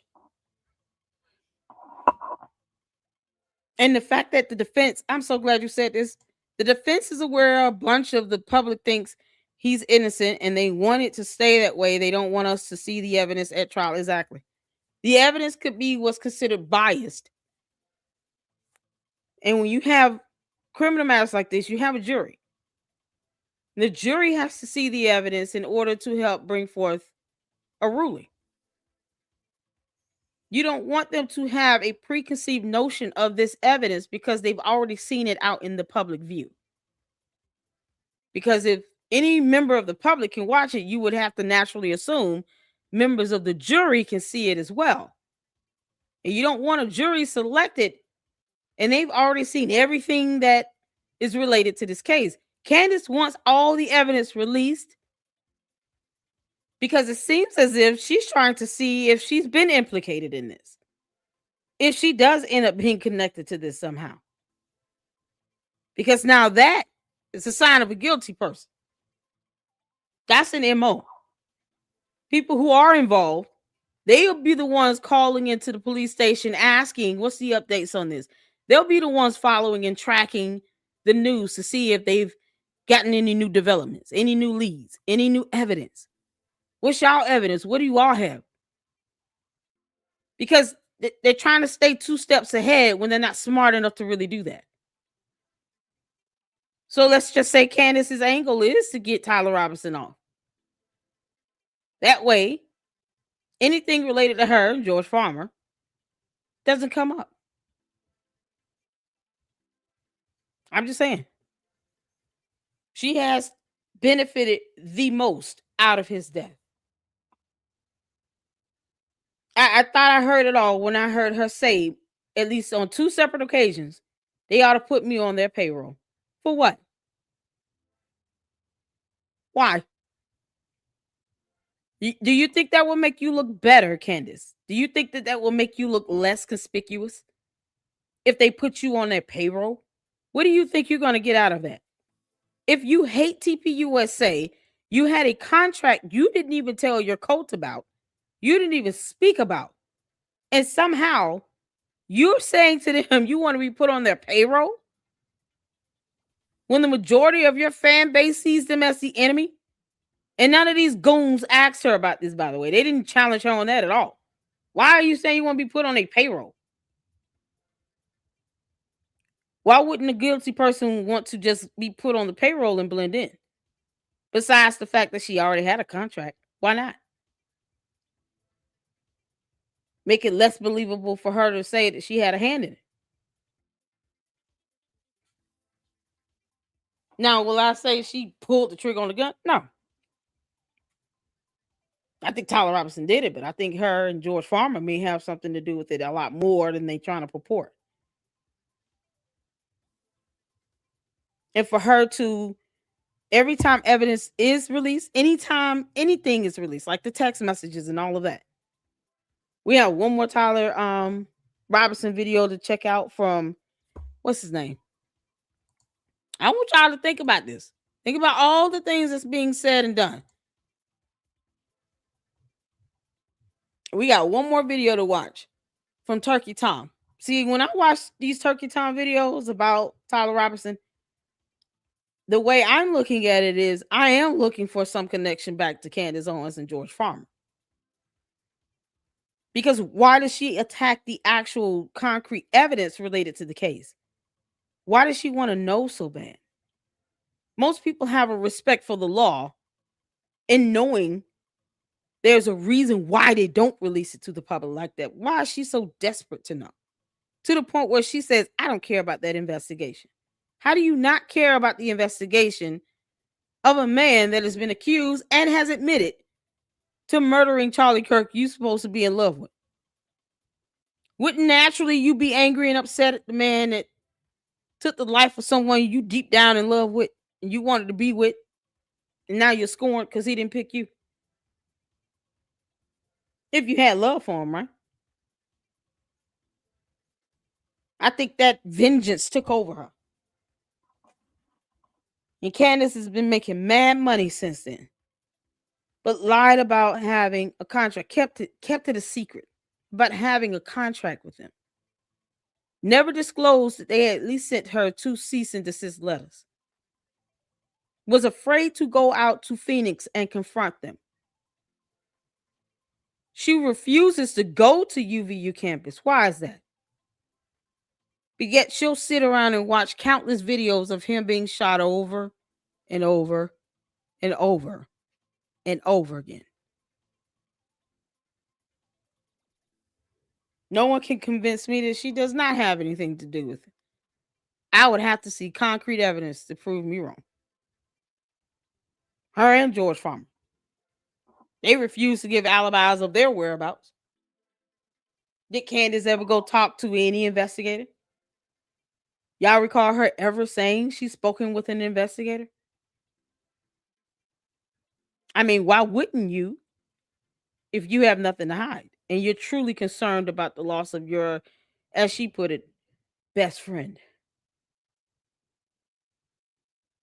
I don't recall her talking to them at all. So Y'all, this is something else. This is something else. She would be recognized. Who said that she had to go out into the public view? Who said that? Now, y'all know, I understand cameras are on you everywhere you go. But when you're not looking for someone, you don't think to ask those questions. When you're not looking at that person to be a potential suspect, no, you don't think to ask questions about, okay, well, if they did fly out there, they would have been captured in the camera in the airport, right? Let's just say she's wearing a hat in disguise pretty good. Let's just say she flew in and went straight to a hotel, and maybe George went out there to the UVU campus. I'm gonna be honest. I didn't always know how he looked until last year. Period. He's not one of those type of people that's just out there on social media like that. But it seems like he's becoming a lot more present, doing a lot of these speaking engagements and all these things. And let's not forget, he was one of the chairmen for TPUK. Wouldn't he know some of the ins and outs? Their security measures, security details. Wouldn't George Farmer know that? You're the chairman? TPUK? You're the chairman. And how long did he work for them? How long was he there as the chairman? I'm just saying. I want y'all to think about this. How long did George Farmer work as the chairman of TPUK? If he was there for at least 6 months, that's enough time to get familiar with how they operate. And not just TPUK, TPUSA as well. Candace used to work for them. Don't you think she has a wealth of knowledge? She said, oh, I didn't want to use their security detail for TPUSA, blah, blah, blah. I had my own. Wouldn't that imply, though, she at least understands their plans, their safety protocols and measures in place? I have no reason to not believe that she is completely detached from this. Candace, we're going to continue to insinuate you until you provide us with an alibi. Prove me wrong with some evidence. I think they're involved. High, maybe just high. Sean for real said, you smell funny. Your mama dresses you funny. That's how high IQ is. So Angie said she's a dope. High IQ, high assets. Angie, you can just say ass, girl. It's okay. TPUK people had a problem with how it was running. Some left. While he was the chairman? That's something else. Brigitte Macron won all 10 lawsuits. They claim Candace influenced them. Well, see? Didn't I tell you all? They just gonna shift that blame on someone else. Just like those 2 guys that were arrested for the death threats against the Jewish conservatives. Come to find out, one of them only subscribed to like 3 people. Candace being one of them. It's obvious they'll get interrogated, and the first thing they'll say is, well, I was under the influence of someone, by Candace Owens. She was very compelling and had me believing that these Jewish conservatives were horrible, and somehow that I just, had the power to take their life. Of course they're going to implicate her. Of course they're going to throw her name out there. Whatever excuse they can use to avoid going to jail, of course they're going to say it. Y'all know thieves have no loyalty now. No loyalty amongst thieves. Not at all. Yeah, or Oregon Valley girl. Trolls are paid by ICE. Budget monies. Report block. Most of foreign bots also report and block. Yeah. Let's see here. Yep. I believe Candace had something to do with it. Her and George. They're in it together. They're in cahoots with Tyler Robinson. Candace too can play this game. We can play this game. Can't make this up. without any real blowback, because as you can see, her numbers are still going up. She can say unequivocally that the real reason that this happened is because of this hate for this group. So in order to negate that, you need to accept this group. And it's working. It is working well. She's already got people off this idea of the Judeo-Christian thing. And that's the first step. Criticize it, let it get, into the public sphere. And then you start shape-shifting who God is. She's already doing that too. But people are missing that altogether. They want to talk about the gossip about TPUSA. They want to talk about the lawsuits with the Macrons, and we do too. But we're seeing a much, much, much more dangerous and nefarious thing. The same thing we're trying to point out to you when you have your lead person talking to dead people. When you have Erica talking about, he's up there orchestrating things, and that's the only thing that God does, not people. When you got Megyn Kelly on stage talking about, I pray to Charlie this way. That's ridiculous. You should admit that is ridiculous if you say that God is your leader. You understand the problem here. This is not just a battle of attrition for following and viewership and subscribership. This is becoming a battle over your soul. Like a major battle over your soul. And if you're not careful, you're going to fall for this hoodwinking under the guise of, the elites and the elites are the elites with the elites. Man, I could imagine what the elites might be thinking to take her down with. That's where you're going to sidetrack. And before too long, you're down a road that you can't come back from. Because you'll be believing something that will be the ultimate end of you. And yes, we do understand that interviewing a guy from Egypt while not asking him anything about the Egyptian plains are quite funny. And we get that. And he probably doesn't know about the blue or yellow plains, but he might know about blue or yellow plains. Like I said, he's not a dummy. But that wasn't the topic of the discussion. No. At all. Because don't forget that she believes that Egypt is in pockets. Some grand fashion. The question of, because he did indeed interact with the Egyptian government. And nothing? Okay. Well, he's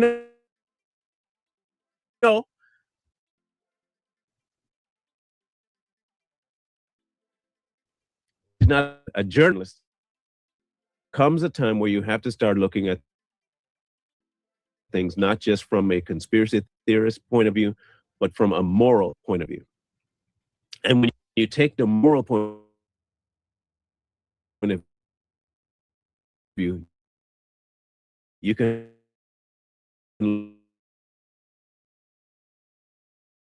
both sides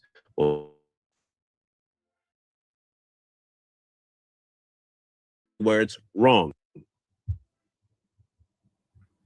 There's no hate involved in that. You can just look at and say, this is what I see, and this is right, and this is wrong. This is wrong, and this is right. You can look at it that way.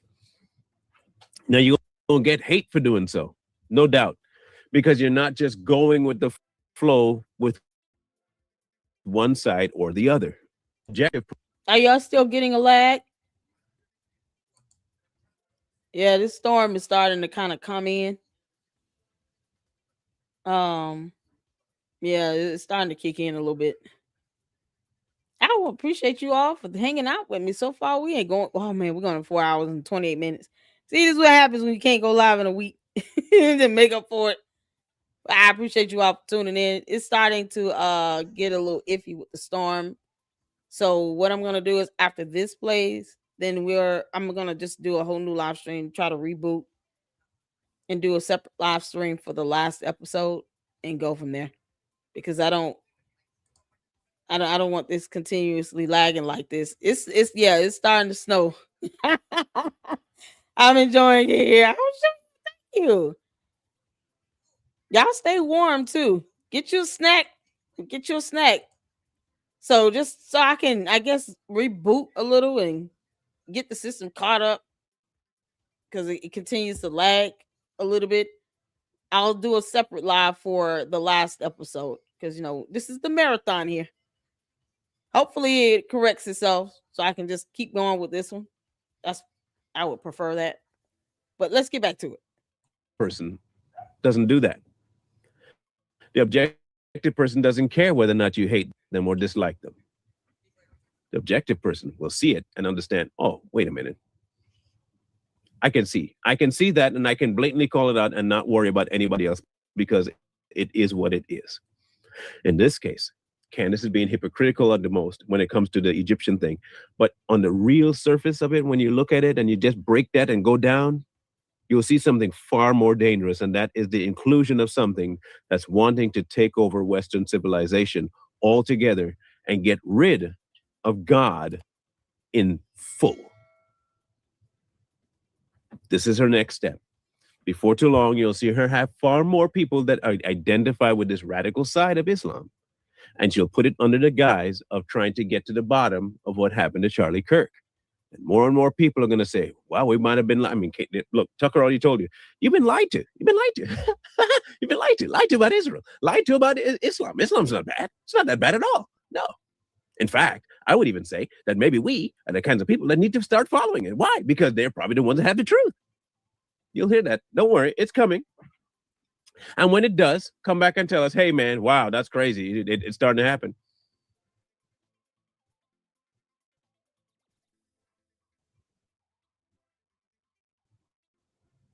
You're going to see it. And ultimately into a whole different location where you can be absolutely controlled while telling you that you need to break free of control. It's pretty funny. It's pretty funny. Both sides want to control you. They want to control how you think something is right and how you think something is wrong. And when you don't comply, they come for your neck. Tell me I'm wrong. Now, the truth doesn't need that much voracious defending. The truth sits and stands alone. If I can tell it to you and you don't hear, then you don't hear. Okay, you don't have to listen. All right, cool. Good for you. Don't listen.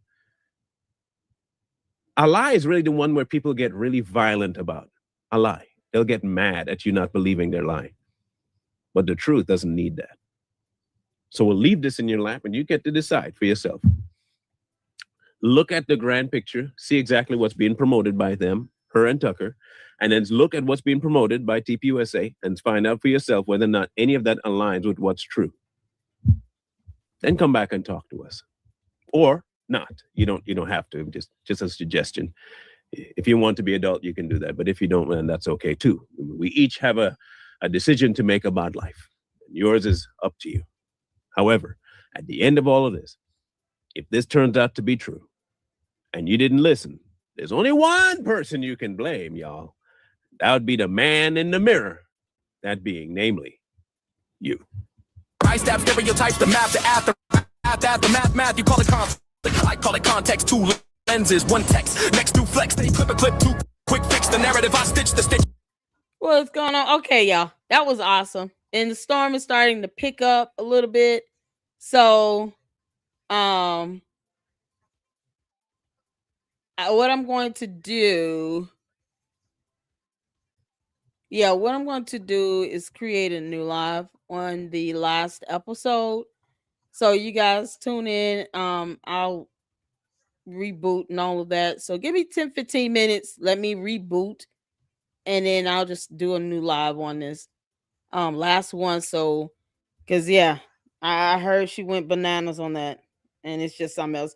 When y'all said that Jay Witt rage quit, Sav said it was 82 degrees in the afternoon here in the desert. Oh, I'm so jealous. It's like, it's funny how half of the country is under freeze advisories and snow.